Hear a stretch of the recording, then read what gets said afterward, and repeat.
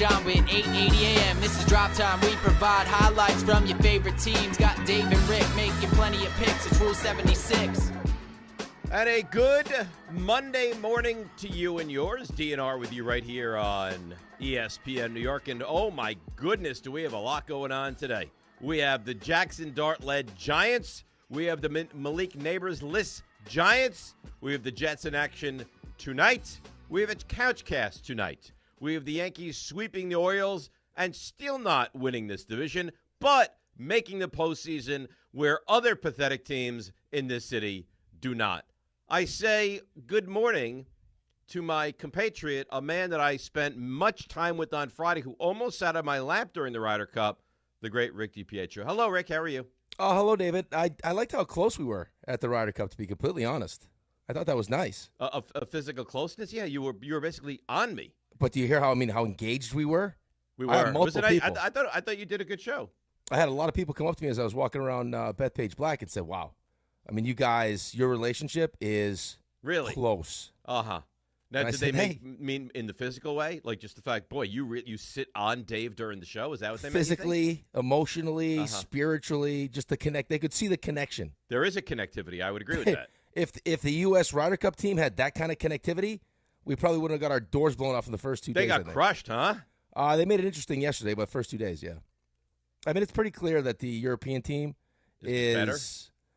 I don't know if it's better. I mean, I thought before the tournament that they would win, but I didn't think it would look as bad as it looked.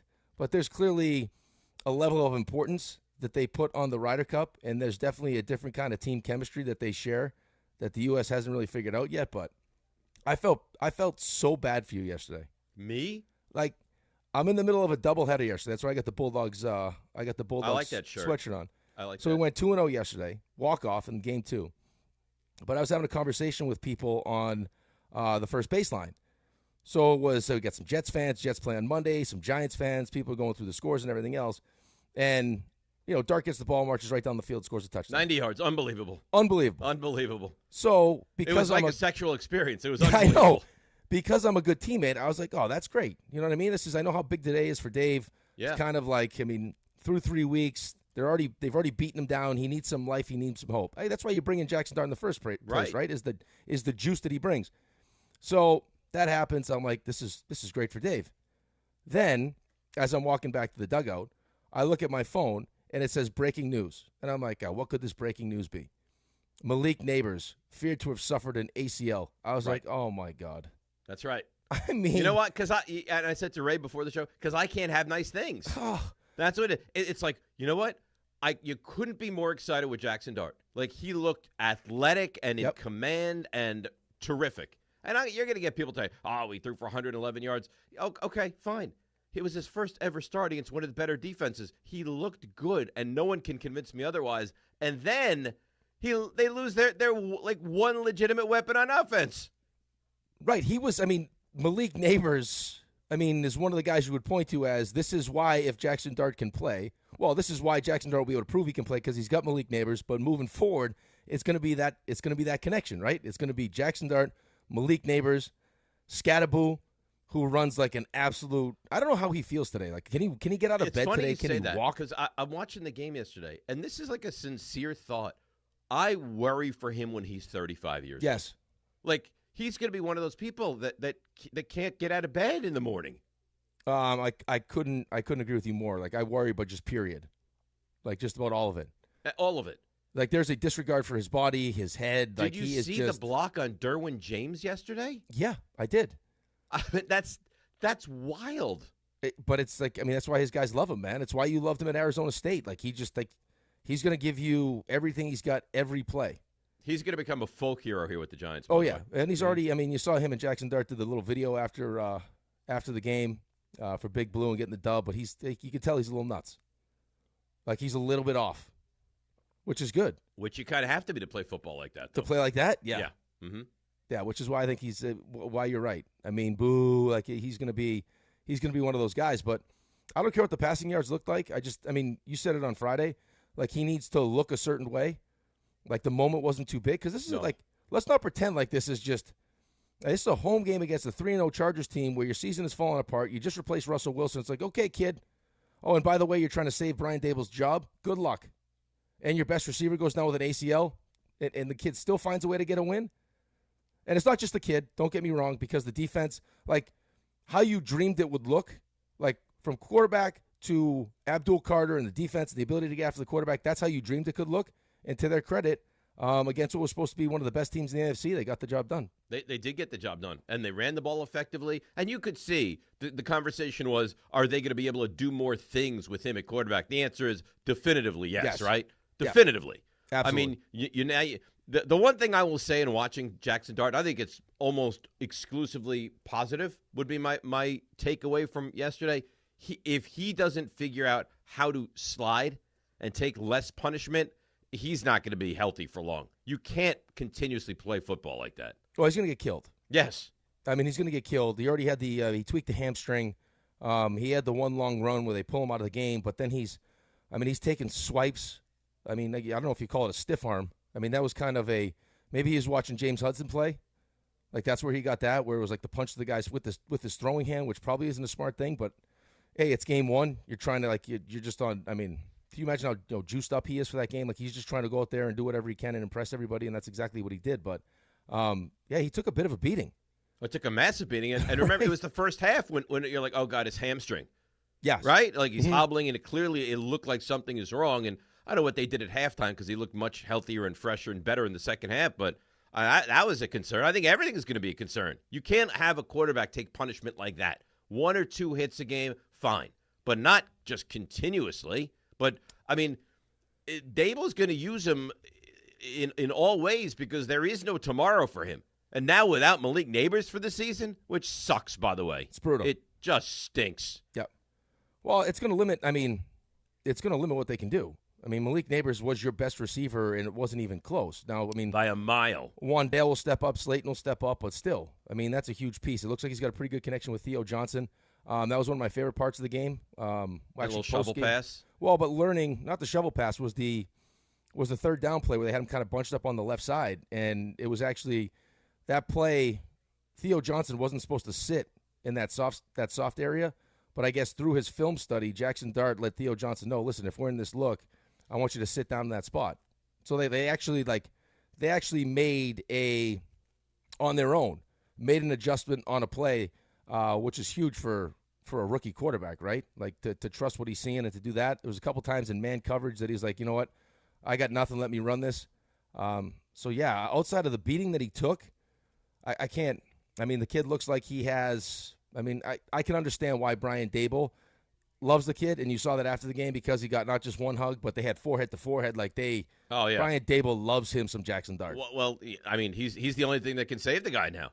Like the hot seat for Brian Dable got a little cooler yesterday. Yeah, because of Jaxson Dart. Well, he got the best of both, right? It wasn't like most people's like, hey, if Jaxson Dart looks good. I mean, he looked good, and you beat the Chargers. Right. I mean, and really nobody expected them to win that game, right? No. Nobody expected them to win that game. They were 6.5-point dogs. So to win that game, to trail throughout, to run the ball so effectively. You talked about, I mean, we've been waiting, and we're going to get today, and it's going to annoy me. Well, Joe Alt was out, and Rashawn Slater's out. So here's the thing, though, Rick. I don't care. When Andrew Thomas is out, do you think the other teams are like, well, the only reason we played so well against the Giants is because they didn't have their starting left tackle? Welcome to the NFL. Guys are hurt all the time. You think anybody cares for the Cowboys No. that CeeDee Lamb is out? You think no one cares? Well, no, it's not like, I mean, we don't sit here and talk about, like, how happy we are that we're 0-3. We're 0-3. They haven't won a game. Brian Dable needs to be fired.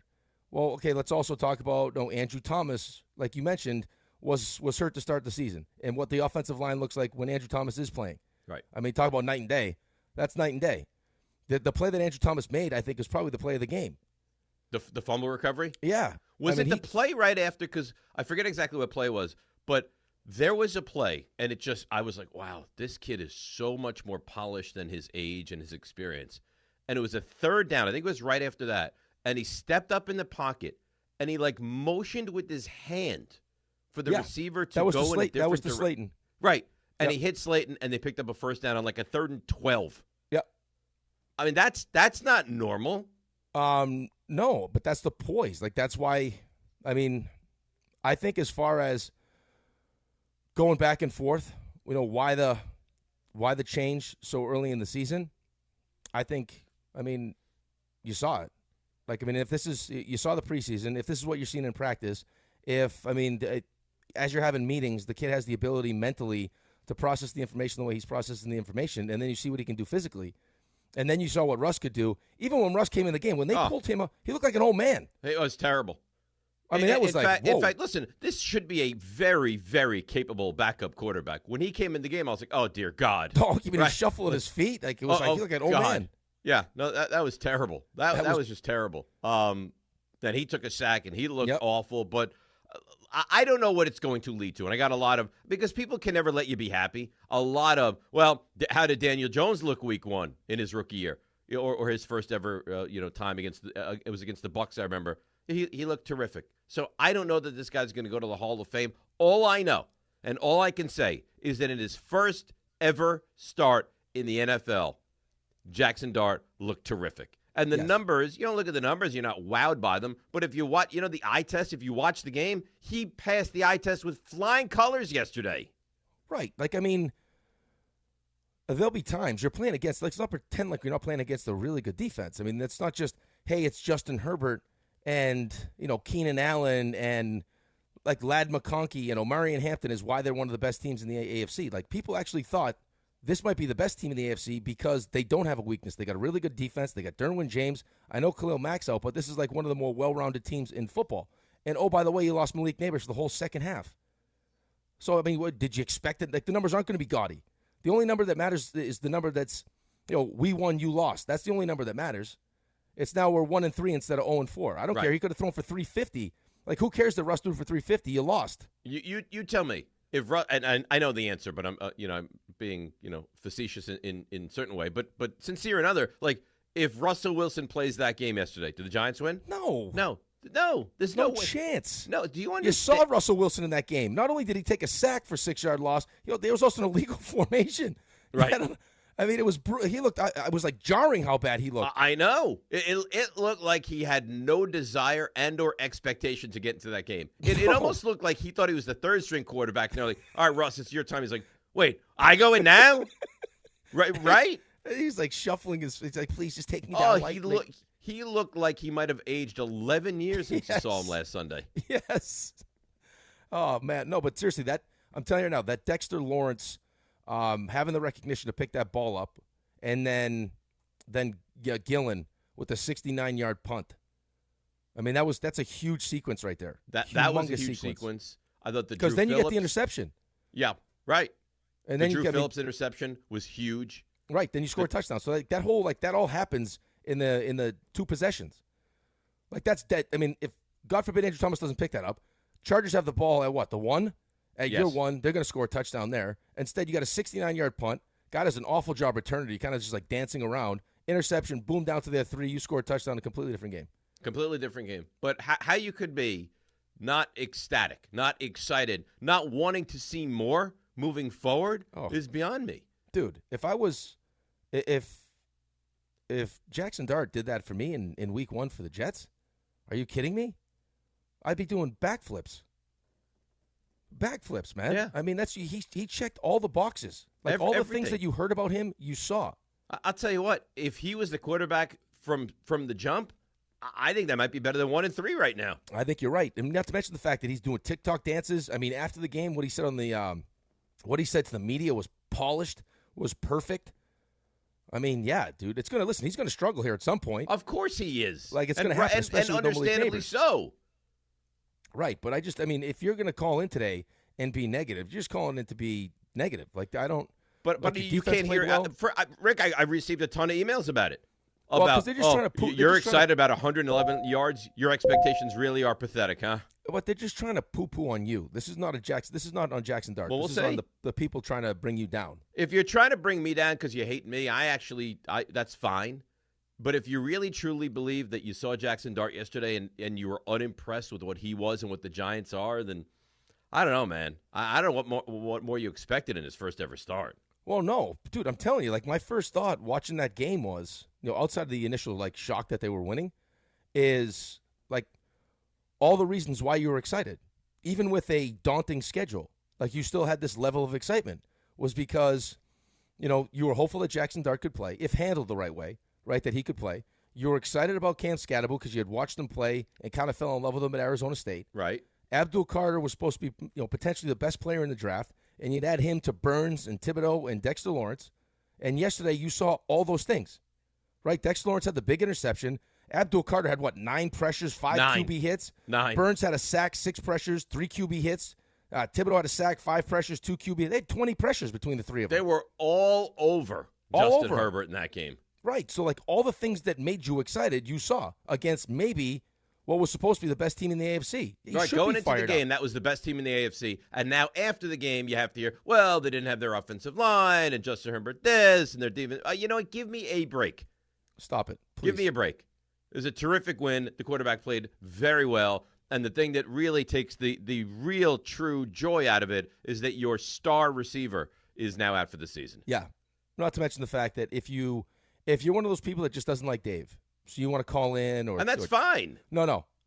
So the Mets also didn't make the playoffs, so give the guy a little bit of a break. Okay? That's a huge piece of him was also ripped away this weekend. So as exciting as Jaxson Dart was, he also lost Malik Neighbors, and we also have the Mets with one of the most epic collapses of all time. Yeah, good for them. If they were trying to do something really special and something you hadn't really seen, good for them. They did it. They accomplished that. Listen, it's what they do, though. It's make the playoffs, then miss the playoffs. And make the playoffs, then miss the playoffs. That's pathetic. And I've said this a million times, to not make the playoffs this day and age is pathetic. They didn't even score a run yesterday. Didn't score a run. They looked fearful. I mean, they had one chance. Bases loaded. Pete up. He hit the crap out of that ball, and he hit it right to the left fielder. But embarrassing. They really are. They had no plan with their pitching yesterday. I mean, what are they doing? Well, I mean, just what their pitching was down the stretch anyway. What the real plan was with the pitching. It was, hey, kids, come save us. Because what we have isn't working. I mean, they lost to the Marlins 2 out of 3. They lost to the Nationals 2 out of 3. They lost to the Marlins at home. You name it. They didn't deserve to go to the postseason. No, I don't know that I've ever hated a team that I root for more than this Mets team. Yeah, I couldn't agree with you more. I was so frustrated yesterday. I was first that we were in that position in the first place. It's we really put ourselves in this spot where I got to worry about a Cincinnati Reds game. And us beating the Marlins, and then for people complaining about how the Marlins set up their pitching staff, good for the Marlins, man. They didn't quit. They stuck. Unlike the Rays, who completely mailed it in yesterday. Right, but that's what I would do. I mean, give them credit. And then Keith and Ron. I mean, Ron was upset that they were taking a picture afterwards. No, you're upset because your team just blew it. That's why you're upset. Don't be upset that the Marlins actually took the series seriously and beat you. That's what they should do. They don't like you. Right. And you know what? I like the Mets, obviously. I don't like this Mets team specifically. If I were just a casual baseball fan, I think I would probably find this Mets team very unlikable. Yeah, right. But I respect that. Yeah. I respect the fact that the Marlins wanted to really stick it to us. I name the team. If you're a Yankees fan and your season was over and you had a chance to set up your rotation the right way to knock out the Red Sox or knock out the Houston Astros, you bet your ass you'd want to do it. Of course, and you should want to do it. So if they do what the Rays did and they mail it in and they have no interest, is that good for the game? Or is it better for the game for them to take it seriously, try to beat you, which they do? By the way, they scored in 2 innings this weekend. Yeah. 2. I know. 2. I know. And you couldn't beat them. I know. What a joke. I mean, dude, you're talking about we had – since June 13th, we had the 5th worst record in baseball. This is who we were. Yeah. And I heard the Marlins took it so seriously. Well, maybe if you would have taken it a little more seriously during the body of the season. Right. You wouldn't have been in that position. We were 38-55. They don't deserve to be in the postseason. No, they don't. They don't. I'm angry. I'm angry. I'm not even disappointed. You should be I'm angry. mad. I'm not even they got a lot of soul searching to do as to what they want this team to look like. Yeah, and this all the excitement about David Stearns and he's so good that is now gone. Gone. Yeah, listen, I'll tell you what, man. In this city, life comes at you fast. Everyone loved him. Mendy, all of it. I'm getting text messages. Mendoza looked like he was like in the midst of having a stroke during the game yesterday. Dude, I was getting nasty text messages from Mets fans about him. Mendy stinks. I was like, you just told me last year that you love the guy. Well, things move fast, buddy. You know that. Things move fast here. By the way, another 2-1 weekend. Yep. I know. Yeah, you got lucky with that Rams game. And I did. That's my father-in-law's fault. I almost fought him yesterday. Because A.D. Mitchell decided to, I'll throw the ball right out of the back of the end zone. He's an idiot. That last throw that Daniel Jones made, unnecessary, stupid. And then on top of that, he's sitting there because he wants, I hate to say it, but he wants you guys to lose, right? Wait. Your father-in-law, who adores me, wants me to lose? Well, he wants me to win. So by you guys losing, I win. Right? So Indy's got the ball. And he's like, oh, all I need is the Rams to get the ball. And then they go down and kick a field goal. I'm like, hold on. Why do you want the Rams to get the ball? We just want, we would rather Indy win because we win. So let's just have Indy keep the ball, and they can kick the field goal or score the touchdown, and we win. And, of course, the Rams get the ball and immediately throw a freaking touchdown. It was wide open, And he's like, what? I thought they were just going to go kick a field goal. I was like, yeah, no one knew the guy was going to fall down, but this is the risk that you run if they get the ball back, dummy. Well, thank him for me. And I believe RJ would like to send in some thanks as well. So we have you talk about busy days, and then there's days like today.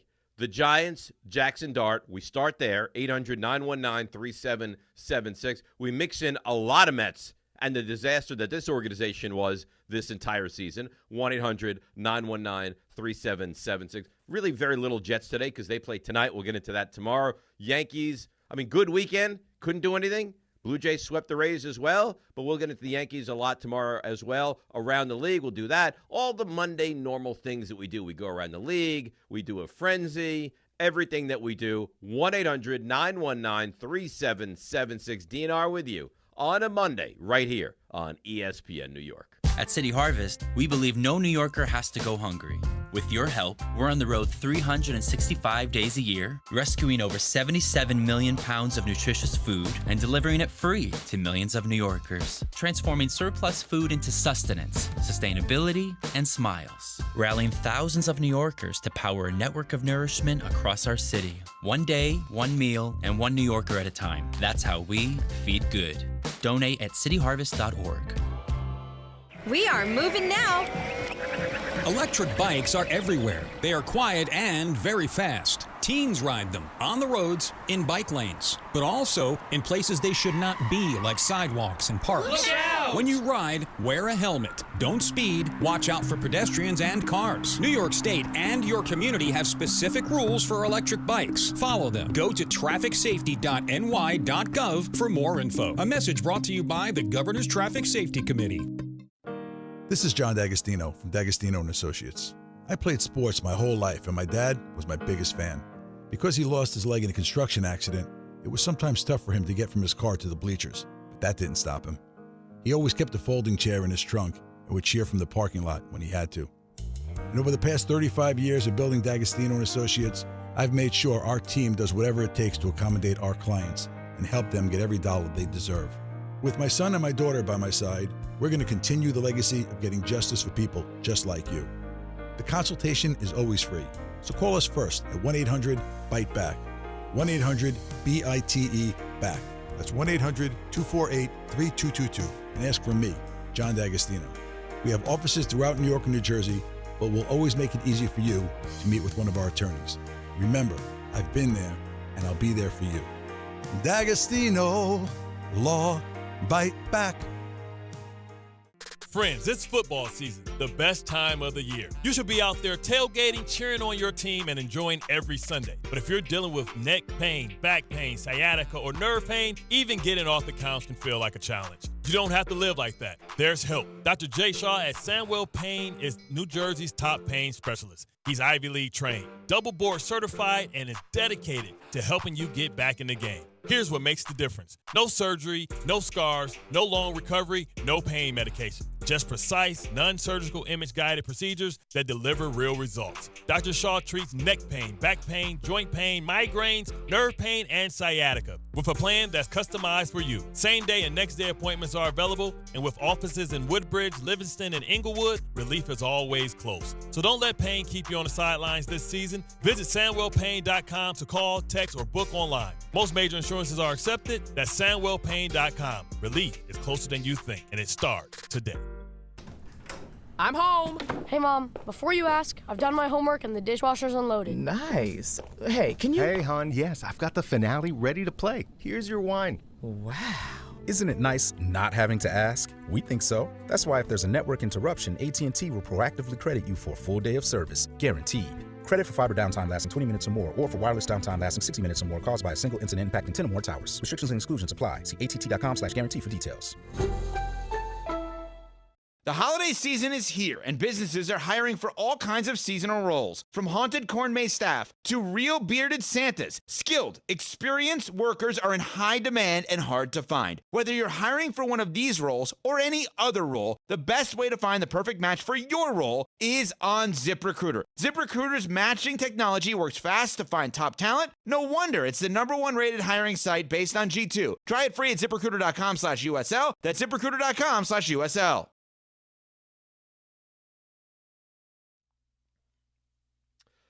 All right, now DNR with you. 880 ESPN emails are rolling in this morning. Also, ESPN New York is now live like it's never been before, streaming on YouTube. Your favorite shows like ours, Bart and Carlin, The K Show, Don Hahn Rosenberg, now with live video. Interact, react, be part of the conversation.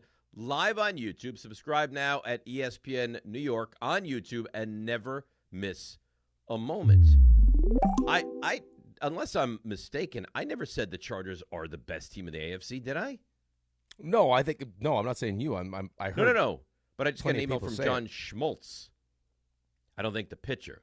And he says, give me a break. Chargers, best team in the AFC? They're one of the best teams in the AFC. Yeah, listen, I was listening to a bunch of stuff yesterday morning before I left the house that as most well-rounded team in the AFC. Yeah. I mean, you moron. Bills better. How about the Chiefs? The Chargers, this is what they do. They're notorious for starting off hot only to poo-poo the bed. They beat a good team. Saying anything more than they're a good team is why you're a homer. This is why people hate you and prefer Rick. This is why Ray's dad wants to pummel you, and this is why RJ is a bigger man, obviously in heart alone. Size, he's very little. Don't involve me in this. Right. I mean, he my brought God, everybody into it. Because I think the Giants beat a really good team yesterday? Yeah, but I wasn't saying, first of all, you didn't say that, but I was saying that I've heard from people that follow, that cover the NFL, that think that thought that the Chargers were the most well-rounded team. And let's not forget the Chargers, I mean, they were missing their left tackle and then lost their right tackle that was playing left tackle. Correct. They lost, their offensive line was in rough shape yesterday. Right. I still don't necessarily. It makes sense that the Giants' strength of their defense was so dominant, but don't give me the only reason it was is because of what. I don't care.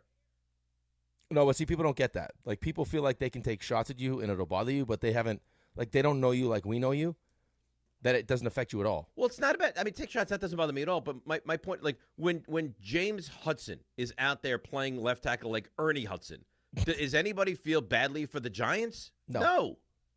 No, they Nobody take pleasure. cares. No one cares. I would say this about the Bills, though. The Bills cannot stop the run. No, the Bills' defense is not good. Right, so that could end up being a problem. So, we'll see who the best team in the AFC is.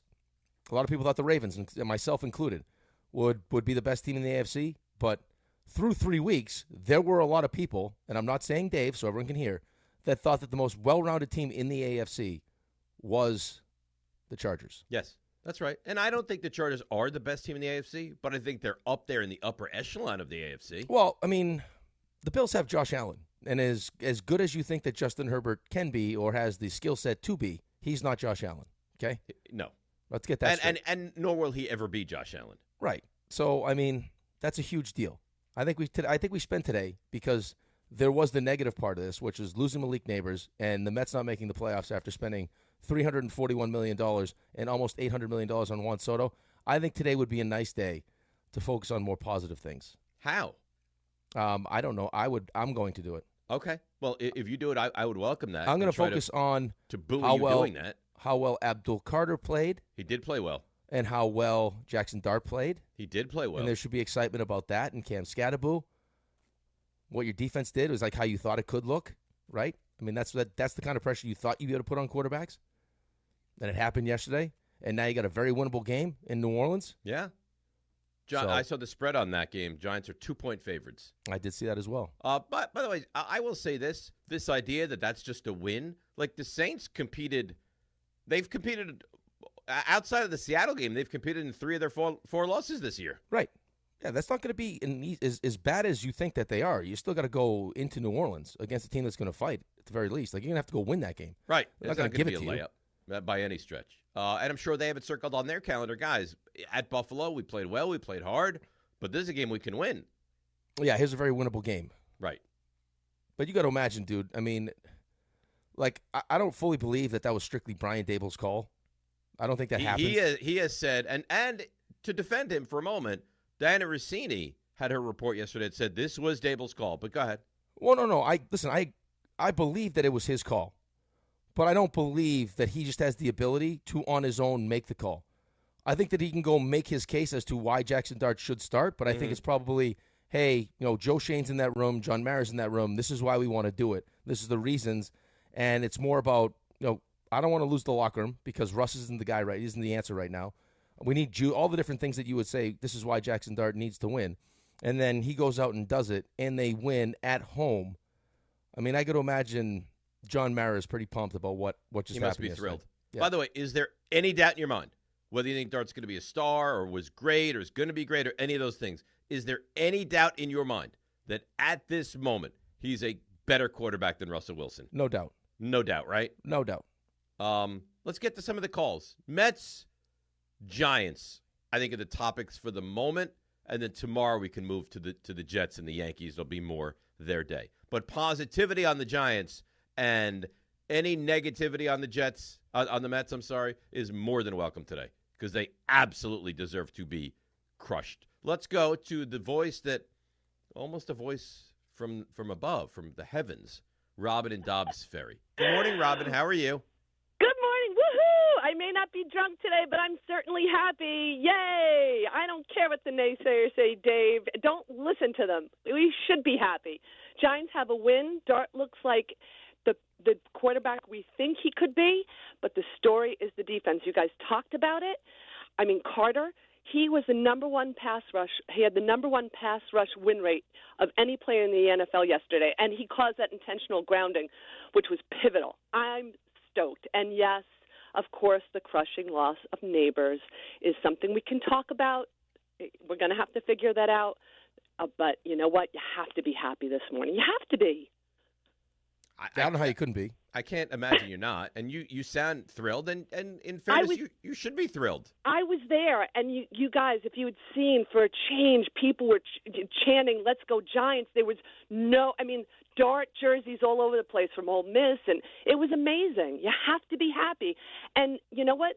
If the defense can play like this, which was what we thought at the beginning of the season, they have a shot. They 18 points out of the Chargers. And anyone who's going to say, no one said that the Chargers were the best, but a lot of people were saying they were a top team. So all these naysayers who want to poo-poo, you know what? They need to shut up this morning because the Giants had a win that nobody expected, and it's because of that defense and because Dart showed what he could possibly be in the NFL. So I know you've got a lot of calls this morning. I'm happy. You be happy, Dave, and thanks for letting me talk. I am happy. The thing is, even when I'm happy, I can't be fully happy, which is just I think that's the way God intends it, Rick.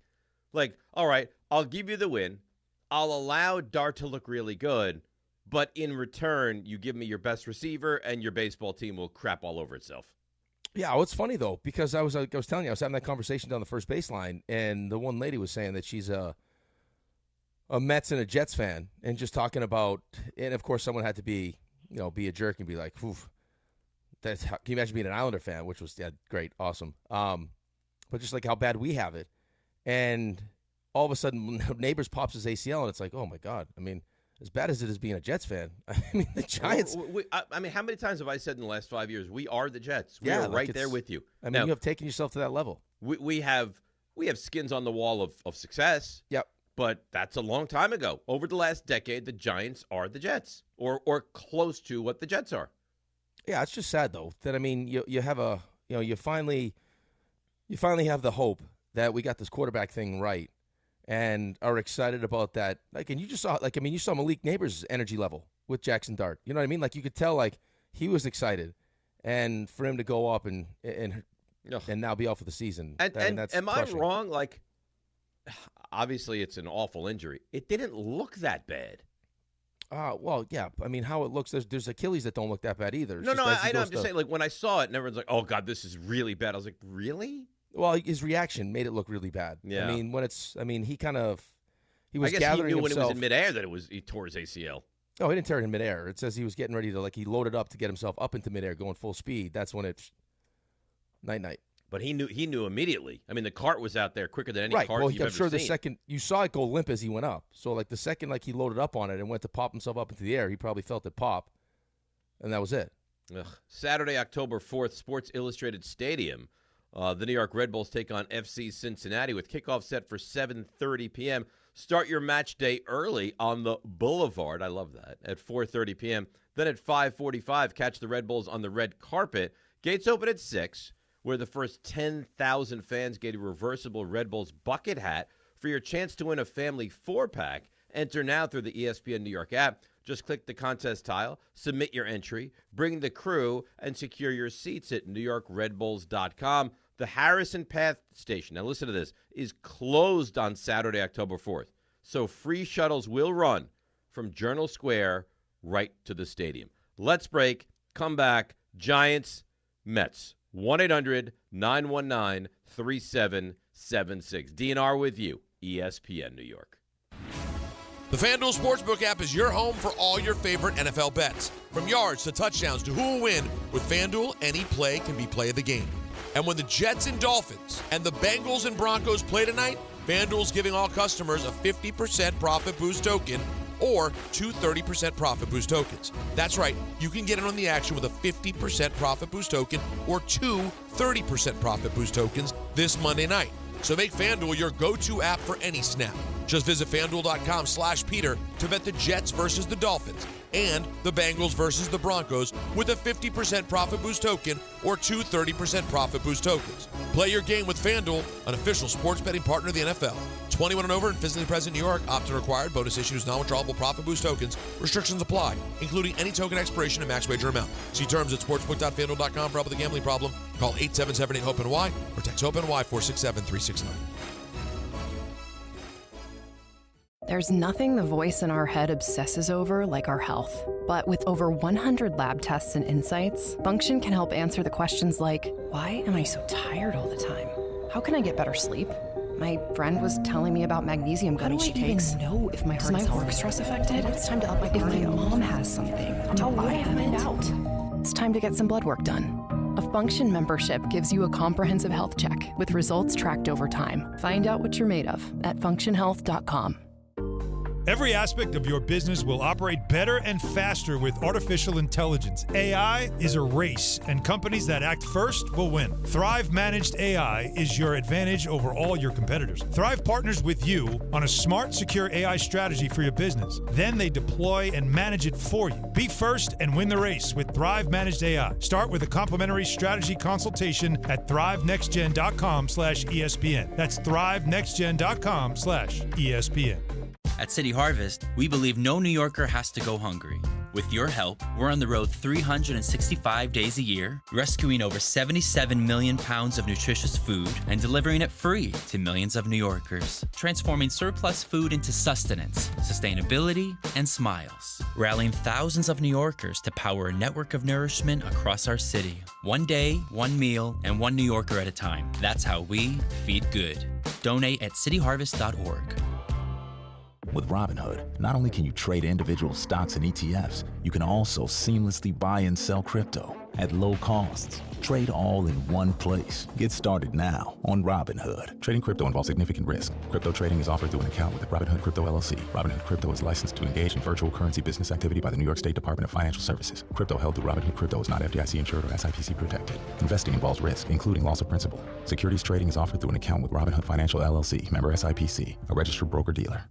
A Progressive Home and Auto Bundle can protect you round the clock, but we can't protect you from those painful moments in sports.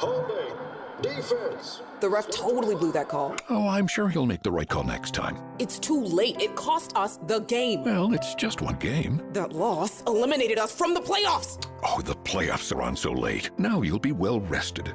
Okay, I need you to stop talking now. Well, at least your home and auto are protected with a bundle from Progressive. Progressive Casualty Insurance Company affiliates and other insurers. Not available in all states or situations.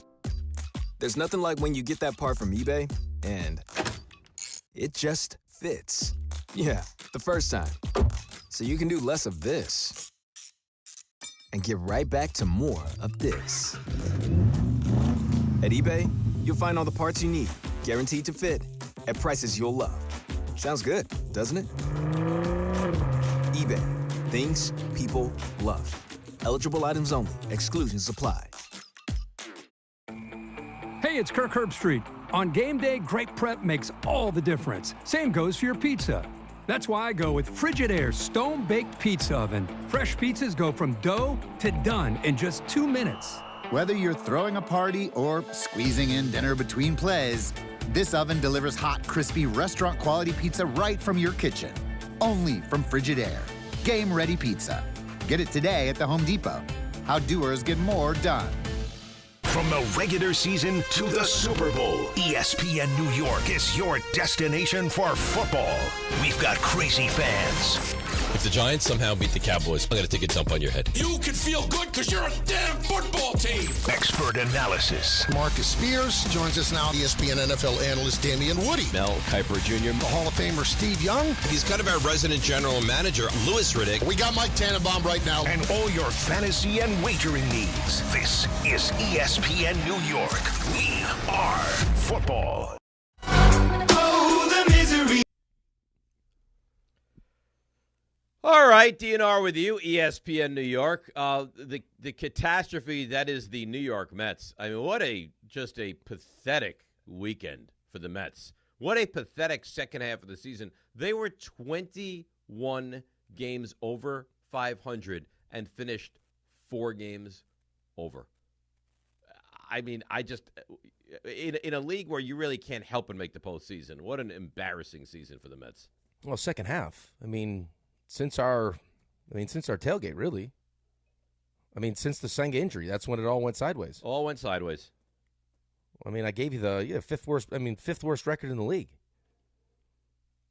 38-55 since June 13th. I mean, that's not a small sample size. No, it's not a small sample size at all. I mean, that's 94 games. 17 games under? Yeah, 17 games under. It's 94 games. Right, because they were 21 games over. 93 games, excuse me. I wonder what the odds you could have gotten. The June 12th, I believe, was the tailgate on the Mets going to the postseason.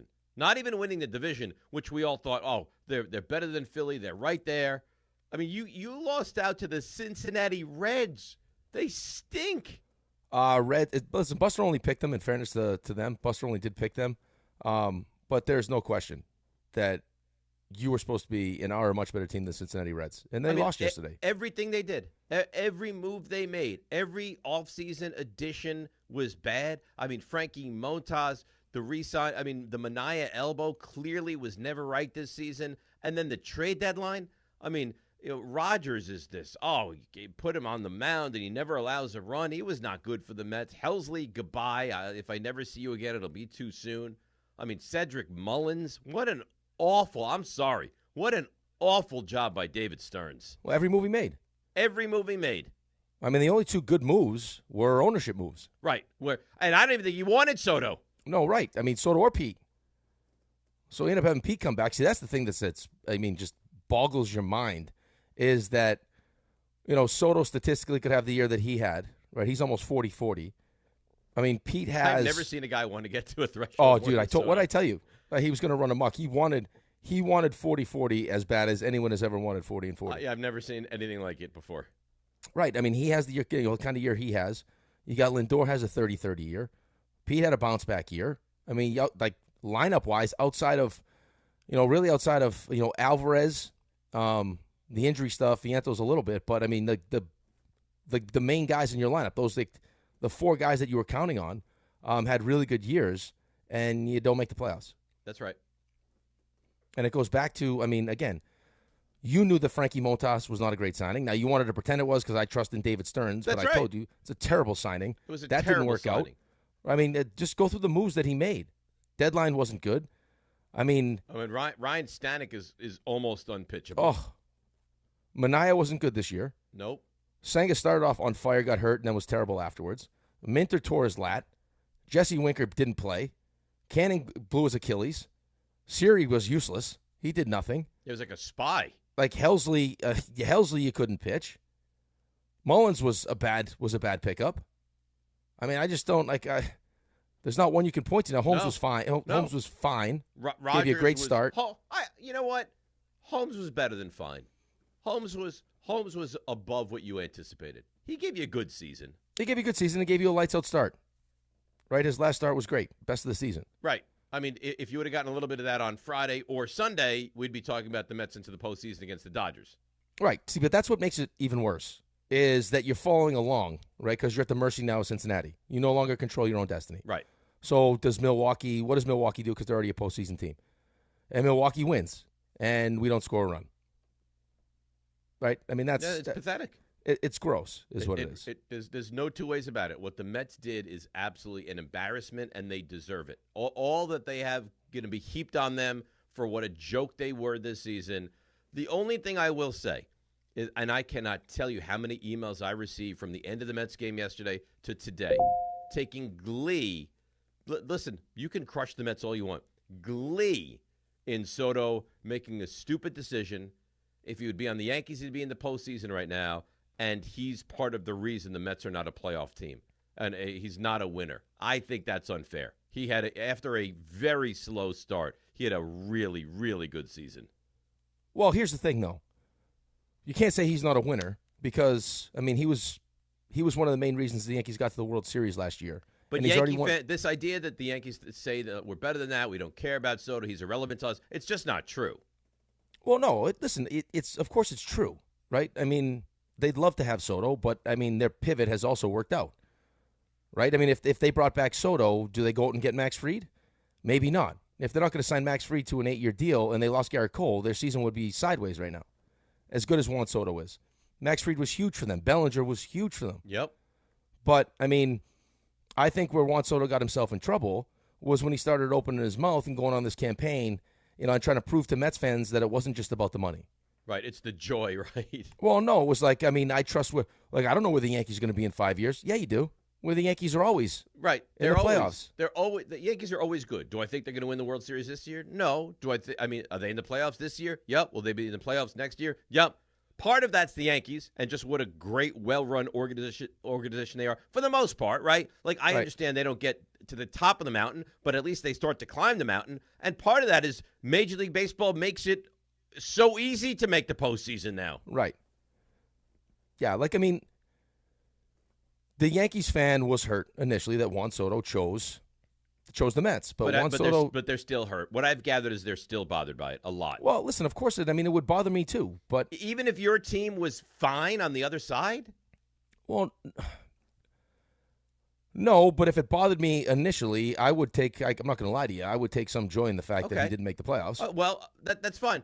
And if that's what you choose to do, that's fine. But all I hear how the Yankees, their big brother, and the Mets are irrelevant, they don't think about the Mets or Soto, and they don't matter to them at all, that's clearly not true, right? Well, the Yankees are definitely big brother. Yeah, but I mean... But the Mets' success or failure or how Soto does and not getting in, that does matter to the Yankees. And I'm not saying it shouldn't, but don't give me this thing of, we don't worry about what you're doing. You do. Well, but we make them worry about it. Like, the people that you're hearing from are probably people that have Mets fans in their lives that were busting their chops when Soto chose the Mets. Maybe. So, like, I mean, of course you're going to respond to that. Okay. Like, if you just go out of your way to go chirp at Mets fans that don't say anything and just want to be Mets fans. They're attacking me. Well, because you do take some, like, you are kind of a guy that takes joy in the Yankees' failures. Sure, but the Yankees aren't having failures. So I'm just wondering why, like, Mets don't get in. I mean, you could do it. It's fine. You have the right. But don't give me this idea that we're better than you and we don't even think about you, because you do think about the Mets. Well, that's fine, but they are better than us. Oh, they are better. Right, but we wanted to pretend like we were better than them. Well, not yet. Right. for So, sure. like, I mean, you took your victory lap when Soto picked the Mets. Well, I think everybody took the victory lap. Okay, when Soto so picked they're the well Mets. within their right to take their victory lap when we don't make the playoffs, and then they do. All I'm you saying told is us, like, they did not get in because of Juan Soto. No, but listen, we said we weren't little brother anymore. Turns out we are. So of course they're gonna hold that over your head. Yeah, and they should be excited by that. Like, I don't understand how it's like when I just said that to you, and you're like, yes, but then still kind of don't understand it. Confuses me. Well, I just this idea because we'll get calls from a million Yankee fans. The Mets are irrelevant to me. I don't care. But that's not true. You do care. Well, yeah, right. But I mean, I think that there's some Yankees fans that don't really care what the Mets are doing. But I also think that the people that you're talking about that listen to Sports Talk Radio and that call the show and that listen to you are taking real joy in this because you like taking joy when the Yankees don't have success. Well, I will tell you when the Yankees eventually lose this postseason, I will take great joy in that as well. Right. I'm sure you'll send Ray some nasty emoji. I've not done any. Even last night, I've been very kind to Ray. I haven't done anything to him. You send updates of guys that have injuries when everyone knows about the injury.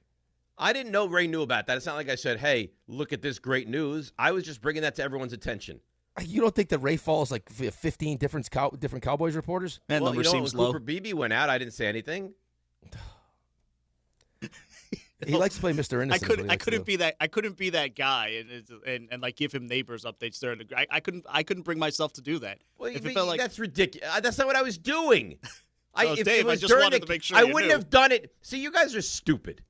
And let go. me explain why.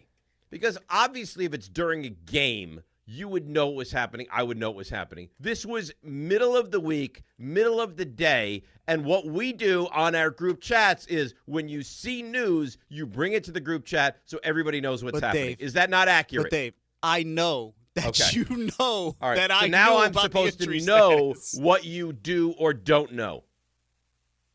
You knew I knew. Okay. You could feel the smile coming through the text message. Exactly. I don't know There how was no you've done smile? it, but I know you've done it. I could feel it though. There was no mockery. There was no anything. We could all feel it though. This is what's happened, and it was met with a nastiness. Is what it was met with. You know how like sometimes you'll get a text message and you can't really like. There's no context to the text message, so it's like you got to like decipher it on your own. You could feel it coming through your text message you were mocking Ray. But you were. Look at the smile on your face. Look at the smile on your face. You're on TV now. You're on YouTube now. People can see you smiling. I'm not smiling. You got a little grin. We can all see you. We can see it. We can see you. Look at. You still can't help it. I'm not smiling. I'm being sincere. How about Ray? You missed it too. So we're at the Ryder Cup. Oh, what did I do at the Ryder Cup? So Cassie shows up. So she dropped the kids off at school and then she came. She was fired up. Like she wouldn't let us leave. She's like, "This is the coolest thing ever." I was so nice. I was so nice to Cassie. No, you know how much Cassie loves you, and they're having a nice conversation. And of course, like unprompted, Dave's like, "Can you see how good I look?" Yeah. Can you see how? Well, Dave was very proud of how he was looking. He's like, "I'm dressing better." He's like, "Look at my shoes. Yeah. Look at how nice these shoes are." You know what? Had the shorts on, showing off the calves. Yes. He was feeling good about himself. That's legitimately true. But making fun of Ray with the injury is it's not true. I was not making fun of him. RJ, could you please turn your microphone on and weigh in? Did you not feel like it was mockery? Maybe a little bit. Thank you.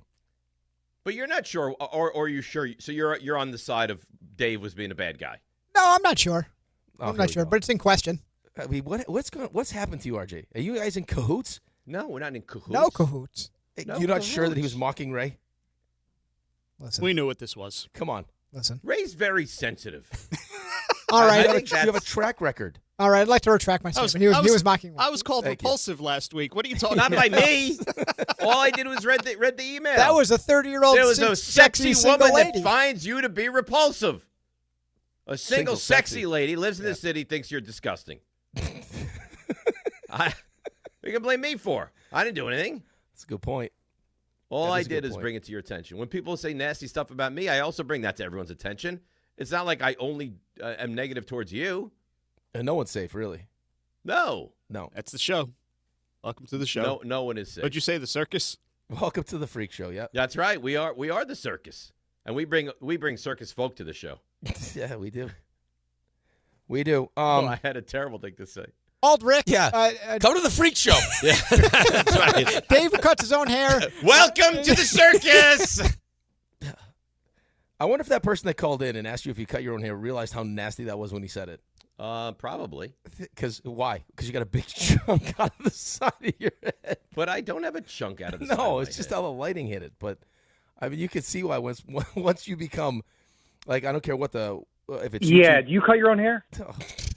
TV, like it's a free for all. Well, you know what the thing is? Like, could you imagine if you acted the way people do towards us and like all like public figures to everyone? Like if you walk down the street, you're like, hey, you look like a fat slob, right? Oh. Like you, I mean, you could never get away with that stuff. No, because people, you'd have to fight all the Right. time. Or like you walked into a doctor's office and the receptionist, you're like, yeah, excuse me, you're repulsive. Right? Like that's what happens on this show. It would be tough. It would be tough. Right? Yeah. Or like you walk past a smaller person, you're like, oh, you're tiny. Can you even see over the dashboard? Like, Yeah. no, you can't do stuff like that in if real life. RJ was like going to get a coffee, hey, little guy, what'd you like? Right. Yeah. Like RJ would have to jump over the counter. He'd have to. You can't do stuff like that in No, real you life. can't. But for some reason, we've empowered it on this show. Well, because you're just reading it. I mean, I wonder why that is. I know you have your website is like Don't blame my website. You're the one that started this whole thing. It's an attraction for hate mail is what right. the website is. It's what it is. It's like, I mean, it kind of must say it.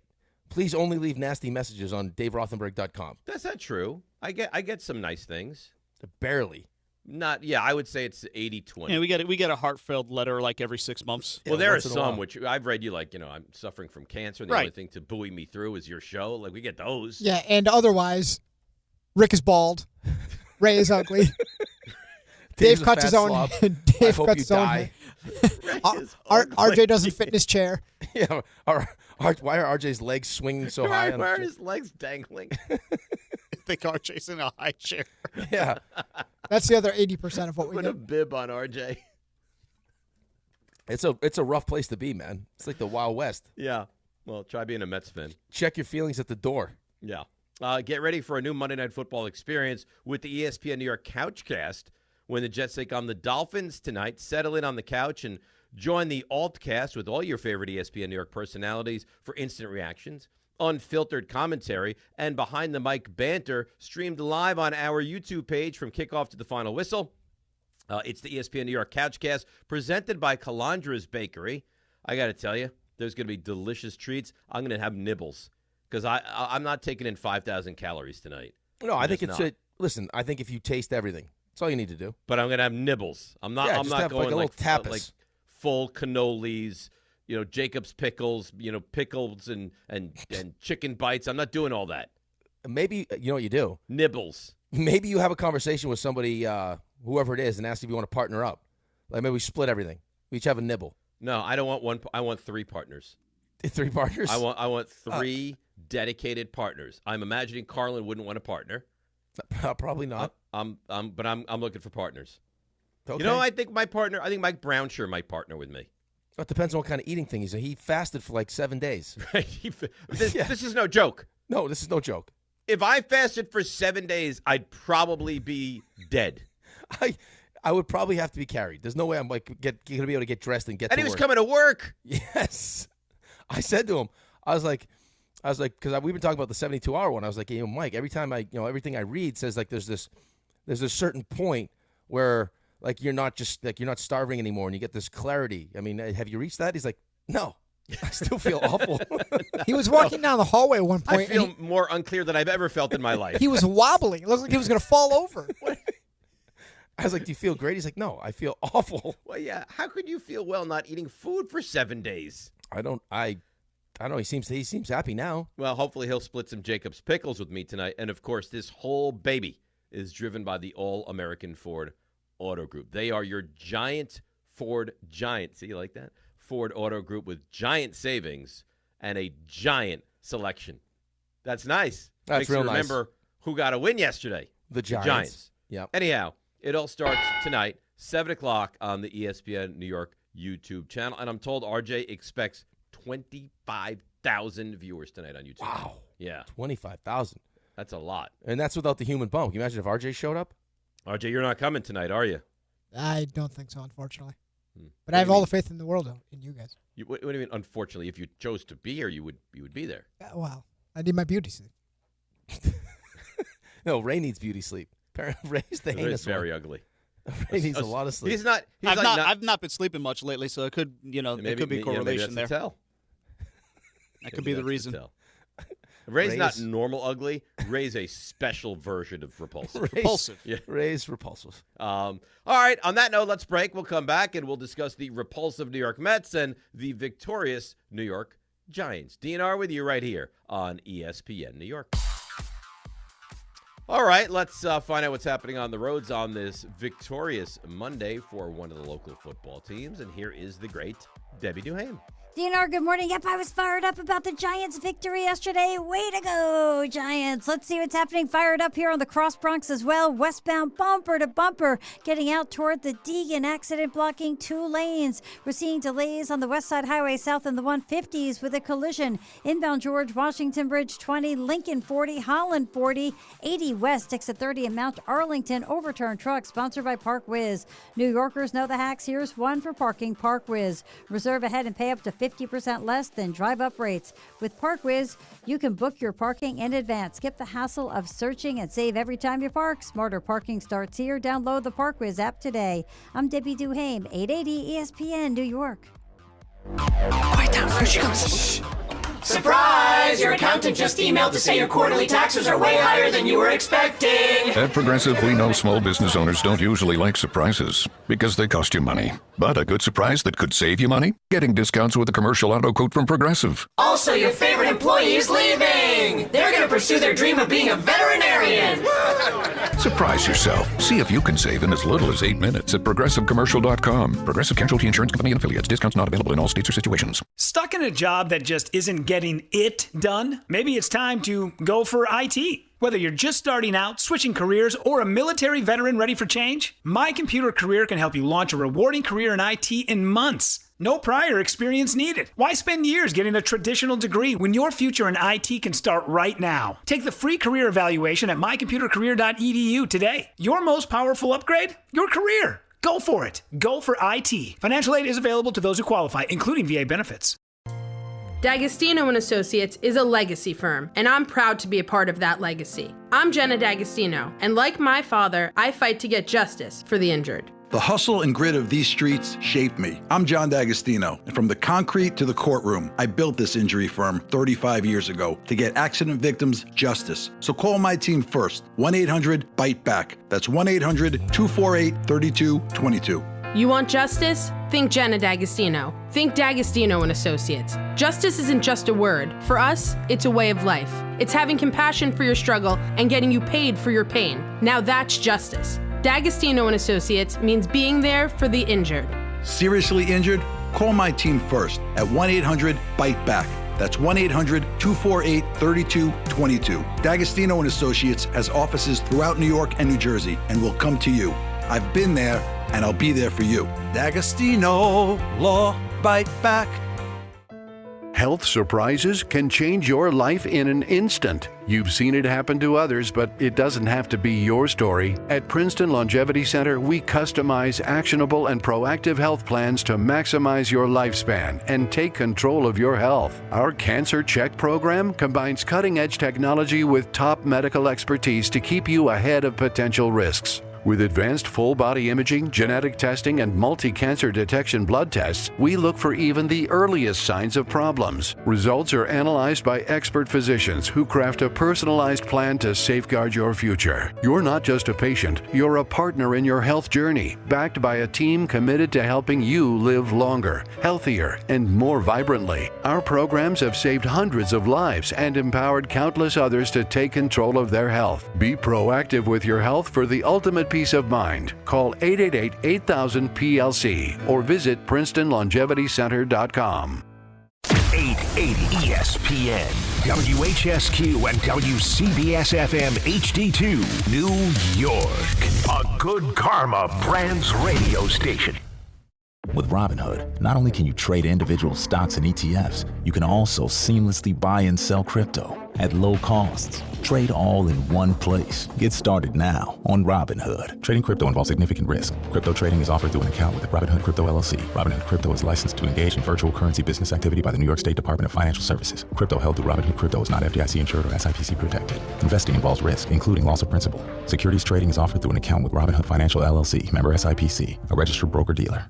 A Progressive home and auto bundle can protect you round the clock, but we can't protect you from those painful moments in sports. Holding.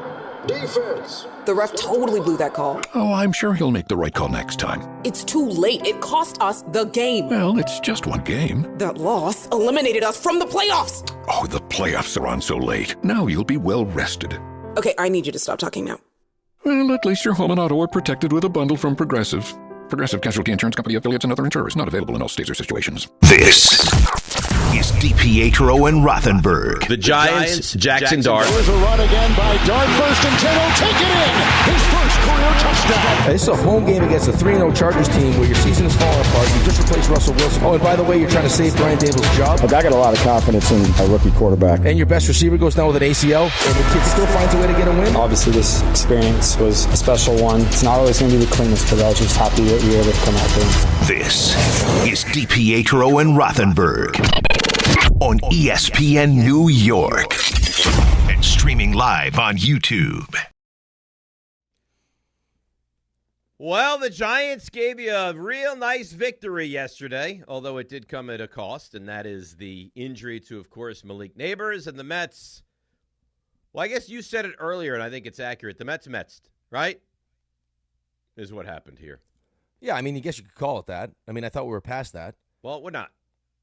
I thought when Steve Cohen bought the team that we would be – he promised us a championship, right? Right. And 5 years championship. How about let's just consistently make it to the postseason? Yeah, see, that's the issue is, I mean, going back to what we talked about in the first hour with the Yankees fans going after Mets fans and vice versa, it was, Juan Soto decides, hey, I had some questions as to where the Yankees would be in 5 years. And I really like the Mets' direction. No, we have questions about where the Mets are going to be in 5 years. We have questions about the Mets year to year. I mean, you're in the championship series last year. And to their credit, I mean, the season was over a bunch of different times last year. Gary Cohen was rock bottom in 0-5. Then we're 11 games under, and we found a way to get all the way to the championship series. Bunch of different big moments, catching kind of like this, I don't know, lightning in a bottle, this, if it was Grimace, Haktua, if it was OMG, whatever it was, that was a team that you loved. You loved that team last year. That team was fun. And you just said it earlier. Like, I mean, how you hated this team. I mean, this is a tough team. I can't stand this team. Right. I mean, it's a tough team to root for. And there's probably 10 guys on this team that I just detest. Which is a tough way to be a fan when you don't actually like your team. I can't stand Ryan Stanek. I think there's a lot of people that feel that way. Yeah. Helsley. I mean, if I never see him again, it'll be too soon. Yeah. So, I mean, this is not like you're 21 games over 500. And for, I mean, an extended period of time, I mean, it's 93 games, you were one of the worst teams in baseball. Right? I mean, you're one of the worst teams. It's not easy to do. No, it's not easy to do. And because the teams behind you aren't very good, you still had a chance. All you needed was to win a game, and the Reds did you a solid and lost. That's okay. I'm getting choked up. I know. I understand. Listen, I'm here sad. for you. If you want to weep, you want to cry, you want me to play some Kelly Clarkson, I'm here. I'm tearing up. It's tough to deal with, Dave. I know. I understand. I'm here. It's okay. Let it go. I could make myself cry right now. I could. The way I just choked, I could make myself cry. Cry. Yeah, but it's just, I mean, they've been so inconsistent all season long. Like, even when you got off to that great start, my expectation, your expectation was that we would be a really good team because, first and foremost, our offense would be really good. Right? I mean, it would start with Lindor and Soto and Pete and Nimmo. You expected much better from Vientos because of what he gave you last year, especially in the postseason. Right. Alvarez was supposed to take that next step. Like, it was supposed to be, hey, the offense would carry us. And outside of Pete and Lindor to start the season, especially Pete, offense wasn't very good. Well, the four guys were good. Well, no, to start the season they weren't. Not to start. Overall this season, the four guys were – they showed it yesterday during the game. Like those 4 guys hit like 269, and the rest of the team hit like 234 or something like that. Well, right, but I mean, I'm just saying, I'm pointing to kind of like the stages of how it was bad, like the roller coaster of a season that we had. Yes. Like we could never find a way to put it all together at the same time. No. Even in August, when we had our best offensive month, we were 6 games under 500, 11-17. Right, the month that Soto went off, we didn't win games. Right. You know what I mean? So then, by the time we hit June 13th, then the starting pitching goes, and because the starting pitching went, the bullpen went.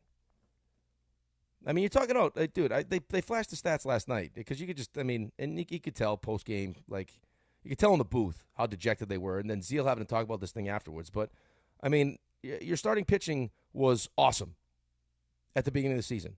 From June 13th on, they had an ERA of over almost 5.3. And then the whole staff? The whole staff. Starting pitching staff was over 5.27, which was 27th in Major League Baseball. And the bullpen was 4.6, which was 26th in baseball. So just really bad.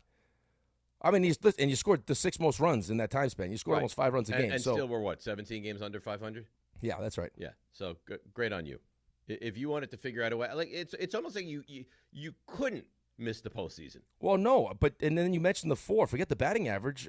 Just looking at these numbers, you had Lindor had 35 doubles, hit 31 home runs, drove in 86, and had 31 stolen bases, hit 267. OPS 811. He's almost a 6-WAR player. Pete had 38 and 126 with 41 doubles. His OPS is 871. So Pete had almost 80 extra base hits. Yeah, right. Nimmo hit 25 home runs, 92 RBIs, 262. His OPS 760. And then Juan Soto gave you 43, 105, 38 stolen bases, and an OPS of 921. He was a 6.2 WAR player in ESPN. Right. But if you go back to the others, they were terrible. The others, they were dreadful. Yeah. Was there one? You know what? The only guy that you say had a pretty good year outside of those 4 offensively, I think would be Beatty. I would say you're probably correct in saying that. Right, because Acuna was not. Mauricio, no. Alvarez, no. Mullins, no. McNeil was fine, but certainly not great. Well, listen, what you thought you were doing at the deadline was upgrading center field. You didn't, right? And you thought that your bullpen, as you toss your Poland Spring into the corner, you thought your bullpen was going to be lights out with the additions of Rogers and Helsley, and it wasn't. And Soto. So I don't know why we're going to Soto there. I don't understand why Mendy, after watching what your bullpen looked like, and we spent so much time talking about, who do you really trust in that bullpen, could not wait to get to his bullpen. I don't know, man. Because he didn't trust the starters, so he didn't trust the bullpen. He had no trust in anybody, and it looked like he was having a nervous breakdown on live television this weekend. Probably. That's probably what it felt like. And he's going to take tons of heat. Stern should take tons of heat. They both should. Whatever's going on in this clubhouse, needs to be figured out. Yeah, they better figure it out quickly. Because it's clearly not the same. They're missing something. Something's changed inside that clubhouse. I don't know if it's expectations. I don't know what it is. Let's get to the calls because people are very upset. Colby in Manasquan wants to get involved. Colby, good morning. You're on ESPN New York. There's not much I can say that you guys didn't already touch upon. I just have nothing but vitriol, hate, and disgust for this pathetic team. Going into that Rays series back in June, I started to see the writing on the wall. Was still optimistic at the time because they were still plenty of games over 500. But you finished the season 0-70, trailing in the 9th.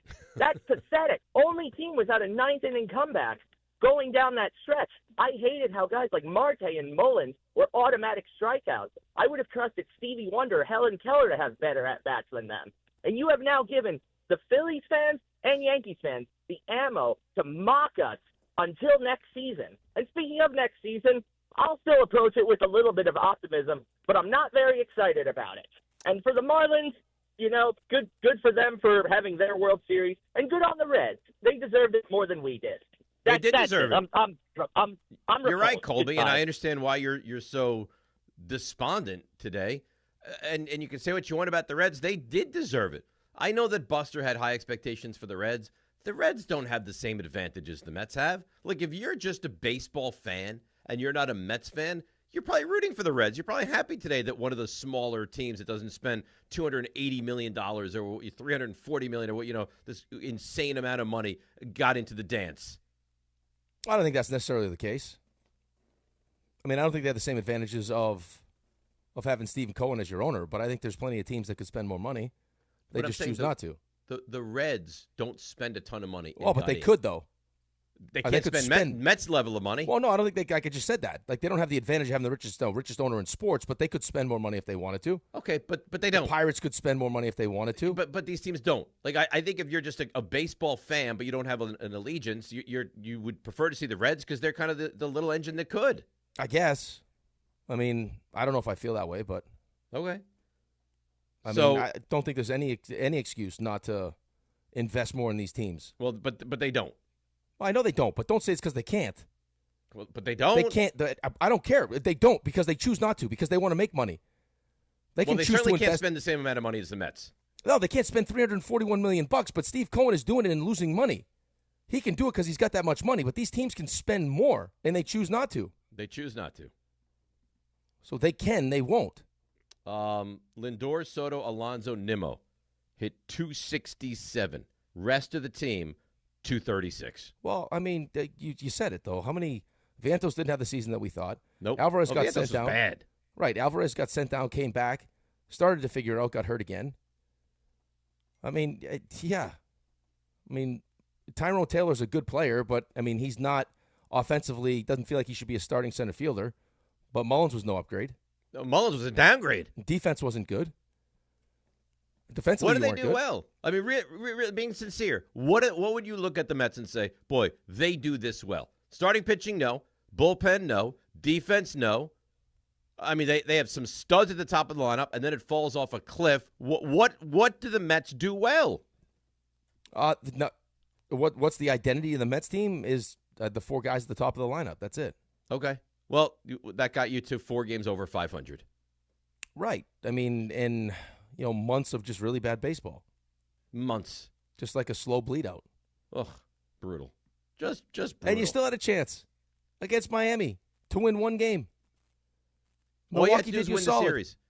That's it. Milwaukee did you solid. Just win. How about score a run? All you had to do was win the series. Just win 2 out of 3 against Miami, and you couldn't do that. And they scored in 2 innings this weekend. That's it. That's all brutal. you have to do. Brutal. All right, let's take a break because now I'm all aggravated. Well, don't be aggravated. You want me to cheer you up? I am. I'll cheer you up. You want me to cheer you up? Yeah. This will make you feel good. Okay. Just all you have to do is say Jaxson Dart. Well, Jaxson Dart, but this is football related. I'm going to get right back into football. Okay. Yeah, we got Monday night tonight. We got 2 games. We'll be on the couch watching the Jets. You're leaving right after the Jets too, aren't you? After the Cavs? I don't know. We'll see how it goes. We'll see how much fun I'm having. Okay. All right, so listen up. This will make you feel good. FanDuel Sportsbook app is your home for all your favorite bets, okay? NFL bets especially. You got yards to touchdowns to who will win with FanDuel. Any play can be the play of the game. When the Jets and Dolphins play tonight, then you got the Bengals and Broncos play. FanDuel's giving all customers a 50% profit boost token or 2 30% profit boost tokens. That's right. You get into the action with a 50% profit boost token or 2 30% profit boost tokens this Monday night. Make FanDuel your go-to app for any snap. Just visit FanDuel.com/Rick to bet the Jets versus the Dolphins and the Bengals versus the Broncos with a 50% profit boost token or 2 30% profit boost tokens. Play your game with FanDuel, an official sports betting partner of the NFL. Listen, you got to be 21 and older and physically present in New York. Opt-in required. Bonus issued is non-withdrawable profit boost tokens. Restrictions do apply, including any token expiration and max wager amount. See terms at sportsbook.fanduel.com. For help with a gambling problem, call 1-877-8-HOPE-NY, or you can text HOPE-NY at 467369. You know, you're right. Feel better now, right? Yeah, I do. I feel better. All sorts of boost tokens. You got 50% to 30%. Oh, boost token. You can do live betting. You can do props. You can do parlays. You can do all of it. I mean, just think about that. You're going to have a pickle, some chicken bites, galandras, and you're betting. Right. It's almost like just the senses are being attacked. It's Shangri-La. It really is. It really is. All right. Let's break after that sensuous read, and we'll come back and we'll continue to dive into the Giants' good and the Mets' bad. It's DNR with you on ESPN New York. We are proud to serve our country, to serve our local communities, to wear the uniform, to be a soldier, to serve abroad when and where duty calls. We are ready to stand with our brothers and sisters to defend, to serve, to fight. We're always ready. We're always there. We are the New York Army National Guard. Sponsored by the New York Army National Guard.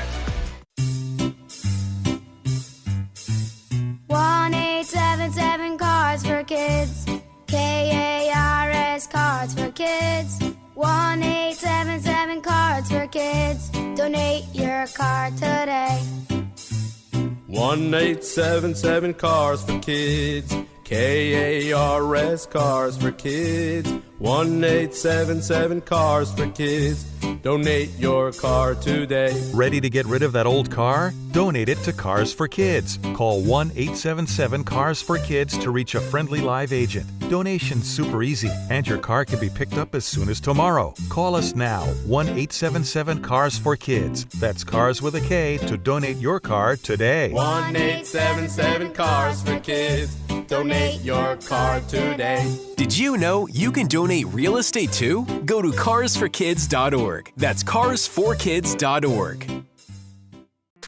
This fall, don't sit on the sideline because of pain. If you're tired of waking up stiff, fighting neck, back, or joint pain, and missing out on the things you love, it's time to take action. Call Dr. Jay Shaw at Sandwell Pain, New Jersey's top pain specialist. Dr. Shaw is the Ivy League trained, double board certified, and laser focused on one thing: getting you back in the game. Living pain-free, no surgery, no cuts, no downtime. Just precise image-guided treatments that deliver real results. Whether it's sciatica, nerve pain, migraine, or chronic joint pain, Dr. Shaw will personalize a non-surgical game plan just for you without pain medication. Same-day and next-day appointments are available with offices in Woodbridge, Livingston, and Inglewood. Most major insurances are accepted, so what are you waiting for? Don't let pain keep you out of the action this season. Visit Sandwell Pain to text, call, or book online. You'll wish you met Dr. Jay Shaw a lot sooner. Relief starts today, and victory over pain is closer than you think.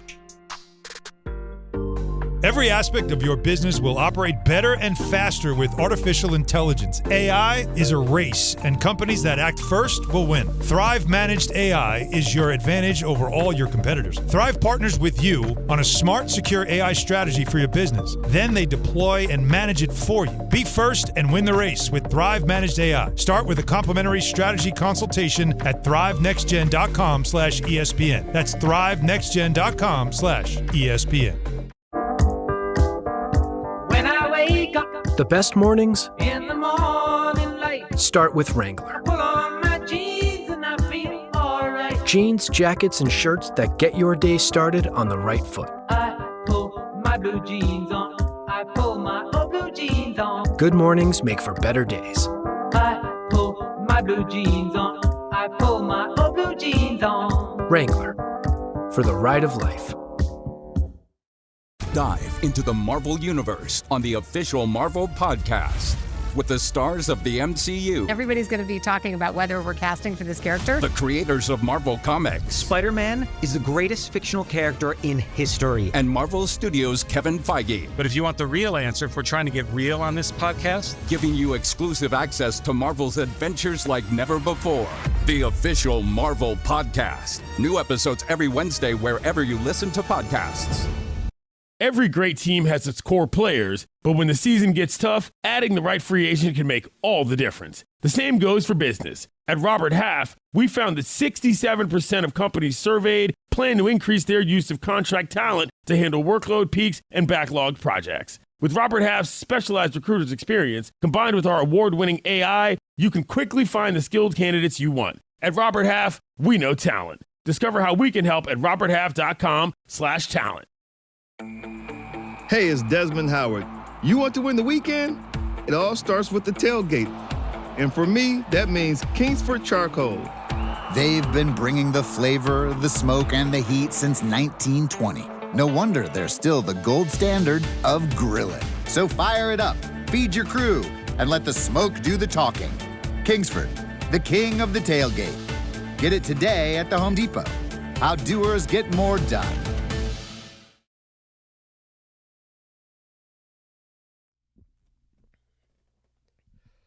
All right, DNR with you, ESPN New York. So, I mean, this is why he's the best. You know, it seems like he's going to hang out tonight and come out to a pre-Couchcast dinner with me, John, and the great Mike Brownshire. Oh, who's going to hang out and have dinner? Yep. Now, and by the way, I invited you to this dinner. You did? Oh, I Yes. can't. You know I can't. I mean, I have. Whether you can or can't, that's up to you. But you were invited. Well, I know, and I would like to. I'd like to join you. It's just They don't have the ability to. I've taken on more responsibility, which I will be tending to as soon as the show's over. I don't know. I can't guess. Raymond. No way. Yeah. So Raymond's going to come back into the city? Raymond's going to come back into the city. Oh, that's nice. We're going to go out for dinner. And then he's going to hang out, I believe, and watch the Couchcast. Yeah, consider it ramping up. I got like a week left before we get going here, so may as well get used to coming back to the city. So you're going to stay for the Couchcast also? I don't know if I'm going to stay for the whole thing. Come on, stay a little bit. I mean, the game starts at 7:15, so it's not going to be as late. Well, you could easily stay for the first half and then go back and still be home at a very reasonable hour. Yeah, absolutely. Where are you guys going to dinner? You have to tell me the guys. rest of you. I'm not going to publicly say it on the air. Parched Tortoise. Yeah. Yeah. But I guess Mike Brownshaw's really taken, because now that Mike's eating again, I guess he's excited by that. And it's so free. He has taken the reins and he's made a reservation. Oh, nice. Mm-hmm. So you guys have a place in mind you already set up? Well, it's not a place in mind. There's a reservation made. That's very nice. Yeah. And Ray's going to go. John's going to go. I'm Mike's going to go. RJ's not. Well, RJ's going to get Antonio, but RJ's invited.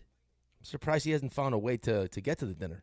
It's too quick of a turnaround because my schedule on Mondays I have to stay up till a certain time. It's a great invite. I'm being honest. And by the time Angie gets home and I can take a nap, we would be in a skip nap situation. And with the length of the game, I'd get home at like midnight. Then I have to wake up at 3, and it would just be bad. Yeah. Here's what you should be doing. Monday field trips are tough. Yeah, totally. Like the Friday morning wake up at 3. I might have been more tired on Friday night than I've ever been in my entire life. Friday was tough. But I will say this though, maybe it was because just the energy of being on site at Bethpage. Right. I could tell you were tired when you first got there, but I just think second the microphone went on, you were full of energy. Well, I mean, for the most part, I'm a professional. I'm able to ramp it up. But I mean, once I got home, I was exhausted. Right, but I'm not even talking about just like on the radio. Like you were cruising around. You were chatting people up. Like you were Mr. Personality. Yeah. I'm bubbly. Bubbly is right. Yeah. I liked it. But by the way, that picture that was put out on social media did no favors for John.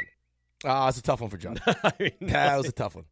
Yeah, I felt bad actually too because it looks like I'm like boxing him out of the picture, which was not my intention.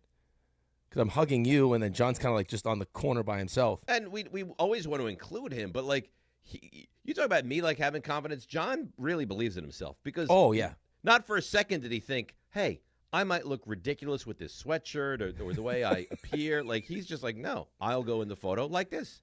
Yeah, I mean, in his mind, he is like the polar opposite of what the single sexy lady thinks of Raymond. Correct. Right. He is a 10, like 12. Scale of 1 to 10, he's a 12. I mean, he has a lot of confidence. Yeah, if you don't want John, that's a you thing. That's not a John thing. That's right. That's a mistake by you because you just don't get him then. Yes. Yeah. I'm telling you right now, the funniest part of that whole day was when he had the computer open and he was all like sleeping. He was sleeping, but then all of a sudden out of nowhere, like this is like mid-segment, he comes bombing out of his chair. Oh yeah. Like what the hell just like happened? $1 million. He's like, only got an hour left. That's right. Guys, only 1 hour. Yeah, because you've been napping for the last 15 minutes. Because you've been sleeping. Yeah. All right, let's get back to these callers. Let's go to D in Queens, see what's on his mind this morning. Hello, D. Hello, fellas. What's going on, D? Listen, I'm a diehard Mets fan. I was born in Flushing. I literally was somewhere Saturday watching a Milwaukee game. The only person I know is De La Cruz. I was like, I was so mad. Like, and I see a Giants, Dave, this is not negativity. Don't have a freak out. Go ahead. I was following RJ all week. Jaxson Dart looks like he's the guy. But the issue is fool's gold. Your coach. You even saw it in the red zone a bunch of times. Like, he might cover up enough where they keep the coach, and that's going to be the problem long term. He's the problem. That's the only issue. I'm not freaking out. I don't think we have any defined answer with what Brian Daboll is going to be, D. I don't think that's a crazy thought. Yeah. Right, but that's not. I don't think that's D's point. I don't want to freak out and I don't want. Yeah, I think Jaxson Dart covered up a lot yesterday. A lot of bad coaching yesterday. I think he covered up a lot. I think that's what good players do, though. Right, but he's only. I mean, I think to D's point. Thanks for the phone call, D. Is in order for this kid to be what you want him to be, right? Which is not just not just a good quarterback. You want him to be a great quarterback, and to reach his potential ceiling. Like you don't You don't want him to be in a spot where he has to, cover up all these deficiencies. You want a coach that's going to get the best out of him, make it easier for him. Listen, if you ask me, is Brian Daboll a good head coach? The answer is no. I haven't seen enough to think that he's a good head coach. All I'll say is he has his quarterback. Let's see what he's, in fact, able to do with that guy under center for the rest of the season. Right. Here's the thing that I would be a little concerned about. And, again, it's one game. And you should be excited from, all the different things that you saw him able to do. And I hope this isn't the case, and it looks like they like each other enough where I don't think this is the case, but because there is this desperation to keep your job and to win these games, is you call plays that put him in tough spots. Well, he also has to mature a little bit and not take some of that punishment that he takes. Right, I know that, but you also recognize that this is a kid that's just how he's used to playing, right? And now you're playing with grown men here. Right. And you can't take the kind of beating that you're going to take. Like, you need to protect him from him. I totally agree. I can't tell you how many people have reached out to me. I'm so excited. He looks so good. I can't wait to watch more. He's not going to make it through the season. No, dude. I mean, I don't know how you could have felt, though, when you have Malik Neighbors pop his knee, so they cart him off, and then on that same possession, you got the video of Jaxson Dart limping to the sideline. Right. It's like, oh my God, really? I mean, that's all this excitement. First half. Yeah, like all this excitement. I got my quarterback has a tweak in his left hamstring, and my best wide receiver, my best offensive player is out with an ACL now. Yeah, that's great news. All right, let's see. John in the car wants to blame me for the Mets collapse. Good morning, John. You're on ESPN New York. Good morning, Rick. Good morning, Ray. Good morning, RJ. And good morning, Anita Rothenberg. Or Dave Mark. Or whatever bet welcher you want to go as. But you are a bet welcher. And no, I'm not, John. Because when did you all year? When was the turning point for the season? When was the turning point? It was the tailgate. It was the tailgate. And were you supposed to have an earring in your ear that day? Yeah. I that don't day know. is for the fans, Dave. That day was for the fans, and you did not show up for the fans. So the reason Ryan Helsley stunk is my fault. So this is my fault. You don't think this is a little misguided? Even if you're disappointed in me not having the stud on the tailgate day, you don't think this is a little bit misguided? That the star pitcher goes down and all of the collapse is going back to that day. We say it all year. All year we've said it. That day is when the collapse started. That's true. And you did say, now I can't fully blame you, obviously, but he does make a good point. And you did say. I'm not even the amount you put Rick and RJ, and it's all in fun. But the disdain and the disappointment in Rick's voice a couple days after that was telling. It was telling. It was palpable. You could feel it. He was upset. But it's not like the debt wasn't paid off. No, I know, but you didn't pay it off. Right, in time. but you also What do you mean did I didn't say pay it off in time. John, thanks for the phone call. Listen, this is what you said though, and this is where I kind of side with John a little bit. At Publicans, you did say when we were talking about the rotation. The rotation, I did mush. Yes, you mushed it, and once the rotation got mushed. Yeah, once I killed. How come I can't use my powers for good? I don't. I wish you would. Right. I mean, maybe if you had the earring and everything was like, hunky dory, and you say something, all of a sudden good things happen. Well, my powers can only be used for bad. Well, I mean, if you just got the earring like you were supposed to, we wouldn't be having this conversation. But I got the earring, and I debuted it at the golf outing. But and late, and you know how this Mets. But you know how this team responds to stuff. Grimace, Haktua. Maybe it was your earring that they would point to. They need a momentous occasion, yes. Or a momentous event. They need stuff. Mm-hmm. They need outside influences. So whatever's going on in that clubhouse right now is not good. Maybe next year when they put me on the Jumbotron with you, maybe they can identify who we are. That'll be nice. But now you know at least two guys smiling at the camera. At least you know what to do now when the camera's on you. Yeah. There was some concern as to what are you going to do? What do we do? It wouldn't have mattered because no one knew it was us anyway. Right. What do we do? I don't know. There's just guys. Smile and wave. Look at these guys. They're having a good time. Who are those guys? just Mets fans having a good time. I mean, our show's only on the flagship radio station of the Mets. That's it. Yeah. I mean, it'd been nice to get our names up there, but hey. Yeah. We had a good time. We had a great time. It's all that matters. Little did I realize we completely, butchered the entire season. Oh, you mushed the pitching staff. I mushed the pitching staff. I ruined the whole season. This is all on me. I'm glad you listen, the fact that you're taking accountability, I think is a good step. Yep. I need to be better. If you're better, then we can expect the Mets to be better, and good things will happen. Yep. This is all on me, entirely on me. I think you're 100% accurate. I've lost track of the show now. Do we have to go to break? I believe we're at break time. Yep. Okay. All right. That's terrific. So why don't we take the break? And when we return, we're going to go around the league. We have a frenzy. We have stuff you missed. We have Mets collapse calls to get to. We have the Yankees to get to, which we'll do more tomorrow, but a little Yankees today wouldn't hurt anyway. Jets tonight, Couchcast. I mean, we always say, like, in midst of summer, Rick, boy, it's a slow time. Wouldn't you love lots of stuff going on? Could you have more than you have going on right now? No. Sunday was jam-packed. Jam-packed. Almost too much going on yesterday. I get an email. Babe Ruth's trade, Mrs. O'Leary's cow, the black cat, Dave's earring. Yep. It's right there. I mean, it's right. Now I feel terrible. You may have to do a doc on it. That may be your next doc. I might. The curse of, we have to come up with a clever name for it. After seeing the group photo at Bethpage Black, I have a question concerning John Winthrop's attire. Is this his idea of dressing up for a special event? A Disney World zip-up hoodie? Please, dear God, John, you're the program director. Act like it. With the ESPN hoodie was a little alarming. Well, look like what a child would wear. Yeah, the blue hoodie was a little alarming, yeah. All right, let's break. We'll come back, and we'll go around the league to take our minds off the Mets just a little bit, and, of course, the Neighbors injury as well. But Jaxson Dart, great first start. DNR with you, ESPN New York. D'Agostino, law, bite back. I'm injury attorney John Ryan D'Agostino, nicknamed The Closer, continuing D'Agostino and Associates' legacy of helping the injured for over 35 years. My father, John D'Agostino, built this injury firm to help accident victims. This is John D'Agostino, and this is a family firm. For us, it's about doing what's right and making sure somebody pays for your pain. Call us first at 1-800-BITE-BACK.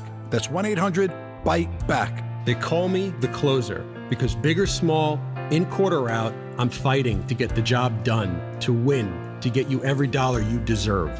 D'Agostino and Associates has offices throughout New York and New Jersey and will come to you. I've been there and I'll be there for you. Call us first at 1-800-BITE-BACK. 1-800-BITE-BACK. That's 1-800-248-3222. At Uline, they know firsthand the road to success is an uphill climb. Uline started in the family basement, and through hard work is now North America's most trusted shipping and industrial supplier. They get what it means to have the support of reliable, hard-working partners. So they keep 41,000 items ready to ship. Whether your company is still in a basement office or expanding cross-country, Uline will be there on your road to success. Visit uline.com. Listen up, New York. It's football season, and you should be out there enjoying every play, every tailgate, every moment. But if you're dealing with neck pain, back pain, joint pain, or sciatica, even getting off the couch can feel like a challenge. That's where Dr. Jay Shaw at Sandwell Pain comes in. He's one of New Jersey's top pain specialists, Ivy League trained, double board certified, and dedicated to getting you back in the game. Here's the difference. No surgery, no scars, no long recovery, no pain medication. Just precise, non-surgical, image-guided procedures that get real results. Dr. Shaw treats everything from neck pain, back pain, migraines, nerve pain, and chronic joint pain. And he builds a custom game plan that's right for you. Same day or next day appointments are available with offices in Woodbridge, Livingston, and Inglewood. And yes, most major insurances are accepted. So don't let pain keep you on the sidelines this season. Go to SandwellPain.com to call, text, or book online. Relief is closer than you think, and it starts today. Hey, it's Desmond Howard. You want to win the weekend? It all starts with the tailgate. And for me, that means Kingsford Charcoal. They've been bringing the flavor, the smoke, and the heat since 1920. No wonder they're still the gold standard of grilling. So fire it up, feed your crew, and let the smoke do the talking. Kingsford, the king of the tailgate. Get it today at the Home Depot. How doers get more done. Whoa, it's you, the Capital One Bank guy. That's what they call me. Mind if I get a selfie? Yeah, sure thing. Say no fees or minimums on your Capital One checking account. Wow, that's a keeper. So, where are you heading? I'm off to spread the good news that Capital One helps people keep more money in their wallet with no overdraft fees. Oh, you're the best Capital One Bank guy. Hey, mind if I get a selfie? Sure. Say, Capital One, what's in your wallet? Terms apply. See CapitalOne.com/bank for details. Capital One NA, member FDIC. Some people just know you can save money on car insurance by checking Allstate first. Like you know to check Kirk Herbstreit's pregame analysis first, before talking to your brother-in-law. In this game, the key thing to watch will be the offensive line versus their front seven. If they can get pressure without blitzing, this could be a long night. Okay, Kirk. I know stuff. Ooh, checking first is smart. So check Allstate first and see what you could save. You're in good hands with Allstate. Potential savings vary, including based on how you buy, subject to terms, conditions, and availability. Allstate North American Insurance Company and affiliates, Northbrook, Illinois. Your fantasy roster is set, the Smack Talk is heating up, and this season, ESPN Bet is giving you more ways to ride with your squad. Introducing the ESPN Bet Fan Center, where you can instantly link and bet on your fantasy teams right in the ESPN Bet app. An enhanced sports betting experience only from ESPN Bet, the sportsbook for sports fans. Make the connection today with ESPN Bet Fan Center and the ESPN Fantasy app. ESPN Bet Sportsbook, download the app today. Must be 21 plus. Gambling problem, call 1-800-GAMBLER. Terms and conditions apply. See app for details.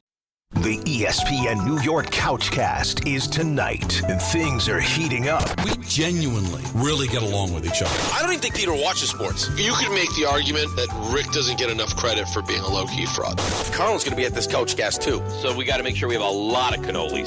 The ESPN New York Couchcast is tonight. See it all unfold on the ESPN New York YouTube channel. Brought to you by the All-American Ford Auto Group, Calandra's Bakery, and Jacob's Pickles.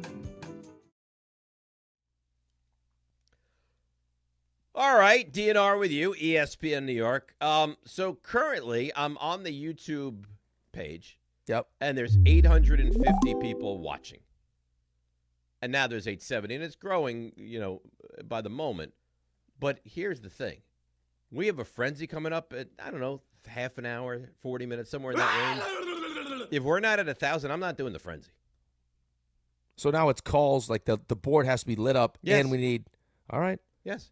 Okay. I mean, this is not, I'm just giving away frenzies. I expect a certain amount of viewers and listeners to be able to do that, and callers to be able to do something like that. Absolutely. Right. That's fine. I mean, you have expectations. I mean, you laid it out, so now it's up to the people to respond. Right. Now, I would think we would jump over the 1,000 mark plateau, but yeah. I mean, I'm going to set the expectations that if we're not at 1,000, then you don't get a frenzy. All right.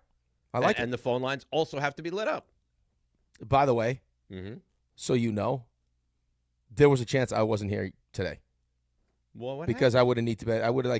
I probably would have went from the second baseball game to an institution.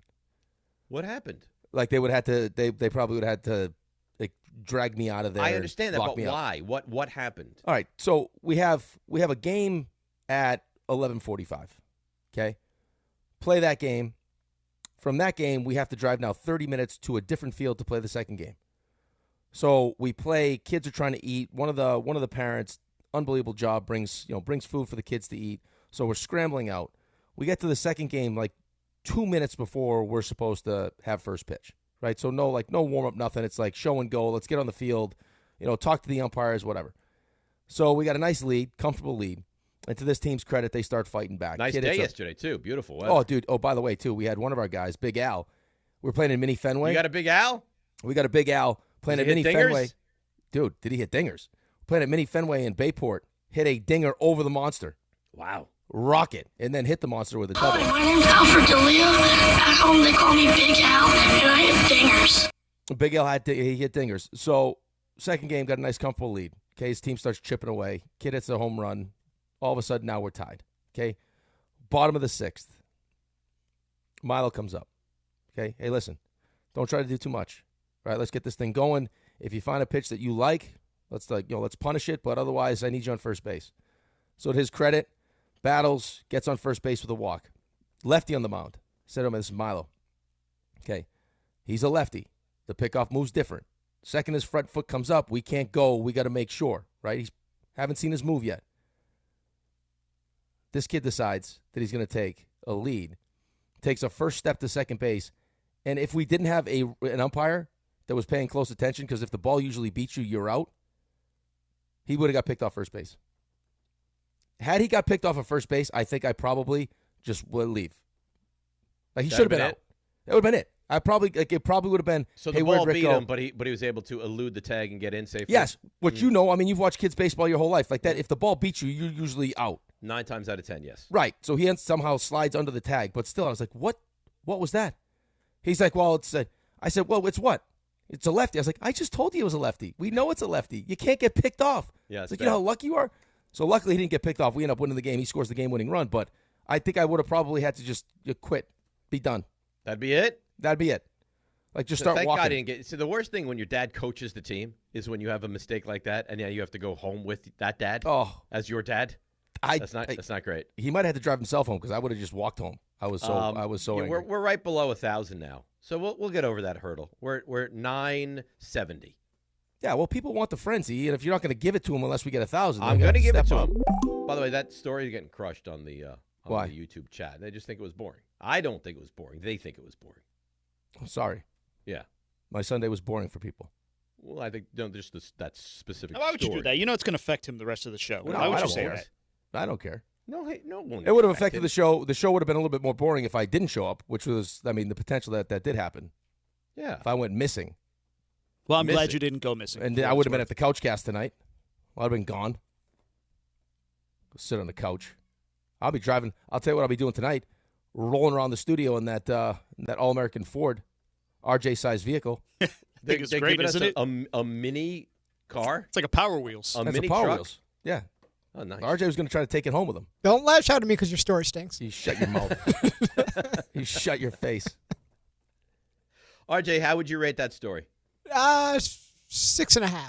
I'll take it. Yeah, solid. That's 6.5 is a 65. That's barely a passing grade. No, but I think that's where he positioned it. He positioned that wasn't it. meant to be a great story. Yeah, coming out of break. Listen, he wanted to be relatable to the people. Tell us the Zdeno Chara story again. I'm See, done now with you're that mocking- story. no. What Now do you're you being mean? a jerk. Now you're being a jerk. How so? I love that story. There's a parachute involved. On the Rick scale, like 6.5 seems about right, because a 10 is like the story about waking up next to that older lady that he couldn't remember a thing. I'd say that's a 10. Rick's 9s and above, I'd say probably can't be told on the air. Right. And then you get to like 7s and 8s are really good. So listen, I'm not going to say that was like an 8 or 9 because we've heard Rick's stories. You're just mocking him with the parachute. No. Which is not the nice. parachute story is quite a story. See, now you're doing it again. What do you mean? This is right back to the conversation about the things you send in the text.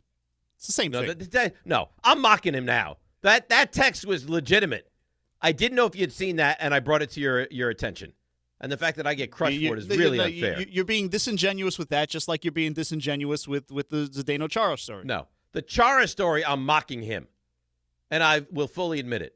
The Deron Bland injury update or whatever that was just bringing it to the attention of the group. And even if you knew it, it doesn't mean that Rick, RJ, and John knew it. No one hovers Cowboys injuries. Besides Ray, of anyone I know. Injuries, suspensions, trades, any type of Cowboys news. I don't even know why I'm on Twitter anymore. Like, I can just get it from Dave. Our chat, news, and updates, it's Giants and Jets tied for first, and then right behind them are Cowboys. I always know what's going on with the Cowboys, thanks to Dave. Right. It's like it's Todd Archer and then Dave breaking Cowboys news. You know what? Here's the thing now. I'll be out of the group chat. All right. Stop. You guys There can it is. You There guys it can is. do your little group chat, and we'll only make it positive. I'll only send uplifting stories. That's all I'll do. No, that's fine. And I won't Anything tell stories. uplifting. Anything that could put you in a better mood. You know what maybe I'll do? Maybe I'll search the interwebs for positive stories. Why don't you send us fun office clips? Since that's all Maybe you I'll do is send watch The riddles Office. and jokes. Or maybe and send quips clips like the ones Rick sends along. Something Yeah, like those that. are nice clips. Oh, yeah. God knows what he does in his free time. I've had a couple good ones I've saved. Mess I up should've your sent them. mess up your algorithm, just like the rest of us. That's all I'll do. Man donates kidney to a child he's never met. Boom, that's going in the chat. That's nice. Yeah. It is nice. It's heartwarming. That's Absolutely. Yeah, uplifting. that's all you're going to get. Uplifting, beautiful stories from now on. All right. Okay? We'll see how long that lasts. 2 days. That's all it's going to be. 2 days. Yeah. No negativity whatsoever. Till Dak Prescott pulls a hamstring, and that's littered all in the, Why would you the chat. Why would you put that out there? Sorry, knock on wood.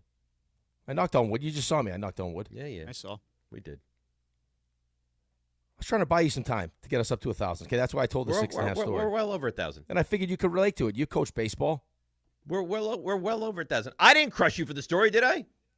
No, but you couldn't wait to tell me that I was getting crushed. You're getting crushed, and RJ said it was a 6.5. 6.5 is barely passing. No, that's fine. I wasn't looking for a 10 story. Okay. I wasn't giving you my best material. Give me a great story. No. I'm not telling stories now. Now I'm gun shy. Now I don't want to tell any stories. No? No. Now you're nervous around the public with your stories. I don't know what's good, what's bad. Oh, you knew that was a mediocre story at best. Yeah, but it wasn't meant to be a great story. I understand. That's I what didn't happened mind to me. the story. I really didn't. All right. Listen, maybe around the league will get us back to where we need to be. Yeah, that'd be nice. Why do we go around the league? Right now? All right. Now's as good a time as any. It's time to go around the league. You know what's a good place to start? How about Ireland? Oh, yeah. Steelers, 24. Speaking of Ireland. Game time brought to you by Tullamore Dew Irish Whiskey. I mean, is anybody better than me? Just out of nowhere. This is the part. This is the portion where I'm going to miss Dave Maloney this year. By the way, When just it's going off game topic. time, oh baby, it's Tully time. I'm going to miss having Dave Maloney in the booth because I don't think anyone else can get away with doing the Irish accent like he does. If I could do anything near an Irish accent, I would right now, but I can't, so I won't. Jets visit the Dolphins tonight, 7:15 ESPN, and then Bengals are in Denver taking on the Broncos, 8:15 on ABC. And that is Game Time brought to you by Tullamore Dew, the original triple distilled, triple blended, and triple cask matured Irish whiskey. Be sure to grab a Tullamore Dew or try the new Tullamore Dew Honey during today's action. Glasses up to enjoying Tullamore Dew responsibly. It's not often you give me a game in Ireland. I had to jump in there. I apologize. Listen, you know what? I think that was well done by you. Thank you. You know what else was well done? Steelers, 24, Vikings 21. Pittsburgh holds on after nearly blowing the 24-6 lead. Carson Wentz, a couple of fourth-quarter touchdown passes, but the comeback falls short. Incomplete pass on 4th and 17 from the Viking 32. Questionable decision by Mike Tomlin to punt on 4th and very short before that drive. Kick goes out of the end zone, but it does work out for Pittsburgh. Big win for the Steelers and the Rooney family in their homecoming. Yeah, I thought the Steelers played a really good, 50 minutes of football and then let their foot off the gas and allowed Minnesota back into the game. Metcalf with the big touchdown.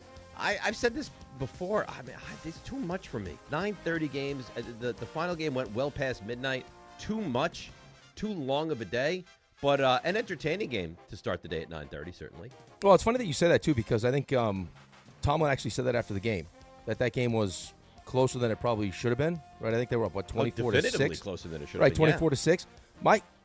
I was going to take this game, and then I started reading some stuff about how much, Ireland meant to the Rooney family, and then you listen to, Aaron Rodgers and everyone talk about, they wanted to make sure they went out there and, played. Yep. Played up to that level to give the family, something to be excited about. But and by the way, you don't really get a home crowd, home field advantage for these international games. Right. There was a real Pittsburgh contingent yesterday. Right. I mean, so Pittsburgh ran the ball well. I mean, we all know that DK Metcalf's a stud. My only question watching the game was, do you think, now we'll see what J.J. McCarthy looks like when he comes back. Do you think at all that they regret not bringing Sam Darnold back yet? Yes. Yeah. Yeah. Or moving for a trade with Cousins. Here's the thing. Wentz, the numbers were pretty good. I mean, he still makes mistakes. Numbers are pretty good. I don't know. I mean, you've seen, and I get it, it's a very small sample size, but this is a team that you look at and say, should be, if not up that, Lions, Rams, Eagles, Bucks, upper echelon of the NFC, they should be a playoff team. And with J.J. McCarthy, I'm not sure they're going to be a playoff team. Right. I think there's everything. I mean, they have the talent to be right there in that division. Right. I was waiting for the opening. Just making sure. Go ahead. Falcons beat the Commanders 34-27. Michael Penix throws for a career-high 313 yards, 2 touchdowns, and a pick. Bijan Robinson also has a career-high with 181 yards from scrimmage. A 14-play Atlanta drive with 8:48 left. That ate up 6:51 of the clock before a field goal to seal the game. No Jaden Daniels again for Washington. I probably should have picked different if I knew he was not going to play. Marcus Mariota, 16 of 27 with 2 touchdowns and 1 interception. But, Ray, you knew there was real concern he wasn't going to right. play. And, I thought he was Terry gonna McLaurin. Go. For what it was worth, I thought he was going to go. Really. Well, he didn't, and they didn't. And you can blame the offense, but they put up 27 points. It's not like they didn't move the football effectively. Mariota is a terrific backup quarterback in this league. That week 1 defense you saw, which stopped the Giants at the 3-yard line 7+ times, and Mariota only allowed 6 points. That's not the defense they are.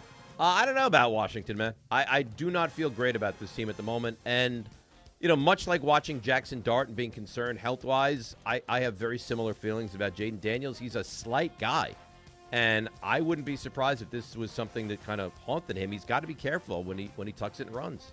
The NFL is wild, though, man. I mean, it really is. Like, just think about how bad you felt about Atlanta after what happened against Carolina. Right? They get their doors blown off by Carolina, 30-0. Penix gets benched. They bring in Cousins, and it's like, okay, now, I mean, how are you going to respond? And to their credit, I mean, between Penix, Bijan Robinson had a huge game. Drake London had a great game.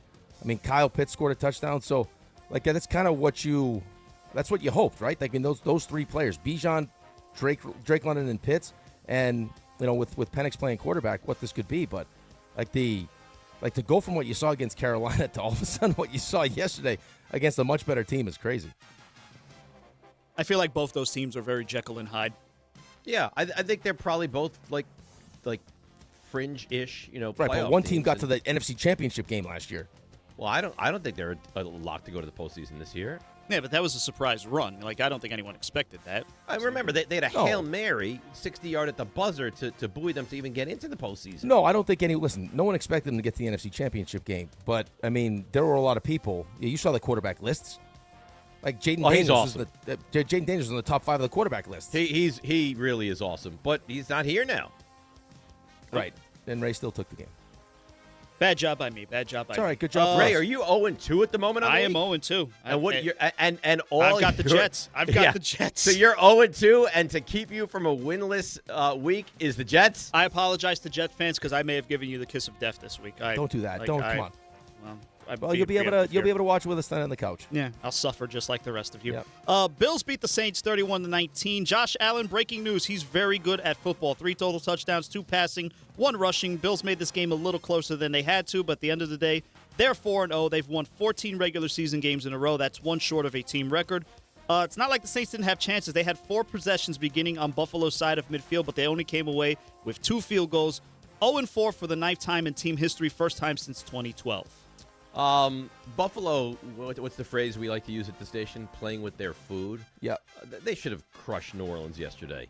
I took them. They still won by 12, so if you didn't watch the game, you'd say, but they won comfortably. It was not comfortable. No. I mean, they were this far from being down in the fourth quarter. There was a play. I forget who it was. You might even know, Rick. There was a play that it was down the middle thrown from Rattler. It looked like it was caught for a touchdown. Would have given them the lead. They reviewed it. It was incomplete. They kicked the field goal. That cut it to 21-19. Otherwise, they would have had the lead at that moment, like midway through the fourth quarter. Well, they also tried that stupid Philly special, too. Yeah, which got picked off down at the goal line. Yes. Yeah, but they moved, they ran the ball effectively. Yep. Rattler did not play a bad game. You say what you want about the Saints, and clearly they're not a good team. They're playing hard at the moment. And the Bills, listen, whatever the Bills do in the regular season is great, but they're going to be judged on what they do in the postseason, and they got the win yesterday. Right, that's it. I mean, the only thing you would be concerned about right now if you're a Bills fan, the fact that New Orleans ran for almost 200 yards on them. Yeah. It was like $1.89. Yeah. Lions beat the Browns 34-10. Amon-Ra St. Brown, 7 targets, 7 catches for 70 yards, catches both of Jared Goff's touchdown passes. Lions win their 3rd straight after dropping the opener in Green Bay. Cleveland opens with an 88-yard, 13-play touchdown drive. Then they had 44 yards, 3 punts, and 2 Joe Flacco interceptions the rest of the first half. Dylan Gabriel eventually replaced him late in the game. I think the idea that this Detroit demise with losing their coordinators is quite a bit premature. They're still an excellent team. Offensively, they have weapons upon weapons. They have 2 great running backs. Goff is good. Amon-Ra is a star receiver. You know, whenever at what point can we actually have the conversation? Whenever we talk about the best receivers, it's Justin Jefferson, it's Jamar Chase, it's CeeDee Lamb. It's never Amon-Ra. Why is that? Can we start to include him in the upper echelon of receivers in this league, please? I think we should. Yep. I absolutely think we should. I think we do the same thing with Puka Nacua. He's awesome, too. And he's awesome, too. He went crazy. We'll talk about that in a little bit. But, I mean, you're right. I mean, it's we're so quick to overreact. Right, they lose both coordinators. They lose Ben Johnson, who's supposed to be, I mean, an offensive savant. And you saw what the offense looked like. You know, first week doesn't look great. It's like, what's going to happen to Detroit now? Like, no Ben Johnson. This offense now all of a sudden just not that good. And now the offense is fine. Offense is going to be good. And I just don't know what Cleveland's doing, man, at this point. Like, I like Joe Flacco. He's a good guy, but, I mean, at what point is it now? Play one of the kids, right? Do we see one of the kids now? Yeah, it seems a little suspicious, doesn't it? Like, what are you gaining out of playing Joe Flacco? That's what I mean. Like, what exactly are we doing? I don't know. Lions are good, though. That's a really good football I thought Flacco looked good. No, you said he threw one of the funniest interceptions you ever seen. You're probably still watching it. This poor guy. It was funny. It was like the play was designed for the Detroit player. Funny. He hit him right in stride. It was nice. It looked like he was the intended receiver on the play. Which is tough to do because they're on two different teams. They don't practice together. So to be on that, they have a real chemistry. Patriots absolutely smoked the Panthers 41-13. So a week after turning the ball over 5 times in the loss to Pittsburgh, New England's turnover free goes 4 for 4 in the red zone. Drake May, very efficient, 14 of 17 for 203 and a pair of touchdowns. For the first time, also able to get Stephon Diggs more involved in the offense. He's got a 100-yard receiving game, first one since 2023 as a member of the Bills. He finishes with 101 yards after entering the day with 112 for the entire season. Marcus Jones adds an 87-yard punt return for a touchdown. Yeah, New England needed a win like that. They got the win. You talked about this is a week-to-week league. I mean, New England completely collapsed last week. They turned the ball over 1 million times. Carolina played the best game they probably played in years. But I think that Carolina's closer to what you saw yesterday than what they were last week. And New England needed that victory, and they got it. And they improved to 2-2 on the year. Right. I mean, it's tough to win a game when you turn the ball over 5 times, especially in the spots. Especially 2, like in the end zone. Right. So, I mean, they play mistake-free football. They had, special teams touchdown. Steph Diggs, like he mentioned, was more involved, went for over 100. And then Carolina's offense. I mean, I think their last 5 drives, I think they punted on 4 and then missed a field goal on the other one. So I think Carolina led that game 6-0. Yeah, they missed the extra point. Right. Well, Could have done what Green Bay did. Do. Just get the extra point blocked. That's what bad teams Give do. Dallas 2 points. It's great. Eagles beat the Buccaneers 31-25. The block party continues for Philadelphia. Blocked punt for a touchdown early on. Saquon Barkley scores on a fake tush push.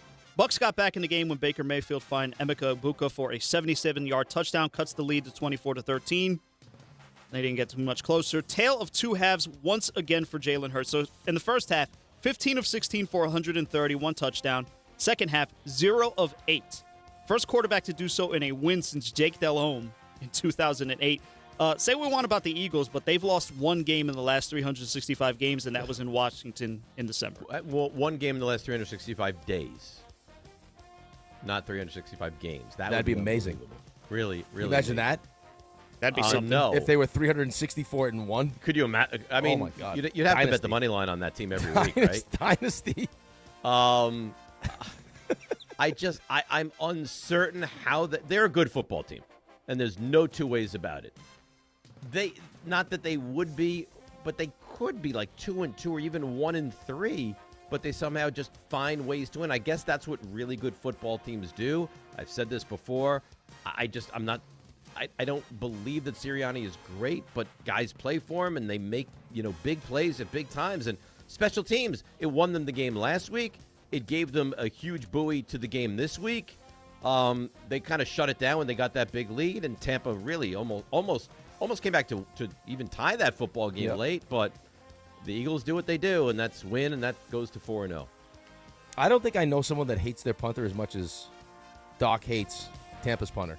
That's a former Giants punter. Like it is like an intense hatred for the punter. Dick Dixon, yeah, he took a very long time to get rid of that kid. That's what he says. Why do you take so bleeping long every time? I feel like we're having the same conversations about Kansas City last year. It's like you don't know how they're doing it, but they're just doing it. Right. Like I think that's a good point. I think it's very similar. It's like they're going through the motions, and they're a good football team, and they're still winning despite going like all in to try to win these games, it feels right. like. I mean, Bucky Irving's awesome too, by the way. He really is. I mean, like the emergence of him last year has been huge for their offense. I think the Heat probably got to Philly a little bit in that game, but A.J. Brown might be like he's upset now again.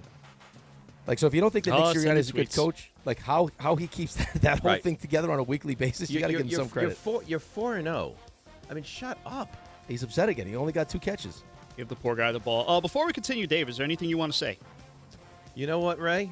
I wasn't going to, but now that you bring that up for me, yes.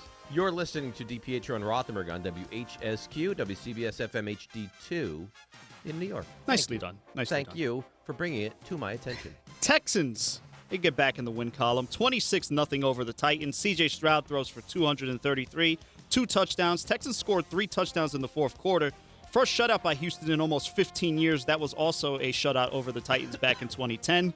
That loss drops Tennessee to 0-4, extends their losing streak to 10 games to tie their longest since they left Houston back in 1997. You can thank me for that in Survivor. You weren't even anywhere near that game.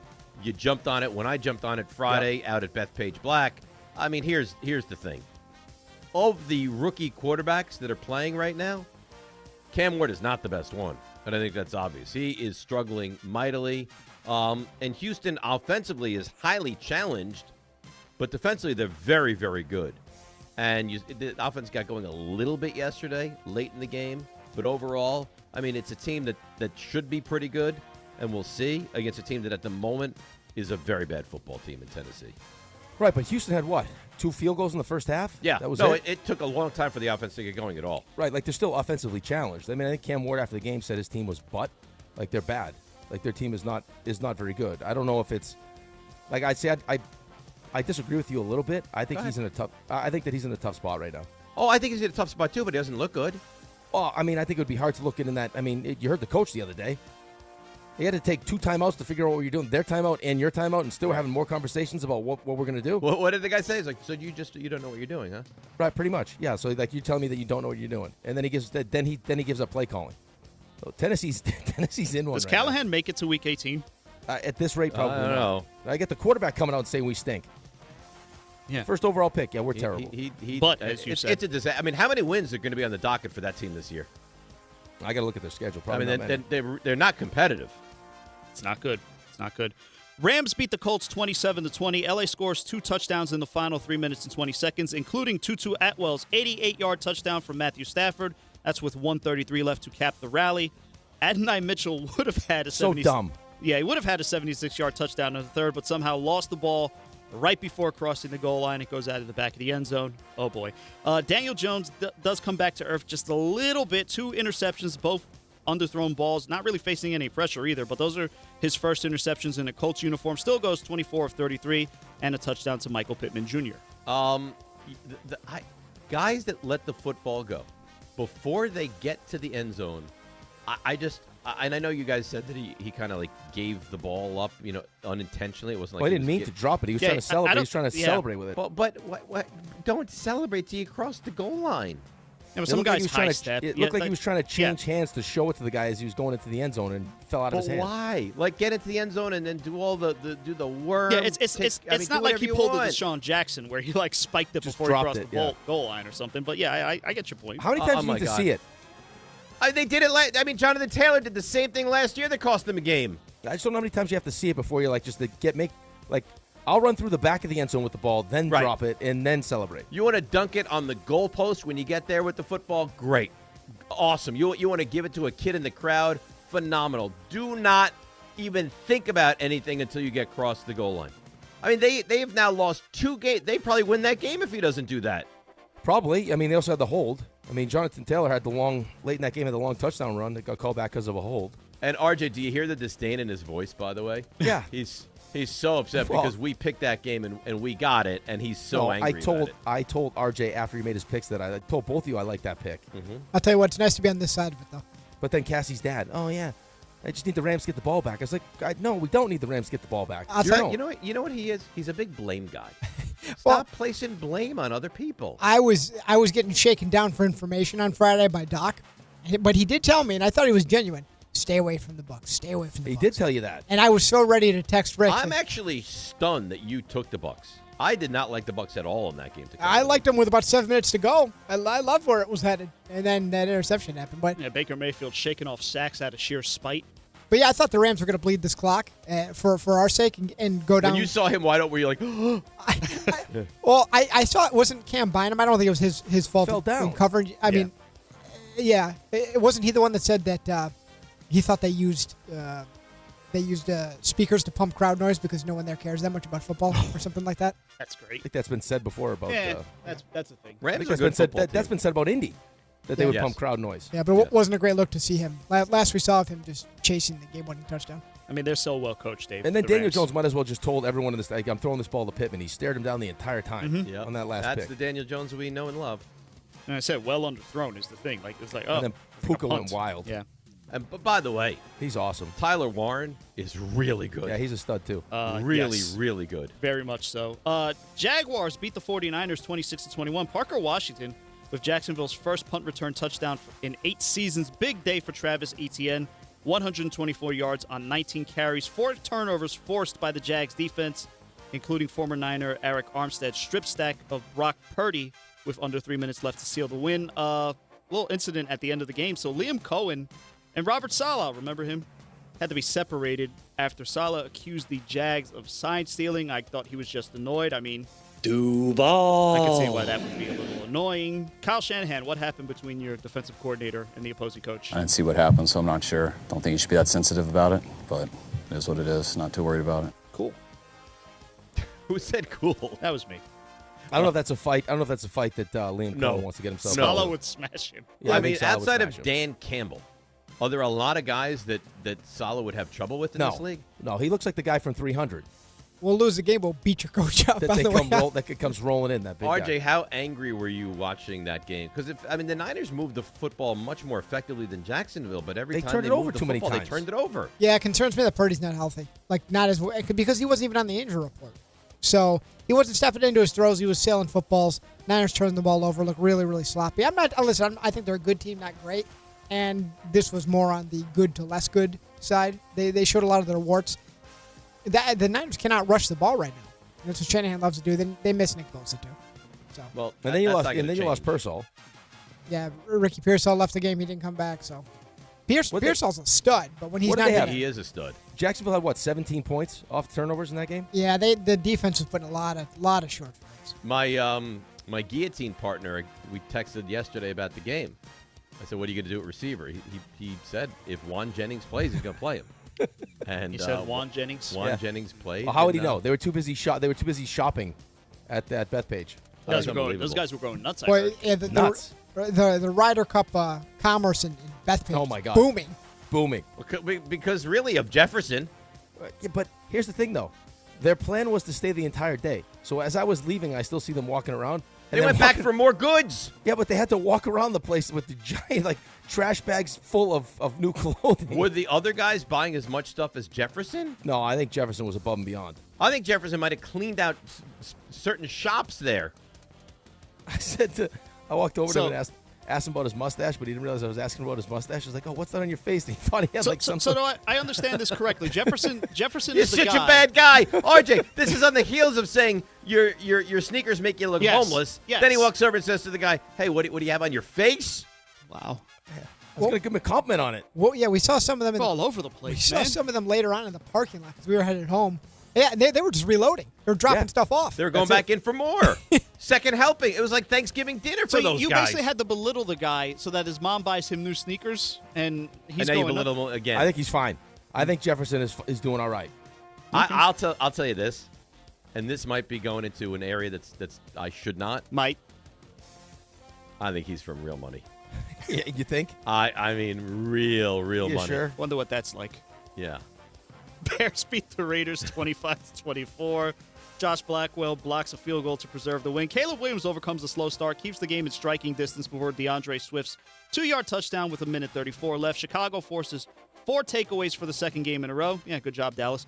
Bears are the second team to win 800 games. Packers had 812. Big game for Ashton Genty, 138 yards on 21 carries, and becomes the first Raider rookie with 3 touchdowns in a game since Bo Jackson in 1987. Genty was awesome. Yeah. Absolutely awesome. They got into field goal range. The thing is, if you don't make the field goal, it feels like there's a better chance it's going to be blocked and you're just going to normally miss it. But I mean, Bears they improved to 2-2, and this excitement surrounding the Raiders week 1, they get the win on the road in New England that's kind of calmed down. But Genty was really good yesterday. Right, but Geno Smith 3 more picks. Geno Smith, they were so excited to sign Geno Smith too. I will say though, watching Caleb Williams play football, it seems so frantic. It feels like whatever Ben Johnson is trying to drum up, he just does whatever the hell he wants anyway. Doesn't it? It seems like it's going so fast. It's like he's running around. It's like it's just all over the place. What's the old phrase? It's like he's running around with like a chicken with his head cut off. Yeah, like it That's seems. what it looks like to me. He ends up making crazy plays, but it's like I don't know if that's really the intention of what Ben Johnson's trying to run. But like a difficulty level where it doesn't really need to be. Right, like he's making it a lot harder than it needs to be. But yeah, exactly. Yep. Much like the Lions, the rumors of Pat Mahomes and the Chiefs' demise may have been exaggerated. 270 yards, 4 touchdowns for Mahomes after only 3 total touchdowns in the first 3 games. 37 points is KC's most since Week 3 back in 2023. Lamar Jackson leaves the game with a hamstring injury midway through the third. After a drive-ending sack, he did not return. Jackson was under constant pressure anyway. On 15 of his 27 dropbacks, he was facing the pressure. That's 58%. Ravens were down 7 defensive starters by the time the game ended. Well, that's the thing, is we sit here and we talk about the amount of defensive starters that they're without, and that will change, and I understand. But their offense doesn't look great right now. And he have a ton of pressure. He was sacked, 7 times on Monday night against the Lions, and then he was under duress all day yesterday, and to the point where he got banged up and had to come out of that game. Now, I don't know if he continues to play, if that's a one-score game, but the game was over, so they took him out of the game. But something's not right with the Baltimore Ravens right now. Well, I mean, go back to the first 3 games, right? You have Henry, Derrick Henry fumbles in all 3 of those games. I mean, there's a chance. They scored 40 against Buffalo. I mean, should win that. Was it 99.1% chance or whatever it was to win that game? They blew that one. Henry fumble last week ends up costing them. And then, I mean, to go into Kansas City, I mean, having Worthy back definitely made a difference for them. But huge difference, yeah. I mean, their defense was, by the time the game was over, I think Hamilton was the only guy left in their defense. They're still standing by the end of it for Baltimore. But yeah, to sit here and think they're 1-3, the fact that going into this game, one of these teams is going to be 1-3, period, was crazy to think about. Well, the demise of the Chiefs is a little bit premature, isn't it? Because if they lose and they go to 1-3, and the Chargers win, they go to 4-0. Now you're looking at a 3-game spread. Well, all of a sudden they're a game behind the Chargers, and they still host the Chargers. So I would say though, you can answer the question. It was more important for Kansas City to win that game than Baltimore. I would agree, but Baltimore got blown out of the game. No, I understand that, but I'm just as far as your season is concerned. Like division-wise, Cincinnati looks like they're great. Right. Well, Cincinnati is not good. Cleveland stinks, and Pittsburgh is I don't think they're going to be great. Right. So, I mean, yes, the Kansas City's division's better. I would still say that Baltimore wins the division, even though they're 2 games behind Pittsburgh right now. I would agree with you, yes. Okay. Sunday Night Football, Cowboys 40, Packers 40. Gross. I've never seen the Cowboys tie in a game before, so this is a new feeling. It's not a loss, so it's not as bad, but I just sat at the TV staring at it for like 30 seconds before I went to the game. No, in all seriousness, if you're not a fan of either team, probably a thrilling game. 80 points are the second most in a tie in NFL history. 7 lead changes, that's the most in a tie in NFL history. Micah Parsons' big return. He gets 4 pressures, 2 of them in overtime, including a sack on Dak Prescott down by the goal line. Very good job deciding to block. You've done a good job against him the entire game. And then you decide to block him with a tight end down by the goal line at the end. Great job. No defense whatsoever late in the game. A touchdown or a field goal was scored on every one of the final 9 drives. That's the first time in 45 years. Packers played with fire late, though. That incomplete pass by Jordan Love hit the ground with 1 second left in OT. They almost blew it. Almost blew it before Brandon McManus hits the 34-yard field goal as time expired. All right, so there's a lot for me to unpack in this game, but I'll start at the end where you guys were just talking about. What are they doing on that last drive? That was some of the worst football I've ever seen. They acted like they had 11 minutes to go in the second quarter. The sense of urgency was shockingly lacking. And if they have 8 seconds left in the game, and he's casually going up to the line of scrimmage. Finally, they snap it with 5. They're lucky that there was 1 second when it was all said and done. They took the field goal. They ties are awful. I wish there was some way they could figure out to not have a tie, because it's just you play 70 minutes of football and you tie at 40. So like Ray said, do you feel great? Do you feel awful? You probably feel somewhere in the middle. The Cowboys defense. Do you feel? The Cowboys defense is it's unbelievably bad. Pathetic. There are some certain guys that I do not need to see on the field anymore. Jack Sanborn, 57, I don't need to see him anymore. He's terrible. He's slow. So slow. They were attacking him the entire game. If they didn't have a tie, though, there's a real chance that game is still going on because no one was stopping anybody. No one. No, it's a very unless the clock management for Green Bay got in their way. I mean, he's lucky. Do you know how lucky he is that there's still 1 second left on the what happened to home field advantage with the clock operator? You couldn't run it down 1 more second? was like, go to zero. By the way, horrific end to the first half for Green Bay, by the way. Horrific Oh, my end. God. They led 13-0. Yeah, it changed the game. Completely changed the game. And then at one point, I don't know if you guys remember, Matthew Golden tried to have himself killed. On the punt return. Maris, on the punt return? Maris Leofau, like you see, like he's a very violent player. Oh, my God. How did he not fumble that football, Ray? But I was waiting for a flag to come out. And then, by the way, like the very next play, the first play of the drive, he goes and gets a personal foul penalty anyway. It's like I never seen violent it, hitter. But now I see why they haven't been playing him too much, because he might be a little. He's on the edge. He might be a little. Who was the moron that a ball was thrown into the flat for the Packers? That was Maris Leofau. 35. That's the guy with the long hair. That's all three of those plays. We're talking about the same player. It's all the same guy. He killed Matthew Golden. He got the personal foul on the play right after that, and he got the personal foul that you're talking about. That's all Maris Leofau. All of them. I mean, how do you have any faith that you can have him on the field when he's committing penalties like that? Now I know why they haven't been playing him as much. Now I know why I got to suffer through Jack Sanborn. That's why. He's got a little James Hudson in him. Little bit. Defensive version of James Hudson. But at least he makes some good plays. Again, he tried to kill Golden. He tried to kill him. He almost did. That's Golden's own fault for taking that stupid spin. That wasn't smart. Do a spin when the guy's coming full force at you. And then we got a couple of Monday Night Football matchups tonight. Couchcast. Make sure you tune in on YouTube. Jets at Dolphins at 7:15. Miami favored by 2.5. And then at 8:15 on ABC, Bengals at Broncos, with the Broncos favored by 7.5. Have we confirmed we're going to have visual on the other game? I know that we're there for the Jets and the Dolphins, but I don't want to not have eyes on the other game. I'm sure you can get a small window dedicated to it. I'm sure that's not a problem. Yeah, I don't know how that TV works. I know that TV has different screens involved with it. It's like the one in the studio. You can get 4 screens on it. Right. So we can't. Can we do a half and half? Or are you guys going to freak out with a half and half? No, I'm not going to. I mean, it's a big TV. That's fine. Yeah, but John's not going to let us go half and half. I don't think you're getting half and half. I don't think you're getting that. Well, then you have to have the TV on the side. Yeah, get another one. That's all. There's plenty of screens around here. You make it sound like this is just so easy, Ray. There's plenty of screens around here. Well, but they're not. You're going to take them off the wall, Ray? I would just get take that screen off the wall. Put that muscle to work. Rip it right off the wall. Right. Okay. While I'm up there, I'll get some. I'll take some of those sneakers for RJ up top there. Me and you, we can handle that. I think those aren't even little kid sneakers. Those are nice sneakers. Yeah, you can wear them. Those are all dunks. They'd be swimming on RJ. Those are normal size sneakers. My God. You get one win. Well, you know what? I'm confident. One win. You know, you take shots at me all the time. But it's, okay, I'm bullish today. But he's like Thanos. What did it cost? Everything. The Mets. I gave up the Mets. I gave up my top receiver. I gave up everything. But I got to win. At least today, I feel like I'm alive. Yeah, but at least this is one of those wins. This is not beating the Colts at home for no reason last year. Like at least no. Feels like it's a good, productive win. No, that was a terrific performance against a good team, and it you mattered. Didn't think you were winning that game. You didn't think that. No one thought. Nobody thought that. I mean, in my survivor pool, which is now half done, right? Half the people are now out. I think 400 people had the Chargers yesterday. That's surprising. Why? Because there was other games. Like, I mean, Detroit was available. The Giants are 1-14 in their last 15 games before yesterday. I know. Rick. I understand that. Unlike the Eagles, who were 364-1 in their last 365. Yeah. Right. The Giants were 1-14 in their last 15 games. No, I get it. I just don't know. Like, I mean, I don't know. Your Houston pick was a solid pick. They were home.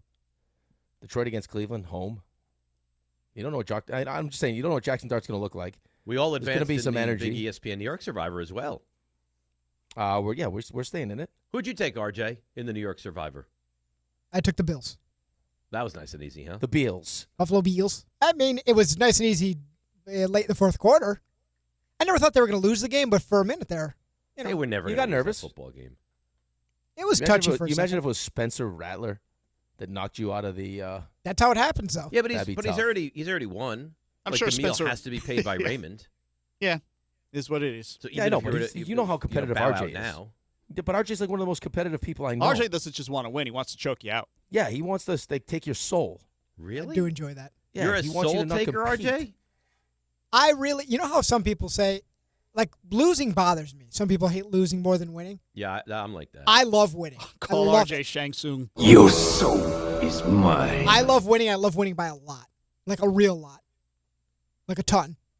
Yeah, like RJ's the Little Caesars coach that runs the score up to like 44-0. Nice. Would you run the score up if you were a head coach? Not with little kids, but in professionals, I would be the Yeah, right. You say that now. 2007 Bill Belichick. That's right. That's so RJ. you're coaching one of Antonio's like little kids soccer teams, and it's Antonio scored 58 goals. You're like, come on, kid, let's go. I hate to brag, but I did coach an undefeated 8U soccer team at one point. Nice. Yep.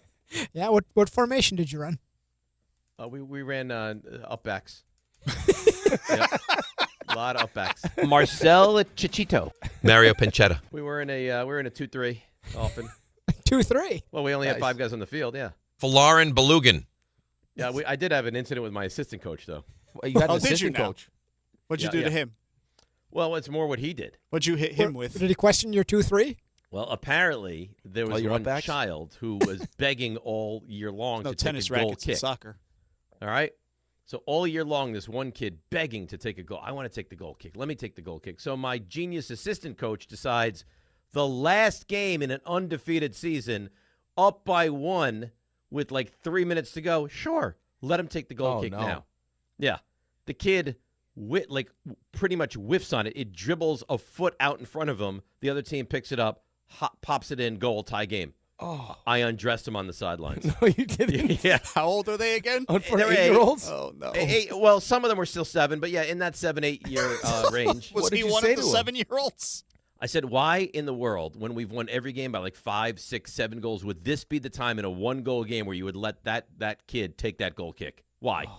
He's like, I promised him all year. I'm like, well, this is just an awful job by you, and if we don't win this game, you're going to have to live with it. But you guys won. We did. We won, yeah. Whew. Yeah. That's we close. won and capped off the undefeated season, but it was dicey. Did I you was consider so kicking him annoyed. off the sideline? I still mention it to him every time I see him. Like, remember when he tried to sabotage our undefeated season? I addressed him. I did. I was so annoyed. I'll take it back. Maybe you love winning more. Yeah.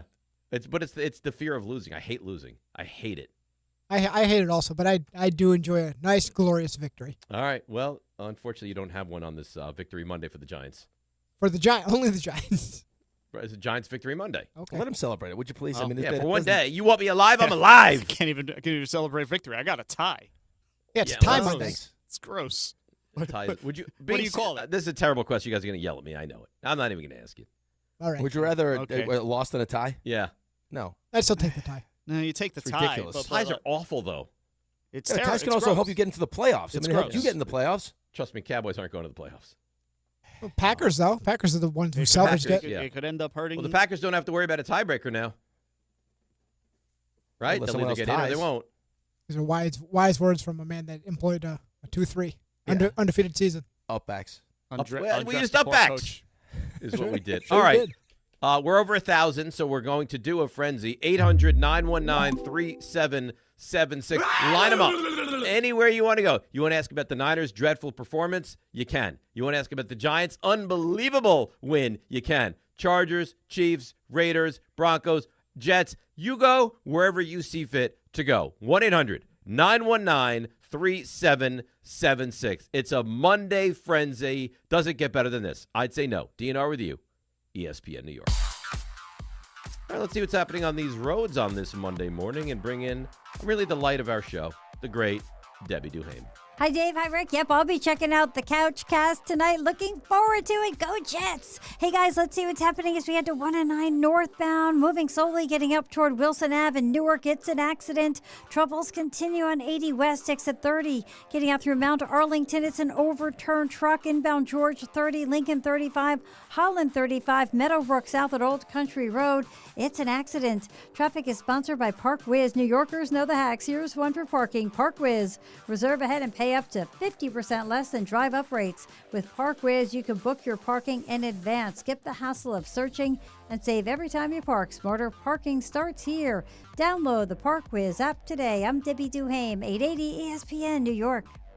The FanDuel Sportsbook app is your home for all your favorite NFL bets, from yards to touchdowns to who will win. With FanDuel, any play can be the play of the game. And when the Jets and the Dolphins and the Bengals and the Broncos play tonight, FanDuel is giving all customers a 50% PBT or two 30% PBTs. That's right, you can get in on the action with a 50% PBT or two 30% PBTs this Monday night. So make FanDuel your go-to app for any snap. Just visit FanDuel.com/K to bet the Jets versus the Dolphins and the Bengals versus the Broncos with a 50% PBT or two 30% PBTs. Play your game with FanDuel, an official sports betting partner of the NFL. 21 plus and physically present in New York. Opt-in required. Bonus issued as non-withdrawable profit boost tokens. Restrictions apply, including any token expiration and max wager amount. See terms at sportsbook.fanduel.com. For help with a gambling problem, call 1-877-8-HOPE-NY or text HOPE-NY 467-369.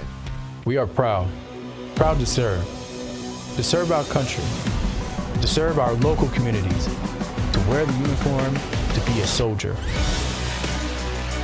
to serve abroad when and where duty calls. We are ready to stand with our brothers and sisters to defend, to serve, to fight. We're always ready, we're always there. We are the New York Army National Guard. Sponsored by the New York Army National Guard.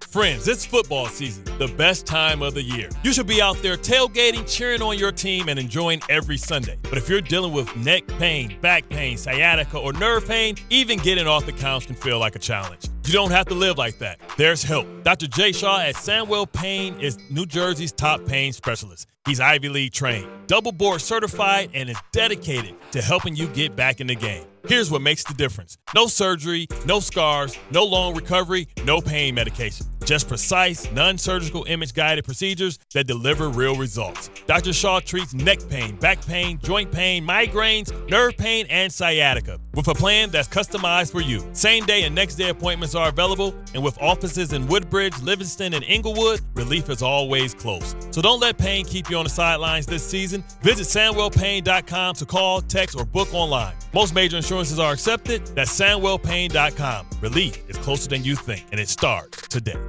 At City Harvest, we believe no New Yorker has to go hungry. With your help, we're on the road 365 days a year, rescuing over 77 million pounds of nutritious food and delivering it free to millions of New Yorkers, transforming surplus food into sustenance, sustainability, and smiles, rallying thousands of New Yorkers to power a network of nourishment across our city. One day, one meal, and one New Yorker at a time. That's how we feed good. Donate at cityharvest.org. The following is a paid advertisement for the Wellness Company. Hey there, it's Michelle Smallman from Unsportsmanlike. I'm thrilled to be joined by Dr. Drew from the Wellness Company. And Dr. Drew, you have something very exciting to talk about today, the medical emergency kit. Tell us a little bit about this. It is exciting. Look, I have been fighting to try to protect the patient-physician relationship my entire career, and we have lost. I finally decided I need to be involved with people that put the power back in the patient directly. These emergency kits give you everything you need so you don't have to spend $1,200 going to the emergency room. We have a significant medical team, the medical board at TWC, and we just sat down and put together what we would want for our family, for our patients. Oh my gosh, so anything that anyone could need is in this. Yeah, and there's a guidebook here to tell you exactly how to use it, and again, telehealth backup. It's remarkable. It's innovative. Everyone needs to get one. UrgentCareKit.com/sports, promo code sports to get $50 off your kit. That's UrgentCareKit.com/sports, promo code sports. Prescription required. Always consult your doctor to determine if this product is right for you. It's time for a frenzy. A football frenzy. You could say that 10,000 times and it still wouldn't be enough. It fires me up, man. I love it. Say it one more time. A football frenzy. Any team, any player, any question. And away we go, a Monday frenzy with some positivity in the air. The Giants win. The Jets have not lost and have a seemingly winnable game tonight, so there is reason for some excitement. 1-800-919-3776. You know the rules. We don't do the frenzy till every phone line is lit up. Good news for you, Rick. Every phone line is lit up. Well, it's the frenzy, man. You won't do it unless the phone lines are lit up. People know. We wanted over 1,000 on YouTube. We've got that. Now we want all phone lines lit up. We've got that. If you want to get involved on Twitter, you can at Rothenberg ESPN. Away we go. No salutations. No how you doing. Love the show. Big fan. None of it. Right to your question. Nick Westwood. Nick, frenzy, go. Is Dak playing like a top 5 quarterback in the league right now? Yes. Yeah. Yeah. He is. Much of that pains Dave, yes. No, but I can be honest about it. Dak is playing at a very high level right now. And to be honest with you, what they're doing to him is so unfair. Because he's playing at a high level and he has no chance to win anything. None. Well, look at the defense. I mean, what do you want to do? That's what I'm saying. He did that without CeeDee Lamb last night either. Right. Not that he doesn't have weapons, because Pickens is a hell of a receiver. And he had a big game, but still, I mean, you're missing one of the best receivers in football. Right, you're missing an elite receiver, but it doesn't matter. This guy has almost lost putting up 37, didn't win putting up 40. Like, their defense this is not a bad defense. This is a legendarily bad defense. No one was stopping anyone last night. And the ball Which was is surprising because the Packers' defense has been pretty good this year. It has been. Yeah, not so much last night. No. Randy, Massachusetts, you're on the frenzy. Yeah, I want to know what you guys feel about the Giants having the curse of Belichick ever since he left that dumpster fire. And also for the Yankees. What are you talking about? Who has the curse of Belichick? He must mean the Patriots. Right? I mean, he can't mean the Giants. The Giants have won numerous Super Bowls since he left. Is it the curse of Belichick, or is it them moving off of Tom Brady? I mean, which one? Well, yeah, and you say the curse of. They haven't gone like 10 years being awful. They made the playoffs with Mac Jones. But they're not.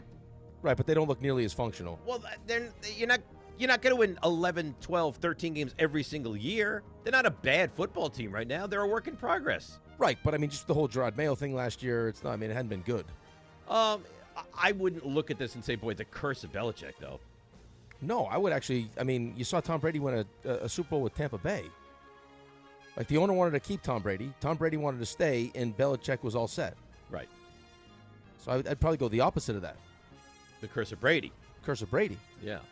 Mike in the car. Michael, you're on the frenzy. Hey, guys. How is the Neighbors injury going to affect Dart moving forward, and should they bring in Beckham Jr.? I don't want Beckham. No. I don't think Beckham's good anymore. I don't want the headache. I don't want all the sideshow. No, I don't want Beckham. No, It's going to affect him a lot. Guy's an elite time. receiver who he won't have for the entirety of his rookie year. Right. I mean, you're having a hard enough time when when you had him, 2 weeks ago getting in the ball, because that was just going to shut him down. Now you don't have him, so you're going to need guys to step up. I mean, Slayton, who Dave always reminds us is making $12 million this year. If anyone was wondering, I mean, you couldn't keep Saquon Barkley at $12 million, but Darius Slayton, you can't lose him. Yep. So you could say that Dave always reminds me, but it's ridiculous. Theo Johnson's going to have to step up. Yeah. They all are. It's a huge loss. Like, he's the one player on your offense that you have to game. I would say Andrew Thomas would be a bigger loss. Oh, of course. But I'm saying, like, skill position-wise. Yes, of course. Like, he's the only player that you have to game plan against. And now you don't even have that. Now you don't have him. Right. It's terrible. It really is. Chris, in Bethpage. Chris, you're on the frenzy. What type of job performance does Dable have to do in order to keep his job? I think they need to win games, and I think they need to look competent. I think yesterday was a big step in the right direction. I mean, if that was primarily his call, and he would explain it as he gives us a better chance to win, and then you go out at home and beat the Chargers, I think that's probably that's big time for him. Yeah, big. Because he's the one that identified this kid, right? He wanted him. Yeah, and they made sure that they know that Joe Shane made it clear, we got your guy. This is your guy. And I also saw a report over the weekend that, like, it was Dable who, it sounds like the report that I read sounded like that Joe Shane would have taken Shador. And then it was Dable's insistence and love of Jaxson Dart that kind of got them away from Shador and had them draft. I don't know what Shador is going to turn himself into, but I will tell you this. That could have been catastrophic. Oh, it could have been. I mean, but it all depends. Now, if Jaxson Dart just can't get continues to play like he plays and is a little bit reckless with how he uses his body and ends up getting hurt, then, turns out not to be great either. But he's going to have to be smarter. He has to be. He took a beating yesterday. Oh, terrible. And you're fearful every single time that he takes these hits. Well, it's not that he's just taking hits. He's like trying to dole out punishment at the same time. He's swinging at people with his throwing hand. If he was Bo Jackson, you could. He's not a big guy. He's built. He's thick. But he's built you well. wouldn't look at him, and he's not DK Metcalf. No, but I would say to him, hey, Jackson, like, awesome that like your mentality is like you want to finish the run hard. You're trying to stiff arm people, but you swiping at somebody, like open-handed slapping someone with your throwing hand is probably not a great idea. Yeah, terrible. And you know what? Even your offhand, don't hit anybody. Yeah, right. Like, let's try to get down and not take so much punishment. I don't need to see you limping around with a tweaked hamstring already in game one. Steve Bowes, he has a two-part question. Are the Giants fine with their current receivers? No. I don't know that they're fine, but I don't know what they're supposed to do. No, are they fine? Define fine. No, it's not good. They didn't have great they didn't have great weapons with Malik Neighbors. No. So and he's now great. without Malik So Neighbors, are they fine? No, but what's the alternative? What are you supposed to do? You're not going to go out and make a trade for a receiver, I wouldn't think. No, I think it's just going to be. I mean, the more you see of this offense, like the more defenses will find answers for it. Where I mean, if Jaxson Dart's going to do a lot of zone read stuff and he's going to keep it, I mean, I'm probably going to spy him, right? And then who am I really worried about on the outsides? No one.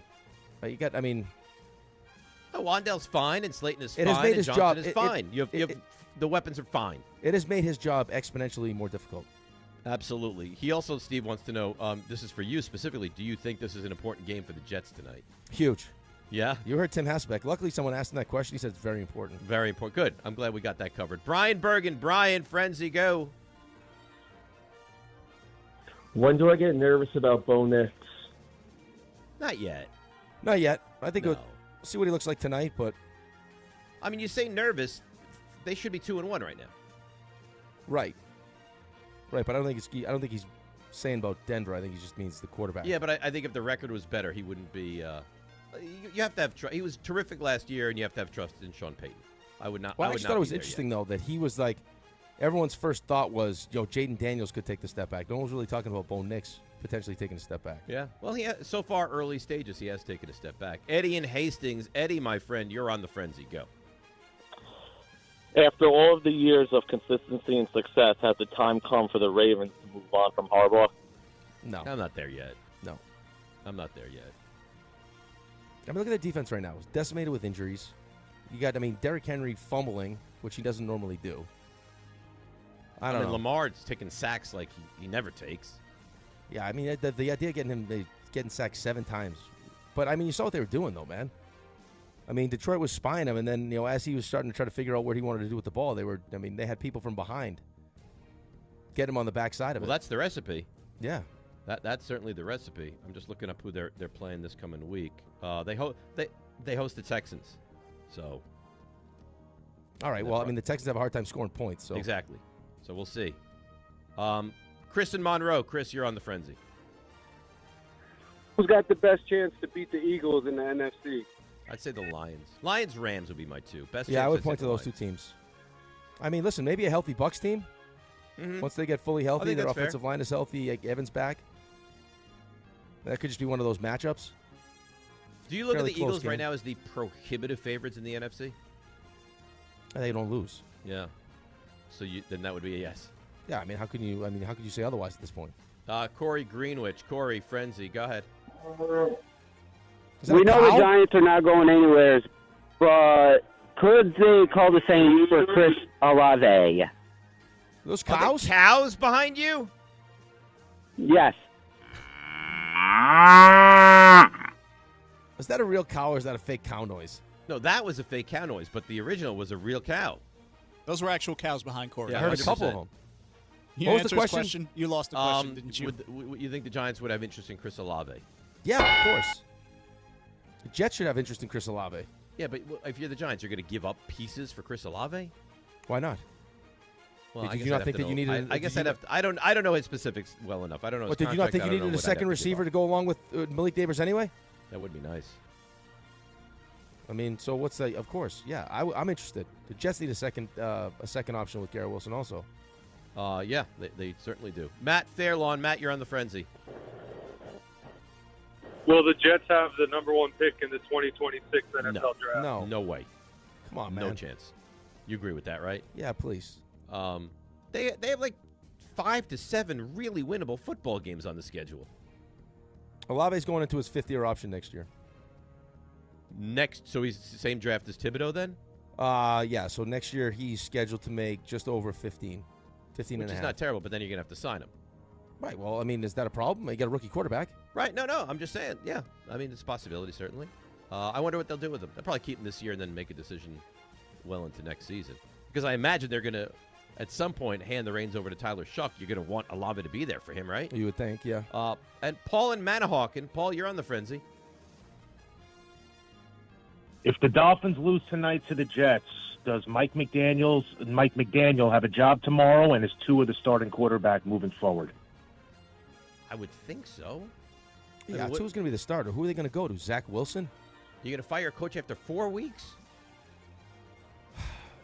Seems a little early. I think it depends. I mean, how's it look tonight, though? You say you lost. How does it look? I mean, they actually looked good last week, or better last week. The Dolphins played a good game last week. Didn't they give the owner give McDaniel a vote of confidence after the game last week? Yeah. So now if they have a bad week, you're going to fire him? You look ridiculous if you do that. Of course. But, I mean, if for whatever reason you get blown out at home tonight, I could probably change your opinion. I mean, could you imagine? You're live on the Couchcast and your Jets are blowing out the Dolphins? Oh, I couldn't even imagine. How bullish would you? You'd feel so good. Oh, dude. Well, as we're splitting cannolis and we're splicing Jacob's pickles and calandras, you name it. baked goods. How delicious Biscuits. would that be? I'm raw. I mean, me and you just all cuddled up on the couch. No, you're going to be with Kay. You won't even be near me. I actually think there's a good chance you don't talk to me tonight. Oh, stop. All right.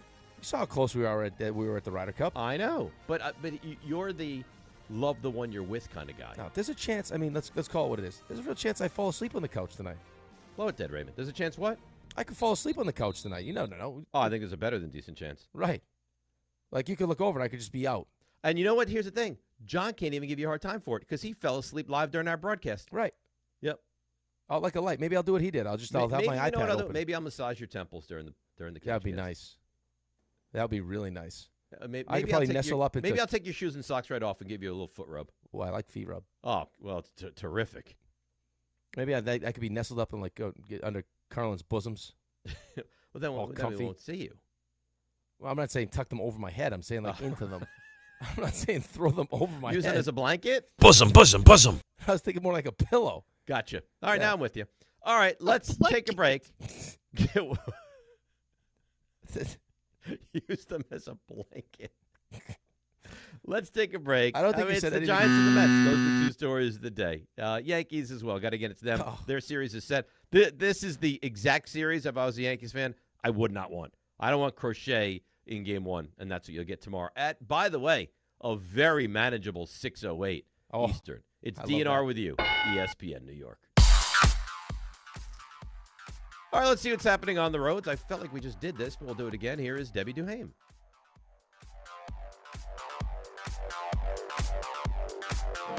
This is John D'Agostino from D'Agostino & Associates. I played sports my whole life, and my dad was my biggest fan.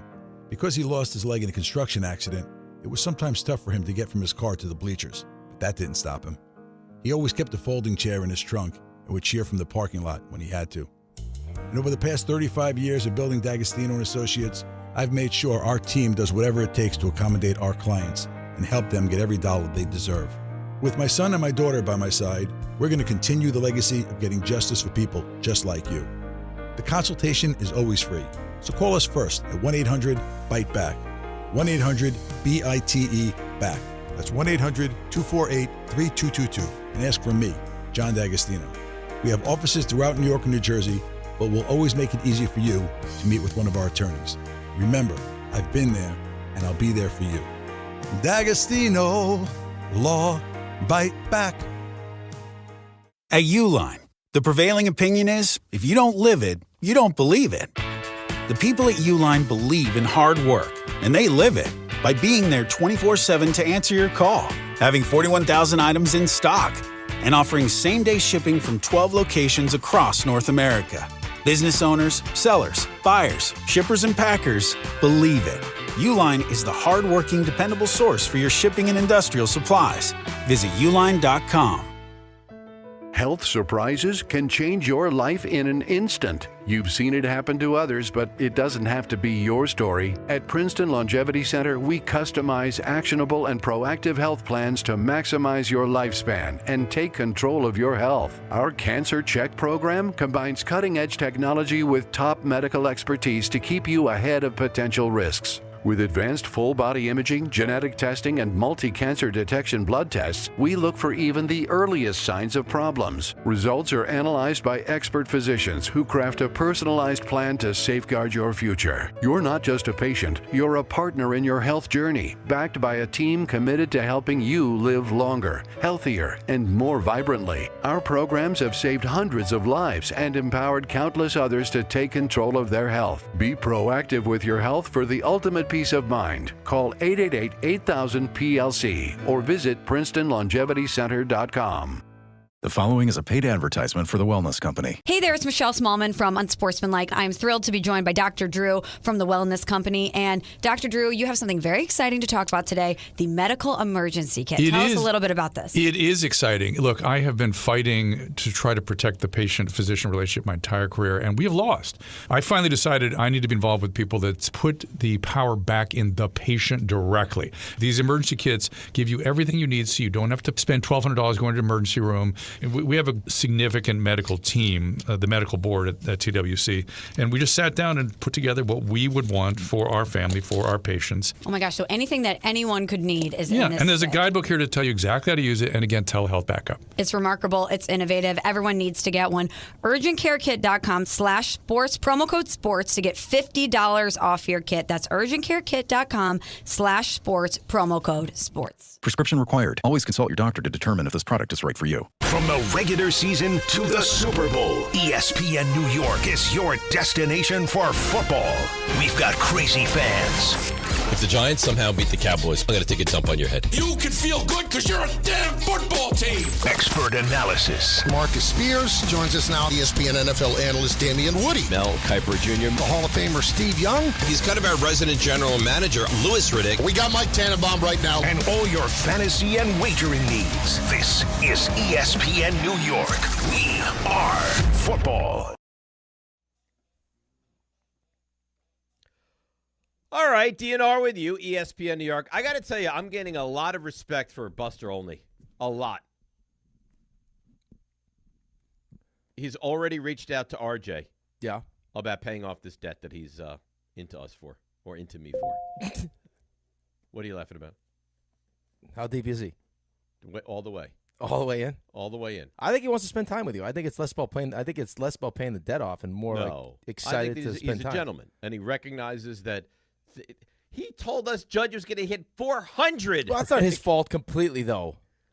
I mean, that's not completely his fault. I would blame Aaron Boone a little bit on that. Well, the fact that these are smart, bright baseball minds. The fact that they put their heads together and thought, yeah, this guy can hit 400 on the season is insanity. It's crazy. I mean, listen, he did. And I'm the only one that stood in the way of that craziness getting out there. It took you a week. I mean, you sat on it for a week. Well, you didn't say anything.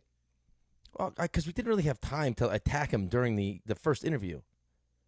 And then you made a point like 3 days afterwards, hey, fellas, just make sure you remind me I want to attack Buster about Judge hitting 400. But he didn't relent.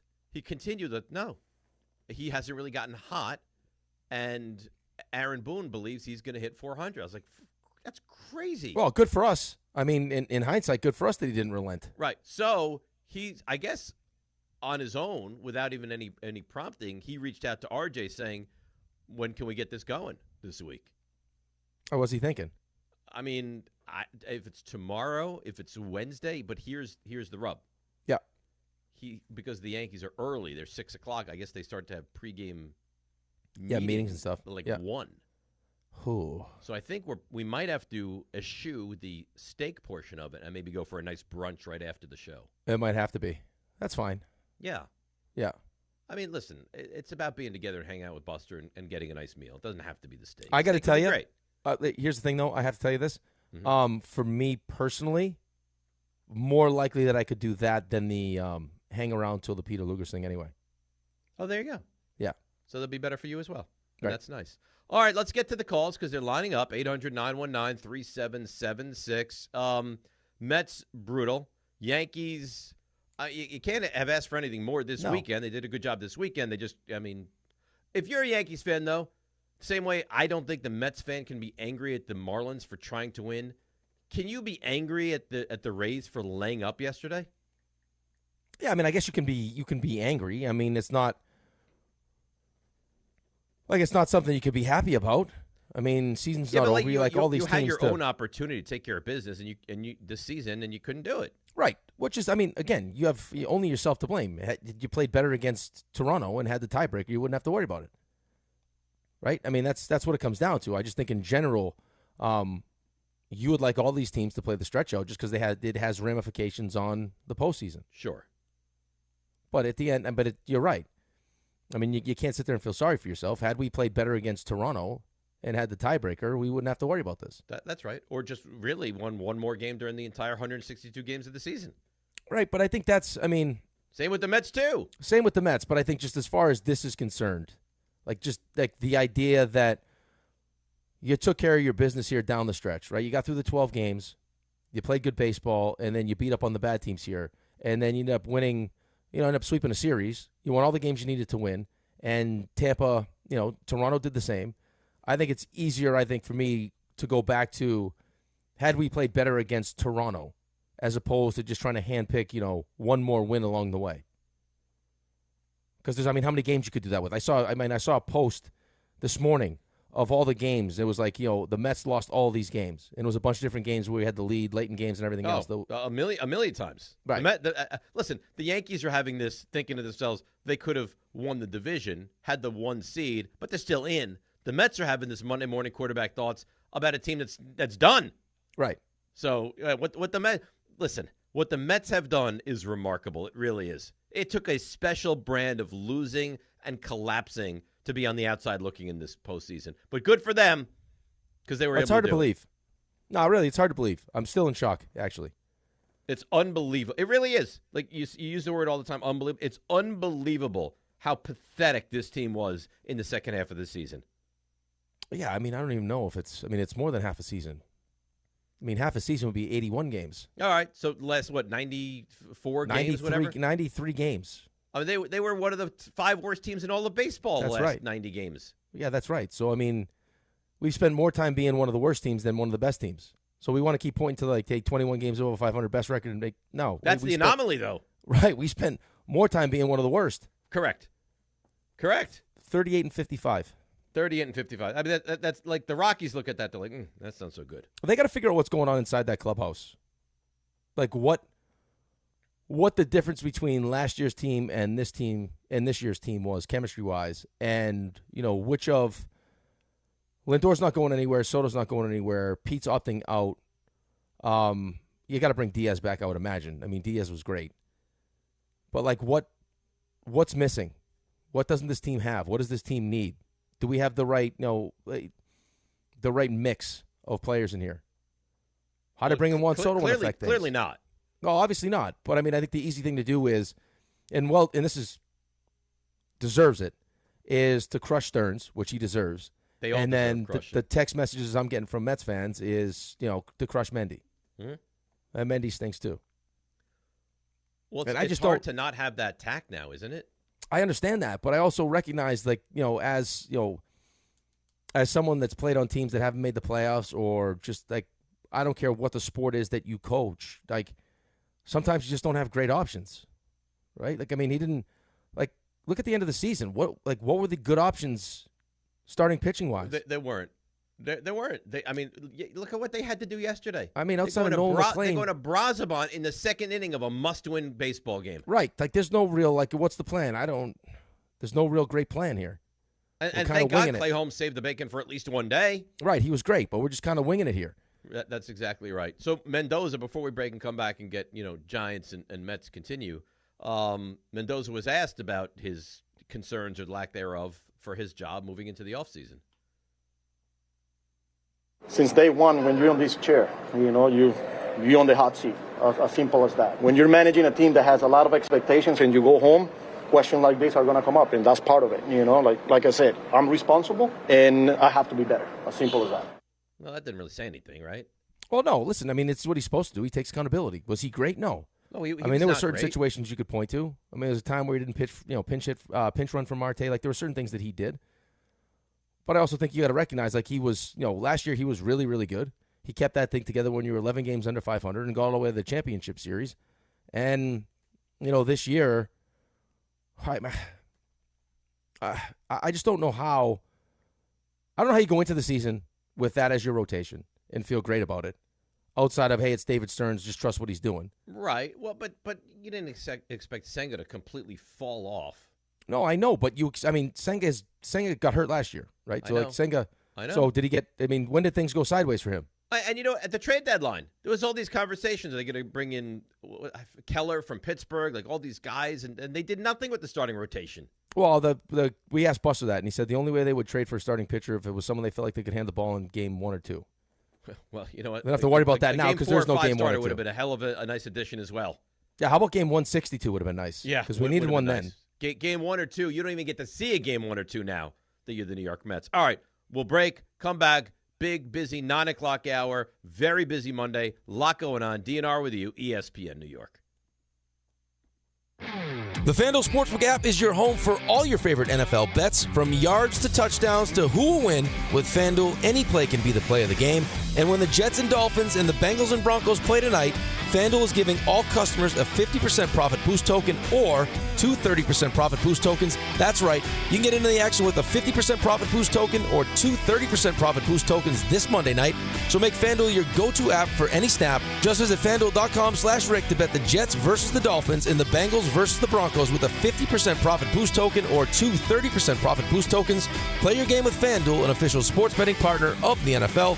Must be 21 and older and physically present in New York. Opt-in required. Bonus issued as non-withdrawable profit boost tokens. Restrictions do apply, including any token expiration and max wager amount. See terms at sportsbook.fanduel.com. For help with a gambling problem, call 1-877-8-HOPE-NY or text HOPE-NY at 467369. To help those who want to be helped, but may not be able to afford it. That's what PGA Tour winner Grayson Murray had envisioned for a foundation before he sadly took his own life at just 30 years old. His parents channeled their grief into creating the Grayson Murray Foundation, carrying out his vision to help those struggling with mental health and addiction. To donate and learn more, visit GraysonMurrayFoundation.com. This fall, don't sit on the sideline because of pain. If you're tired of waking up stiff, fighting neck, back, or joint pain, and missing out on the things you love, it's time to take action. Call Dr. Jay Shaw at Sandwell Pain, New Jersey's top pain specialist. Dr. Shaw is the Ivy League trained, double board certified, and laser focused on one thing: getting you back in the game. Living pain-free, no surgery, no cuts, no downtime. Just precise image-guided treatments that deliver real results. Whether it's sciatica, nerve pain, migraine, or chronic joint pain, Dr. Shaw will personalize a non-surgical game plan just for you without pain medication. Same-day and next-day appointments are available with offices in Woodbridge, Livingston, and Inglewood. Most major insurances are accepted, so what are you waiting for? Don't let pain keep you out of the action this season. Visit Sandwell Pain to text, call, or book online. You'll wish you met Dr. Jay Shaw a lot sooner. Relief starts today, and victory over pain is closer than you think. Every aspect of your business will operate better and faster with artificial intelligence. AI is a race, and companies that act first will win. Thrive Managed AI is your advantage over all your competitors. Thrive partners with you on a smart, secure AI strategy for your business. Then they deploy and manage it for you. Be first and win the race with Thrive Managed AI. Start with a complimentary strategy consultation at thrivenextgen.com/ESPN. That's thrivenextgen.com/ESPN. Out here, days are getting a little cooler, and mornings are starting with a few more layers. It's the season for more time at the grill, more feed for your animals. Heaters burn late into the night, and the woods start calling your name. We appreciate hard-working hands, shared moments, and love for our land. That's why season after season, we're here for your life out here. Tractor Supply. Hey, fans! Welcome back to Fansville's Cheers and Tears. Oh. Okay, so like everybody deals with losing, right? To a rival on a last-second field goal. Whatever, it's fine. I'm totally fine. But I cope with losing with an ice-cold Dr. Pepper. Those 23 flavors are like so delicious. They totally wash away the pain of your college football team taking a big fat L. College football. It's a pepper thing. Put it in the box. This is your radio home for New York Mets baseball. 880 ESPN, WHSQ, and WCBS FM HD2, New York. This is DiPietro and Rothenberg. Here's a run again by Dart. First and 10. He'll take it in. His first career touchdown. This is a home game against a 3-0 Chargers team where your season is falling apart. You just replaced Russell Wilson. Oh, and by the way, you're trying to save Brian Dable's job. Look, I got a lot of confidence in our rookie quarterback. And your best receiver goes down with an ACL, and the kid still finds a way to get a win? Obviously, this experience was a special one. All I can say is that in his first start, Jaxson Dart looked terrific. This is DiPietro and Rothenberg on ESPN New York and streaming live on YouTube. All right, DNR with you, big 9 o'clock hour. Bart and Carlin come your way at 10 o'clock. So I'm told that Chris Carlin called a game, maybe the Niners game yesterday? Vegas. The Vegas game Bears yesterday. game. Yeah. And the Vegas and the Bears game, and took a red eye back from Vegas. Yes. So he's probably very cranky today. Probably. And he has to stay at the station all day long. And I think he had Rutgers at Minnesota on Saturday. So he had Rutgers, Minnesota. That was on Saturday, right? That was on Saturday.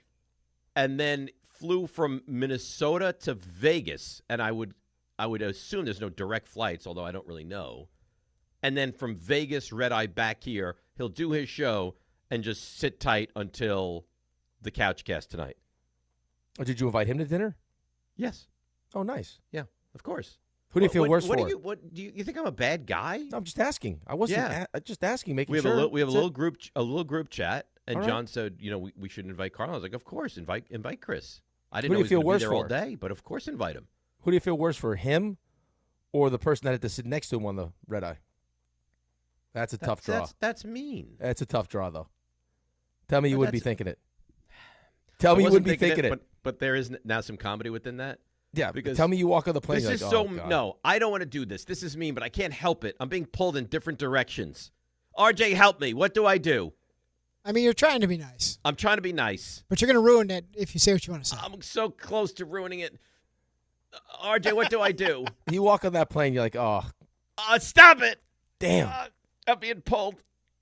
Do it. I'm Do not it. doing Do it. Do it. Do it. No, I won't do it. You want to? It's happening. I want it so badly, but I won't here. because I love Chris. No, because we're here, and this is what you do. You pretend that you don't want to be I don't want to do it. You say that, but eventually we're going to get there. So we're But not for the there sake right of this comedy, second. don't I have to do it? You have to. No, I can't. I won't. All right. I'm not doing it. Keep it to yourself, then. All right, then. All right, let's move along. Let's move along. We started the show crushing the Mets. They deserve to be crushed. They're an embarrassment, biggest embarrassment in all of baseball right now, the way they completely collapsed. Even the Tigers, who had a massive collapse, they didn't collapse the way the Mets did. At least they got in. Yeah, they're in the postseason. Yeah. Right. They're playing with the 12 teams in the postseason. The Mets are not. And the Astros are not either, but the Mets collapse was way bigger than I mean, I think if you really take a step back and try to decide, how disastrous this really was. If I told you before the season started that you'd be clawing for the third wild card and got into the postseason and then got whacked in the first round, you'd be like, no, it's a disappointing season. Well, they went to the NLCS last year. That's what I'm saying. If you go out and get Soto, spend $341 million, and with a third wild card and got swept in 2 games by the Dodgers, you'd be like, that's not a good season. No, it wouldn't have been a good season. But that would have been a whole heck of a lot better. I was expecting them, and I told you this the whole time we talked about what they were going to do potentially by getting to the postseason. I never, ever thought they beat the Dodgers.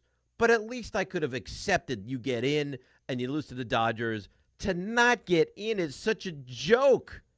Yeah, I think this is probably the worst. Oh, by far. Gagging the division down the stretch to the Braves when you won 101, that wasn't great. What happened? Your collapse, was it 7 games? Yeah, we're up 7 with 17 left. Oh, 7, yeah. Right, but at least the Phillies were a good team. You gagged this away. You spent, what is that, June, July, August, September. You spent how many months being one of the worst teams in baseball? 3.5 months. And lost out to the Reds. Who stink. And the other team that was trying to chase you down had sold at the deadline. I know. Now, I will say this from baseball circles. Manfred and even just baseball fans, you had a chance to have Mets-Dodgers. You now have Reds-Dodgers. Right. Yeah, that's not. As far as entertainment product is concerned, that's not what you want. But that is brutal. The Mets didn't deserve to be in the playoffs. They didn't deserve to be in the playoffs. By the way, do you know what time the Mets games would have been played? 9 o'clock. 9:08. Yeah. Yeah, that would have been a treat. We dodged the bullet. Oh, yeah, that's what we did. We dodged the real bullet. Yeah, thank God they didn't make it. Yeah, listen, why have us forfeit sleep to watch a team that doesn't deserve to be in the postseason anyway? They don't deserve our attention. They don't deserve any kindness. They don't deserve any positivity. Dude, I'll tell you what. As bad as it was, the one thing that will stick out to me about this season that really bothers me the most, is like the mental lapse, bad defense. I agree. When was it that Mauricio didn't cover third? Oh, he didn't cover third. There's a game. Beatty didn't cover third. Like the amount Holmes didn't cover the plate. Dude, I mean, I don't understand. There's no excuse for that. But doesn't at least some of that go on the manager? What is the manager supposed to do? I mean, have these guys like buttoned up to play baseball the right way? No, I'm missing it, so I'm wrong with that? No, this is not you coaching. So this is a player issue then? Yes. I shouldn't have to tell you how important the games are. I shouldn't have to remind you. Like, this is not me coaching a 12U baseball team where it's like, hey, guys, runners on first and second, just step on a base. Right. You're right. Guys, remember, runners bases loaded, play to any base. You don't do that, right? Hey, left field, make sure we're backing up to throw it. No. But how pathetic is it? Because it's they embarrassing. showed you where Mauricio was lined up with the runner on second base, and it just in its own right, it looked at like, boy, can he get to third if he steals third? Right. And then not only could he not get there, it didn't even occur to him that the guy would try to steal third base. No, well, you're not paying attention. Beatty did the same thing. I mean, he had Juan Soto Butcher playing right field. It's just like, I mean, the Holmes thing, the Holmes not covering home plate. It's like, come on, man. Like, I mean, we're probably sending you right to the How many times dugout. a year do you think a guy scores from second base on a wild pitch? I would love. Maybe to that know was the only time. Maybe it might have been, right. I mean, listen, PCA's fast, but there's no way that PCA should be able to score on a pass ball from second base. I don't care if it's Carl Lewis. You can't allow a guy to score from second base on a wild pitch. Right. Well, if you're not paying attention and you're standing at the pitcher's mound. But doesn't that define the Mets? Yeah. If you're not paying attention. I think it defines, or it doesn't define, but it definitely makes you take a step back and wondering what the hell's going on in that clubhouse. Because for me, that's a team leadership thing more than a manager thing. So who do you blame? You blame Lindor? I don't know. You blame Soto? I blame them all. I mean, I blame all of them. Marte's one of the vocal leaders. Just like how there's no sense of urgency or desperation or, hey, fellas, like we got to make sure that we're locked in here. Like our season is on the cusp of being one of the great disappointments in the history of the franchise. Let's make sure that, we go out and fundamentally we're as sound as possible. But that wasn't the case. Like in 2007, when they lost a 7-game lead with 17 to play, which is awful and embarrassing, and I wouldn't deny it for a second. This was a 2/3 of the season collapse. Right. You're talking about a portion of the season, like a larger portion of us being one of the worst teams than the best team. Right. Yeah. Right. Exactly that. All right. People want to talk about it, and then we certainly will get into the Giants as well. I don't know if you're going to find him sexy after this, but Sexy Ted in the truck, you're on ESPN. Sexy Ted is nasty. Like he's got a lot of nastiness to him, yeah. Go ahead, Ted. Listen, hey, guys, first off, good morning. But Good morning. I wouldn't say that I'm nasty. I'm just a little confused. You guys got the Yankees' second-best player, and you still missed out on the playoffs. I thought you guys were Big Brother. What happened? What happened, guys? I don't think I ever personally said that we were Big Brother. I think there's a lot of Mets fans. Yes, you did. I didn't say Big Brother. There's no way I said that. I was happy they got Soto. No, you listen, guys were puffing out your chest when you had Clay of course Holmes we were. as your number one in the spring. Average looking Ted. I remember actually saying that when Soto pulled the whole, I don't know where the Yankees are going to be in 5 years, I was critical, like, yeah, we all know where the Yankees are going to be in 5 years. The Mets are the team that have a hard time making the playoffs in back-to-back seasons. Listen, it's just crazy to me how, the Yankees were in the World Series last year with Soto. You guys get Soto, and he turns to shit. Dear God! I heard that. I heard that he's going to take a ban, a suspension. Oh, Ted, you were doing okay. You were pushing it. And this is what annoys me. What? He didn't turn to what he said. He was not bad this season. The guy had 43 home runs and 38 steals. Right, but see, I think what Ted fails to mention is what Ted fails to mention is that he just said that we got the Yankees' second best player. Right. The benefit for the Yankees was they have the best player. Correct. In all of baseball. But you want to? But I think the Yankees. We do not. The Yankees are a good baseball team. There's no doubt about that. Right. We're really going to sit here. Just We're going to no restraint from. But I also think that we would benefit. Like, I mean, that right there, in just saying that, is we got the Yankees' second best player, who now becomes our best player. Last year, you got to the World Series. But he's still a great player. No question. He's still a great player, obviously. But the Yankees had the best player and Soto. Right. We don't have Aaron Judge. But and it Soto turns was out terrific this year overall. And it turns out we had no pitching. Well, that's the problem. It wasn't about Soto. No, that's the thing. But people are going to look at it and blame Soto, and that's dumb. Well, no, I don't think he was blaming Soto. Oh, I he think was mocking Soto. No, I think he was mocking the Mets. No, and another thing, I don't if think he you're a listened Yankees fan and you want to have your pound of flesh today, you're well within your right. You really are. You can have at it and say all the crap you want to say. We're here. We'll take the slings and arrows. That's fine. But do not tell me that you don't care about the Mets. Well, of course he cares. I mean, Ted cares about the Mets because he but thinks that is people. That what you're, I don't care about the Mets. They're irrelevant. They're little brother. Right. Well, but if you're calling sports radio to crush them, which is within your right, then you do care about the Mets. RJ, do you sometimes wonder if Dave actually listens? I think he's got a lot going on. He's juggling over there. Like he's doing a lot of juggling. Well, because you keep saying the same thing, which is fine. Like you can beat this drum. What I'm saying to you is the reason why Ted, a Yankees fan, called today to mock the Mets is because it's his belief that the Mets fans started it by calling themselves Big Brother when they signed Soto. Had the Mets not said anything, in his opinion, like had Mets fans not puffed their chests out and said, "Hey, it's our town now because we got Juan Soto." Gotcha. You know that's why he's calling. So he got agitated by the Mets fan who said it's our town now. Right. Yeah. Well, I mean, I might have said that too.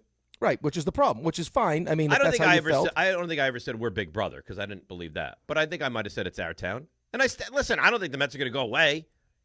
No, I don't think they're going to go away. But I think the Mets do also have to find a way to not have this happen, where it's yes, this is very bad. I would. Well, agree. no, but I'm saying like even in a season where we had Yankees fans calling about how much they hate the team, this team stinks, Cashman stinks, Boone stinks.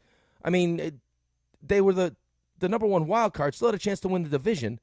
Won how many games? We didn't make the playoffs. Right. Well, it's not comparable. What the Yankees did and what the Mets did, it's not comparable. Right. So stop with the we're Big Brother. We just had that. I mean, we paid more money. That's all we did.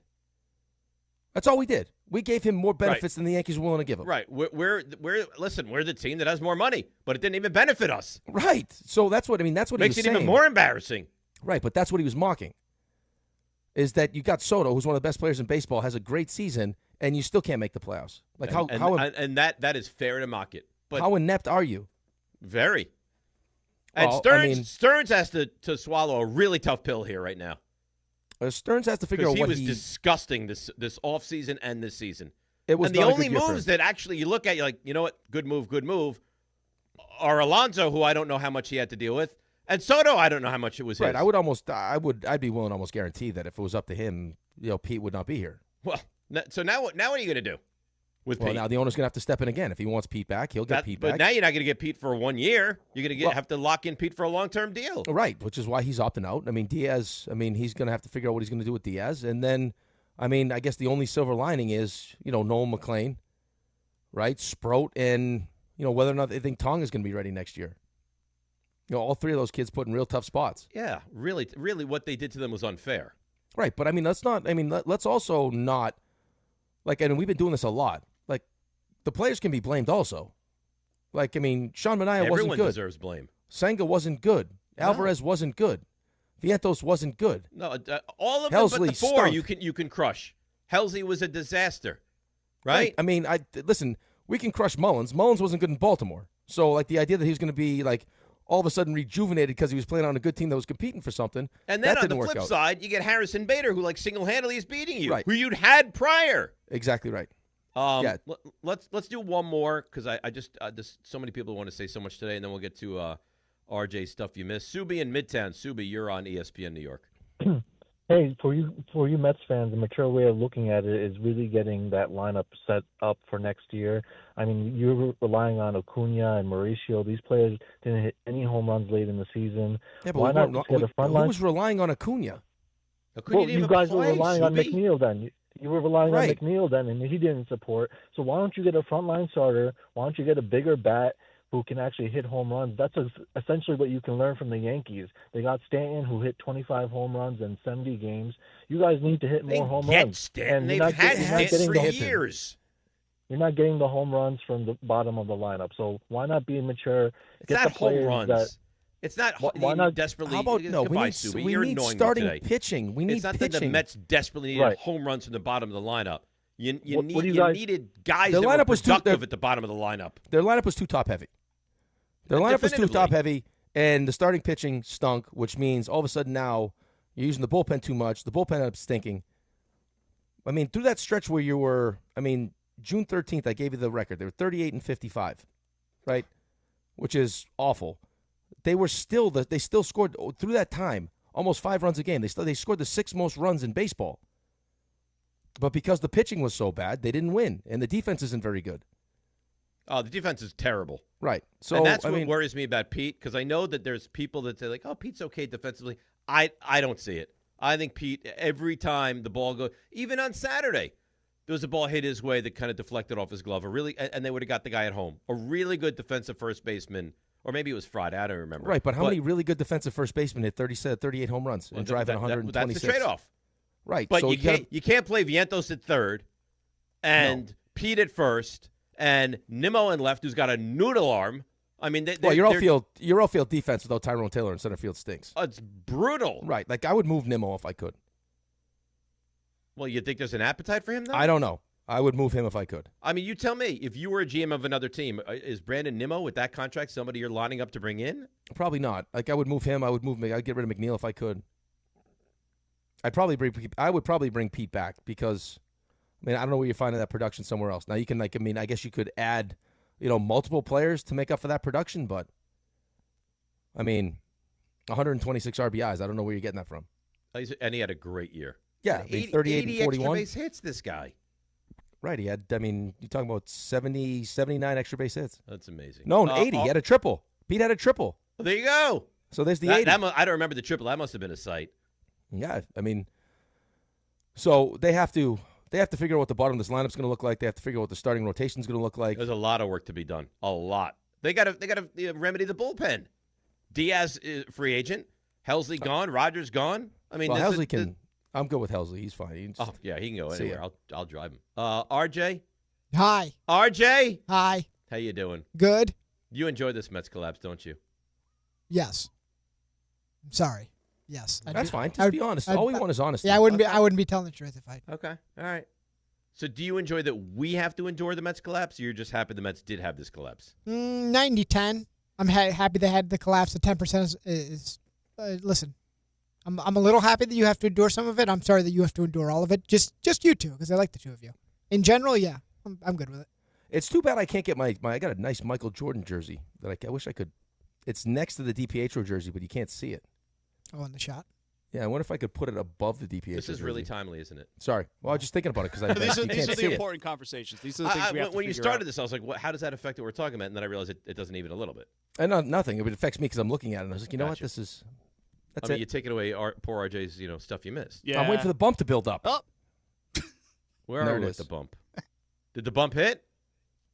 We are at we're a little below 1,000. Yep. Let's go, RJ. Bump it up. All right, RJ. 986. I'm thinking at least 1150. Let's see. Here is the human bump. Now. Walk-up three-pointer. He got it! See ya! Put it in the box! The you missed. Oh, alrighty. So since we're talking some baseball, let's get you all set up. Your wild card round is established. It'll be the Yanks and Sox, as we know. Then it's the Tigers, Guardians, Padres, Cubs. Over 1,000.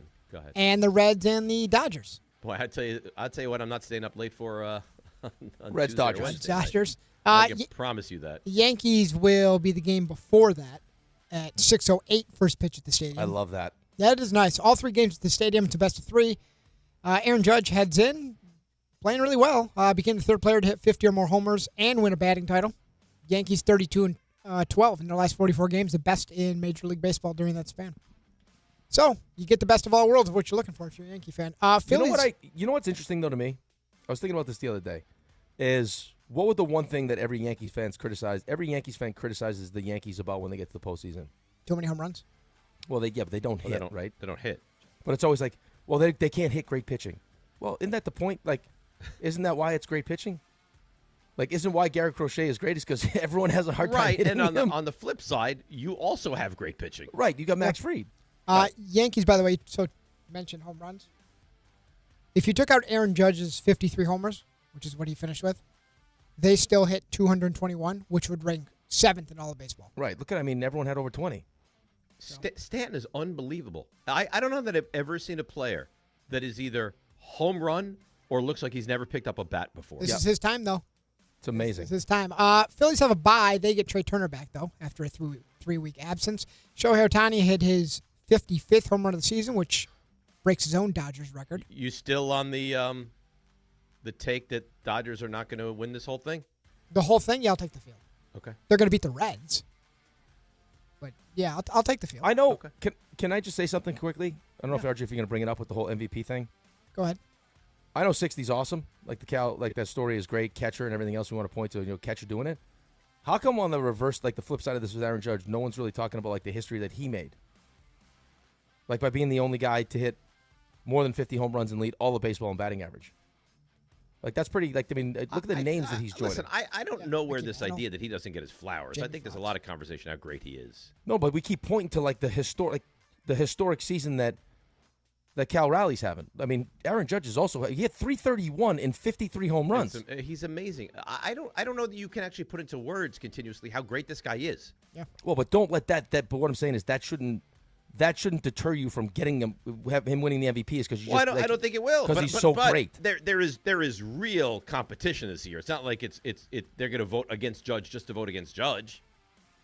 There is legitimate competition. Rowley's had an incredible season. Right, but I'm not saying vote against Judge just to vote against Judge. I'm saying because it's like, hey, let's recognize someone. We all know how great Judge is. Let's recognize someone that also had a great season, as opposed to really like taking a step back and just you're seeing one of the great right-handed hitters of all time. It's like he's in categories with Mickey Mantle and Jimmy Fox. The only thing I'll say is sometimes when you're that great, like it kind of wears off. Look at Ohtani. RJ said, he hit his 55th, and down the stretch he pitched unbelievable. And it's not like we're sitting here going crazy about him. Right, he's also like this is there was another stat I took a picture of. How many years he's had a WAR of 10 or more? Guys, it's ridiculous what he's doing. He's awesome. Right now. It's a lot of WAR. It's a lot of WAR. What is it good for? It's a good question. Absolutely nothing. So some numbers on the baseball season: 7 players hit 300 or better, which matches last year for the fewest since 1968. So no average being hit for whatsoever. Well, that's why you go to games. They don't even put average on the board anymore. They put OPS. Also, 0 no-hitters for the first time since 2005, and no team 100 games. Max Fried led the majors with 19 wins. No 20-game winners in consecutive seasons for the first time in Major League history. Did the Yankees? So the Yankees are going what? Fried, Rodon. Did they name a Game 3 starter? It lines up to be Schlittler, but we'll see if they alter that. That's the way it lines up. Cubs put their pitcher Cade Horton on the IL, which takes him out of the opening round, and Brian Snitker, who is the manager of the Braves, says he's unsure about his future. Some NFL injuries to tell you about. Justin Fields, good news, cleared protocol. He will start tonight. Remember, check out the Couchcast. Jets, Dolphins. Jets need to win this game tonight. Yep. Well, Tim Hasselbeck said it's very important. No, but I'm being serious. Like, you can't do the show tomorrow and have the Jets at 0-4 and not turning over the opposition. This is the first game in like 80 years that we get to week 4 and you have two teams playing each other that haven't turned over the opposition. I think that's right. Well, we'll see. Yeah. We shall see. Lamar Jackson left the Chiefs game yesterday with a hamstring injury, and Ravens put Nnamdi Madubuike on IR with a neck injury, so not a good stretch of time for them. Darnell Mooney, Falcons receiver, he leaves with a hamstring injury. And Brazil, if you're a fan of the NFL having games there, well, get used to it because they're going to have 3 more over the next 5 years. So that'll be a regular thing moving forward. I like Brazilian waxes, too. Well, I kind of like that Friday night game there. Yeah, one and done. Hopefully that's what they do. Seems that way. By the way, note on Jaxson Dart, second player since 2000 with a passing touchdown, rushing touchdown, 50 yards rushing in his first career start. That's my quarterback. Care to know He who had the the other other was? long run call back, too, where he got pulled out of the game afterwards. You did. Tim Tebow was the other one. I knew that, actually. I'd seen that stat. Good for you're bordering on 1,100, by the way. Bad Bunny is going to be your Super Bowl halftime show. So Is that why you've been playing Bad Bunny all day, Ray? That's it. That's the reason. Look, we put It's it all my together. That's going to be my birthday. It's going to be a great day. Wow. Great day, Super Bowl Sunday. Look at you, Ray. Maybe you go to the Super Bowl. Yeah, Maybe. but I'm confident your Cowboys will not be there, Ray. I'm pretty confident as well. Yeah. A historically bad defense won't get you there. Some college football. You probably didn't miss it, but boy, some great games over the weekend. Penn Alabama. State is they're pathetic. They can't beat ranked teams. It's we should have saw it coming. Oregon beats them. The interception in the second overtime, just sad. The whiteout game. Ole Miss jumped 9 spots in the AP poll to number 4. Oregon lands number 2 after Ole Miss hit with a Division II quarterback, beat up on LSU, and hey, maybe Alabama's back. My guy Kalen DeBoer, never doubted him. They beat number 5 Georgia. He's the answer. Did you guys watch the beginning? Did you watch Georgia come out onto the field? No. Yeah, dude. It was. I mean, why would you? It's almost like when you're getting paid as much money these guys are paid like, to stay in college. Stay in college. It was amazing. Dude. Oh, really? Oh, they Dave. had the light show in the stand. They had smoke coming up. They came running out. They must have given away bracelets to all the people in the crowd that were Yeah. that were on timers. They had fireworks going. It was unbelievable. My wife was like, "This is better than the NFL." I'm like, "Yeah, this is." There's better nothing than the close to NFL. that in the Nothing NFL. close to it. Europe holds off the U.S. U.S. tried to rally, but Ryder Cup, it really never got a whole lot better than it did Friday when we were there. We Horford still had a chance there at the end. It would have been real wild. could have been. The Helsley match there at the end. They win that match. Now it gets interesting. Al But Horford. They fell too far behind, right? Yeah. They got killed in the first 2 days, like Yeah. just Yeah. demolished. And then DeChambeau, then there was almost a fight on the greens because I saw that. Yeah, Justin Rose was trying to putt, and then DeChambeau's caddy came walking in, so he said something to him, and then Scheffler's caddy got involved, got a little wild. And then Rory got into it with the crowd, right? Yeah, well, Roy told him to shut the bleep up. Yeah, and then somebody threw a drink at his wife. Yeah, Really? It That got got awful. feisty. Yeah, it did. Al Horford signed a multi-year deal with the Warriors. No timetable for return for Joel Embiid or Paul George just yet. Boy, this thing you talked enough about how big of a deal this is. Juju Watkins tore ACL. Going to miss the entire season with USC. And some hockey notes. Alexander Barkov told you about him Friday. He's going to miss a whole bunch of time. He hurt multiple ligaments? Yeah. Didn't Juju Watkins, didn't she tear it last year? Yeah. Yeah, it's not good so far. So it sounds like she's going to miss all of this year. Ugh. Mason McTavish of the Ducks, 6-year, $42 million Oh, they extension. finally got that deal done. He had left and went to Ottawa to skate. And really nice moment, Marc-Andre Fleury. That was nice. The final No, it moment with the. wasn't. I know you're not a fan, He can kick rocks. but it was a nice moment. Do you not have a soul? What's the matter No. with you? He doesn't like him. It's horse teeth. He signed on to. Listen. If you were in Rick's position, you'd feel the same He way. he started and played and won an exhibition preseason game. Awesome. He's done now. Good for him. A real nastiness. Yeah, well that's it. Some would say it's deserved. We end on a sour note, but that's it. By the way, such trash too that the Ryder Cup has a rule, and I know it's been instituted since the Ryder Cup, that if you withdraw from a match, you still get a half point. Yeah, it's terrible. How does that make any sense? They got to change that. Stupid rule. All right. On that note, let's break. Phone line still There's lit no up. interest. None. What do you want me to do? Could not You've be already less carried than- us late. I don't now even you know what worried the hell about you're the clock? talking about, to be honest. I mean, if you want complete frankness, I am uncertain what you're even talking about. Victor Hovland didn't play in the singles matches because he hurt his neck. So he pulls out, can't play. And rather than say, hey, you can't play so the Team USA gets the full point, they split the point, and each gets a half point. That is ridiculous. Thank you. That is ridiculous. Nice. Good Are take. you happy now? That's now a I'm good take. engaged. Crazy. An outrage. There's treachery afoot. That is nonsensical. And I'm upset about it. I might bring this up on the Couchcast tonight. Yeah. There's One any more chance quick. we break down some golf on the Couchcast? Some Ryder Cup. No. I was just saying to you, just quickly, because there's people that wanted to tune in to hear about the Ryder Cup.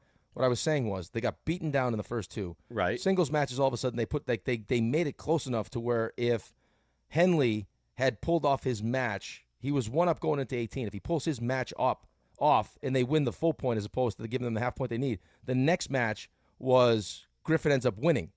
So now now you got the last three, like the last three were tied. So it could have got like really, really interesting, but Lowry ends up hitting the Question putt. for you, Yeah. and then we'll break because we're Okay. late. Yeah. You prefer Ryder Cup or the Masters? Ooh. I like the Ryder Cup. Oh, wow. Yeah. So the Ryder Cup is your favorite golf event going? I like to see the players like this, like how animated and how the excitement. Yeah. I like the team aspect of it. Let's break. Come back. Giants great win. Giants massive injury. Mets massive collapse. 1-800-919-3776. DNR with you right here on ESPN New York. All right, let's see what's happening on the roads and bring in our favorite. Here's the great Debbie Duhame. Hi, Dave. Hi, Rick. Yep, hope the Mets make a move to improve. They certainly need to do something. Let's see what's happening. Let's try to do something here on 80. You try to avoid it. 80 westbound. Up exit 30 in Mount Arlington. Overturned tractor trailer's been out there since 5 this morning. It'll cost you an hour to get through that area. 80 west into Mount Arlington. Try 46 instead. Over the Throgs Neck Bridge into Queens, it's construction. Route 100 south at the Sprain and Hawthorne. It's a collision. Traffic is sponsored by Park Whiz. New Yorkers know the hacks. Here's one for parking. Park Whiz. Reserve ahead and pay up to 50% less than drive-up rates. With Park Whiz, you can book your parking in advance. Skip the hassle of searching and save every time you park. Smarter parking starts here. Download the Park Whiz app today. I'm Debbie Duhame on 880 ESPN New York. D'Agostino & Associates is a legacy firm, and I'm proud to be a part of that legacy. I'm Jenna D'Agostino, and like my father, I fight to get justice for the injured. The hustle and grit of these streets shaped me. I'm John D'Agostino, and from the concrete to the courtroom, I built this injury firm 35 years ago to get accident victims justice. So call my team first, 1-800-BITE-BACK. That's 1-800-248-3222.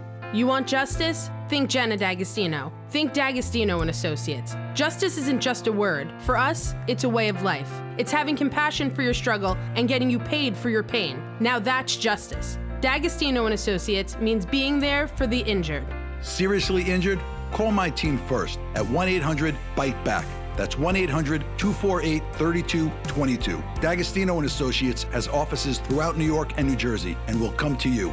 I've been there, and I'll be there for you. D'Agostino Law, Bite Back. The FanDuel Sportsbook app is your home for all your favorite NFL bets, from yards to touchdowns to who will win. With FanDuel, any play can be the play of the game. And when the Jets and Dolphins and the Bengals and Broncos play tonight, FanDuel is giving all customers a 50% profit boost token or two 30% profit boost tokens. That's right. You can get into the action with a 50% profit boost token or two 30% profit boost tokens this Monday night. So make FanDuel your go-to app for any snap. Just visit FanDuel.com/Rick to bet the Jets versus the Dolphins and the Bengals versus the Broncos with a 50% profit boost token or two 30% profit boost tokens. Play your game with FanDuel, an official sports betting partner of the NFL. Must be 21 and older and physically present in New York. Opt-in required. Bonus issued as non-withdrawable profit boost tokens. Restrictions do apply, including any token expiration and max wager amount. See terms at sportsbook.fanduel.com. For help with a gambling problem, call 1-877-8-HOPE-NY or text HOPE-NY at 467369. We are proud to serve our country, to serve our local communities, to wear the uniform, to be a soldier, to serve abroad when and where duty calls. We are ready to stand with our brothers and sisters to defend, to serve, to fight. We're always ready, we're always there. We are the New York Army National Guard. Sponsored by the New York Army National Guard. To help those who want to be helped, but may not be able to afford it. That's what PGA Tour winner Grayson Murray had envisioned for a foundation before he sadly took his own life at just 30 years old. His parents channeled their grief into creating the Grayson Murray Foundation, carrying out his vision to help those struggling with mental health and addiction. To donate and learn more, visit GraysonMurrayFoundation.com. Every great team has its core players, but when the season gets tough, adding the right free agent can make all the difference. The same goes for business. At Robert Half, we found that 67% of companies surveyed plan to increase their use of contract talent to handle workload peaks and backlogged projects. With Robert Half's specialized recruiters' experience, combined with our award-winning AI, you can quickly find the skilled candidates you want. At Robert Half, we know talent. Discover how we can help at roberthalf.com/talent. Whether you're building a single roof or a successful roofing business, roofing contractors like you need the right tools for the job, and software is no exception. Service Titan is on a mission to be the most powerful software platform for the trades, with purpose-built technology proven to maximize revenue, streamline operations, and deliver 5-star customer experiences. We are taking roofing companies like yours to the next level and beyond. Service Titan. We are built for this. See what we can do for roofers at servicetitan.com.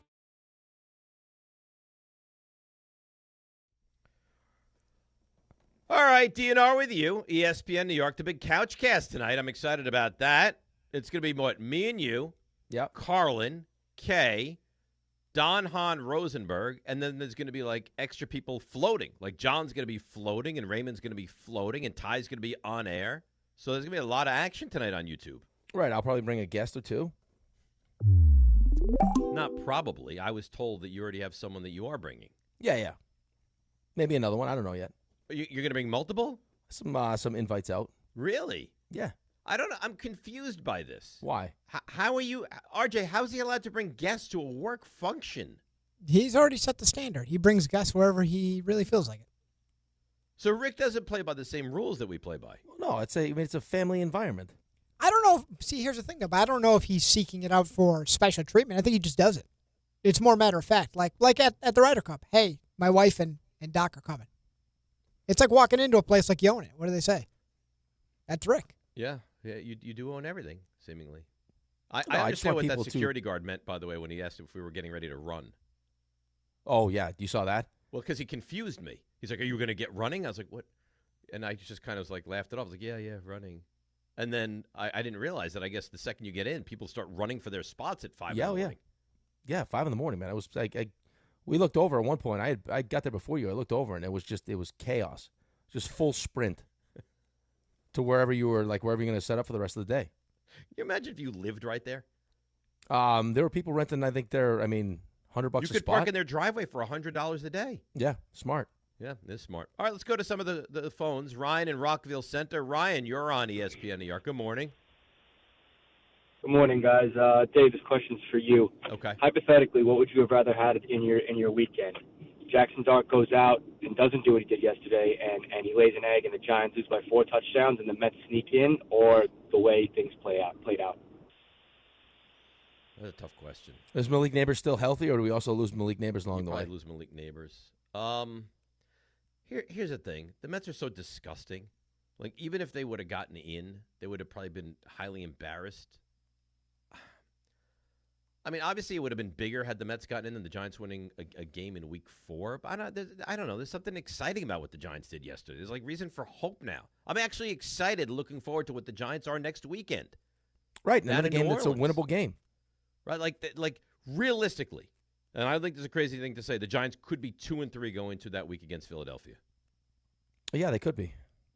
That's exciting. They should have beat the Cowboys, too. So, I mean, if you want to throw that into the mix.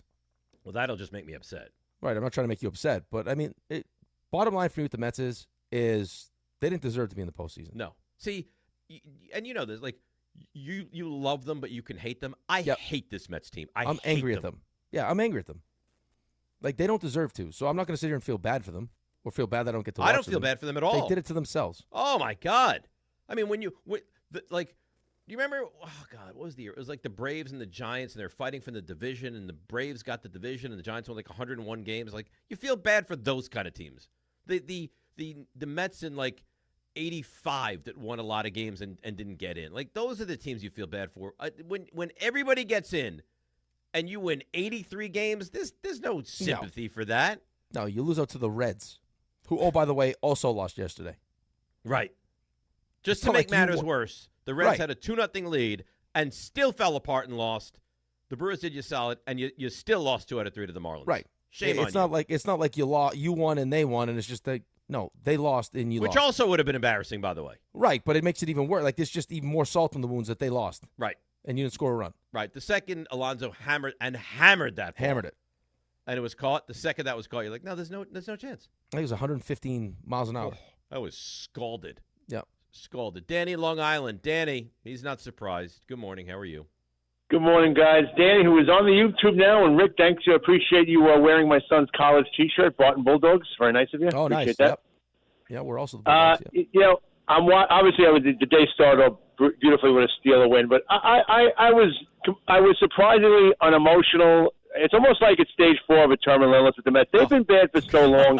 It's what I remember how I felt when everything went great. We beat the Cubs and the Dodgers to get to the World Series, and then 7 days later it's over.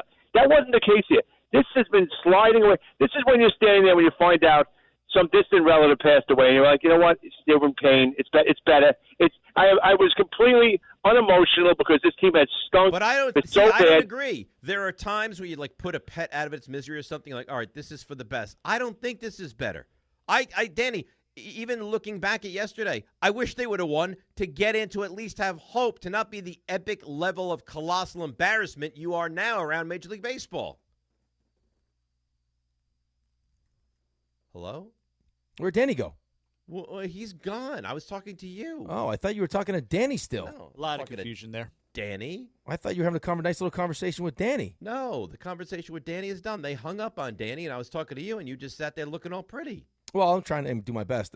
Here's what I would equate it to, and I don't know if this is the proper way to like proper analogy, but I've had instances with my son where he'll. Is this a base running story? No, it's not a base running. So just in general, with things it'll be if he gets upset after a game or he has a test that he takes that he doesn't do well in, and he expects me to be upset, and I'm like, how could I be upset? How could you be upset?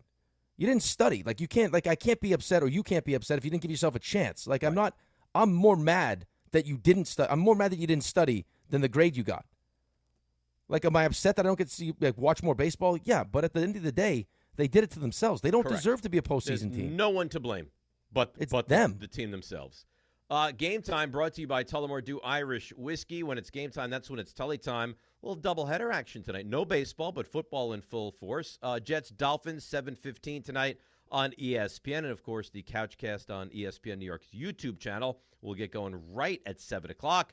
And then the Bengals are in Denver to take on the Broncos at 8:15 on ABC. I know that's a big Survivor game for people as well. And that's Game Time, brought to you by Tullamore Dew, the original triple distilled, triple blended, and triple cask matured Irish whiskey. Be sure to grab a Tullamore Dew or try the new Tullamore Dew Honey during today's action. Glasses up to enjoying Tullamore Dew responsibly. Let's take a break, come back, put a bow on this, get you ready for Bart and Carlin. It's DNR with you right here on ESPN New York. You know so much about who you are. But do you know what makes your body your body? With over 100 lab tests and insights, Function can help you know the truth. Because you know you're made of grit, wit, and a good heart. But just how healthy is that heart? You know you're made up of all the places you've called home. You know you're made of your mom's sarcasm. And now you can find out if you have her thyroid too. You know you're made of college all-nighters and 30s early-nighters, but those still don't explain your sleep issues. You know that you're made up of good meals with even better conversation. But are you actually absorbing those nutrients? A Function membership gives you a comprehensive health check with results tracked over time. Find out what you're made of at functionhealth.com. Hey Yankees fans, hit your next adventure out of the park and onto the water with City Cruises New York. Sail your way to epic skyline views, delicious dining, and premium drinks. Upgrade your game day with a dining cruise, a cocktail sail, or a night with your favorite entertainers aboard City Cruises Live. Whether you're celebrating a win or just the weekend, City Cruises is a shipload of fun. Proud partner of the New York Yankees. Book today at citycruises.com/New York. 1-877 Cards for Kids. KARS Cards for Kids. 1-877 Cards for Kids. Donate your card today. 1-877 Cars for Kids. KARS Cars for Kids. 1-877 Cars for Kids.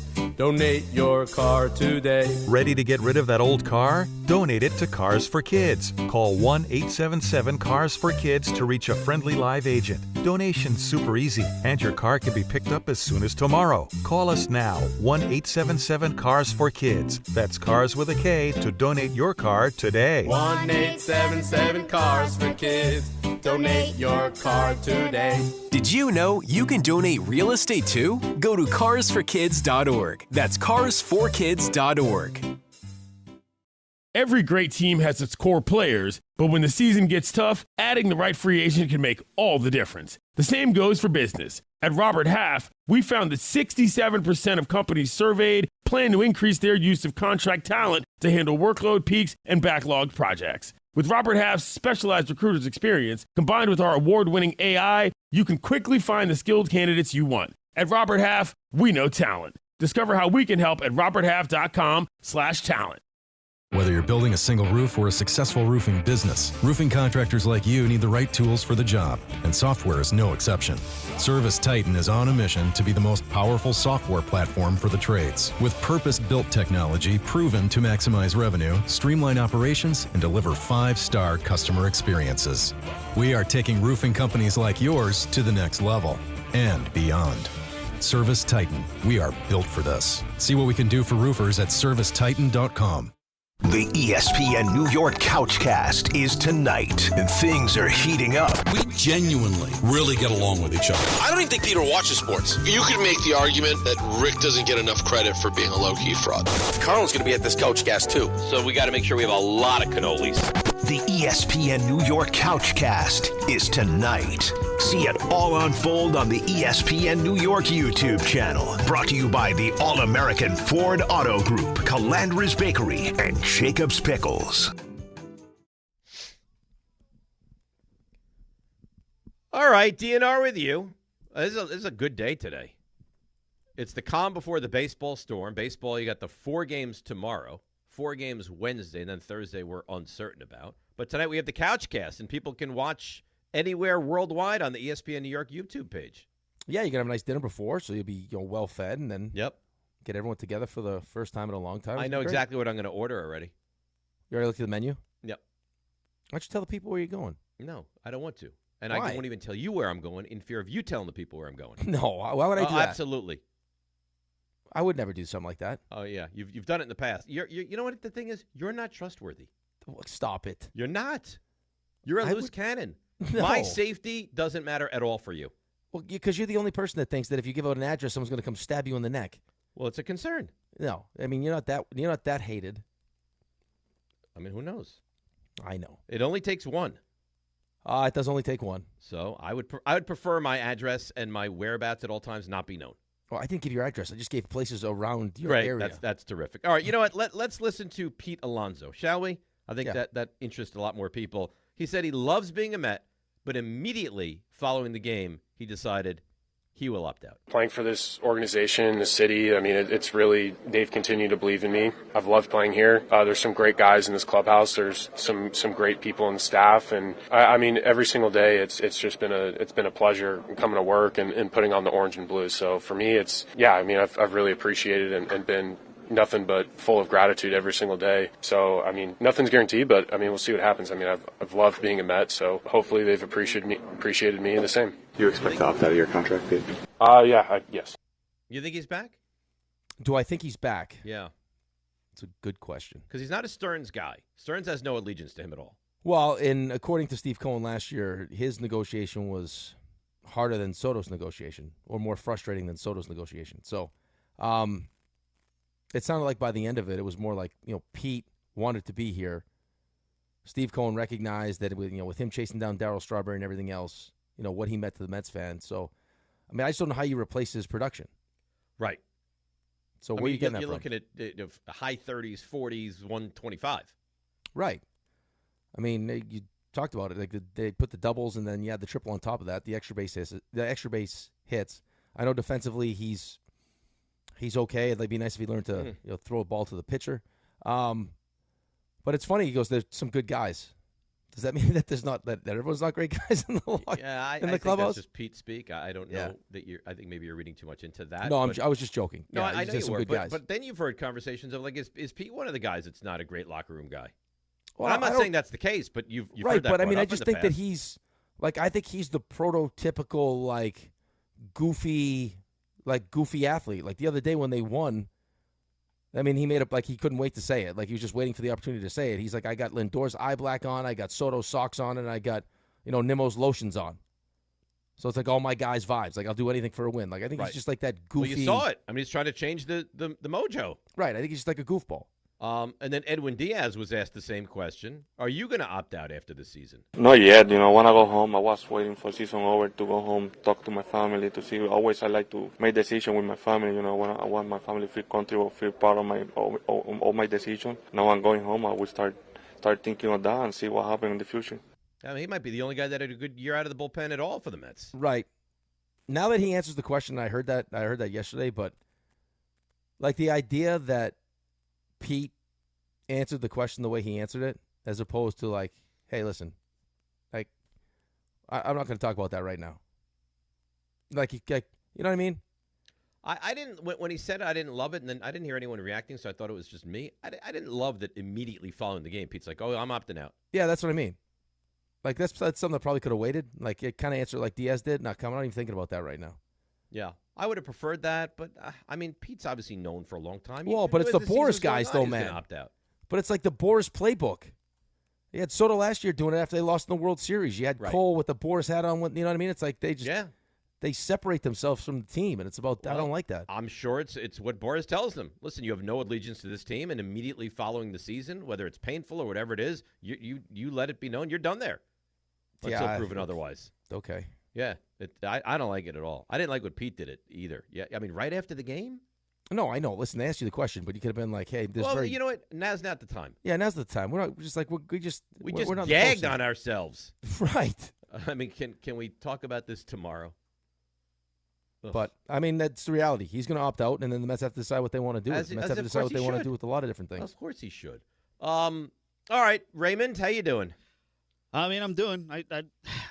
I don't know what I'm feeling. Still reacting to this tie. Like it's terrible. Weird. It's better than a loss. Is it?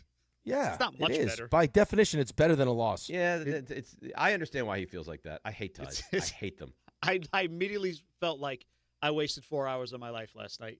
It's like I could have just gone to sleep.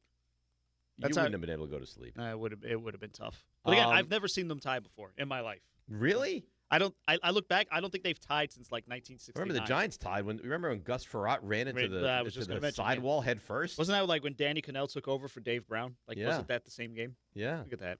It kind of puts your cousin that lives in the locker room in a weird spot. Like, how does she celebrate a tie? Well, you can't celebrate a tie. I don't think anyone's celebrating. Does she shower with the guys or no? No, that's a question for her. Yeah. All right, Raymond, on that note, would you like to do your 3 stars? That'd be great. Let's go. Today's 3 stars. Number 3. I mean, the other story of the day, I mean, besides Jaxson Dart, and, the Giants may have their guy, so congratulations on that, Dave, but it may have cost you everything, and it may have, you lose Neighbors, and then, like, this thing with the Mets, and now you've got these angry Yankee fans blowing up your inbox. Rick is trying to tell you what the deal is. The people that you're hearing from are probably people that have Mets fans in their lives that were busting their chops when Soto chose the Mets. You didn't think we caught that, did you? When the Yankees eventually lose this postseason, I will take great joy in that as well. Right. I'm sure you'll send Ray some nasty emojis. Now, see, here's the thing. If you knew that you couldn't say that, you wouldn't have stopped and reset. So I know that you can't say that. Ray's very sensitive. All right, I'd like to retract myself. He was mocking me. I was called repulsive last week. What are you talking about? Not by me. And then there's people like Ted crossing the line. The Yankees were in the World Series last year with Soto. You guys get Soto, and he turns to oh, dear God! I heard that. Ted, you're going to be on the shelf for a little while. Sorry, buddy. I heard that. He's going to take a ban, a suspension. Number 2. Great stories with Dave. Talking about his days as a soccer coach. I did have an incident with my assistant coach, though. What'd you do to him? Well, it's more what he did. So all year long, this one kid begging to take a goal. I want to take the goal kick. Let me take the goal kick. So my genius assistant coach decides the last game in an undefeated season, up by 1, with like 3 minutes to go, sure, let him take the goal kick now. The kid pretty much whiffs on it. It dribbles a foot out in front of him. The other team picks it up, pops it in, goal, tie game. Oh. I undressed him on the sideline. Oh, yeah, you did. He almost ruined everything. I still mention it to him every time I see him. Like, remember when he tried to sabotage our undefeated season? Yeah, RJ's right. I'll take it back. Maybe you love winning more. Maybe you do. Number 1. Make sure to check out the Couchcast tonight on YouTube. Rick has already told you where he'll be. Maybe I could be nestled up under Carlin's bosoms. Well, then all comfy. We won't see you. Well, I'm not saying tuck them over my head. I'm saying like into them. I'm not saying throw them over my Use head. it as a blanket? I was thinking more like a pillow. More pillow, less blanket. You know where to find him. That we won't see you. I don't know. Maybe he's gone in hiding. Carlin's sitting in studio, by the way. He's here. He's ready to go. I'm sure he feels really great about this conversation. All right. On that note, it's Rule 76. No excuse playing a champion is DiPietro Rothenberg and Mets suck. Giants are back! Right here on ESPN New York and, of course, on YouTube. Around the league, we'll do that. All the Monday normal things that we do. We go around the league.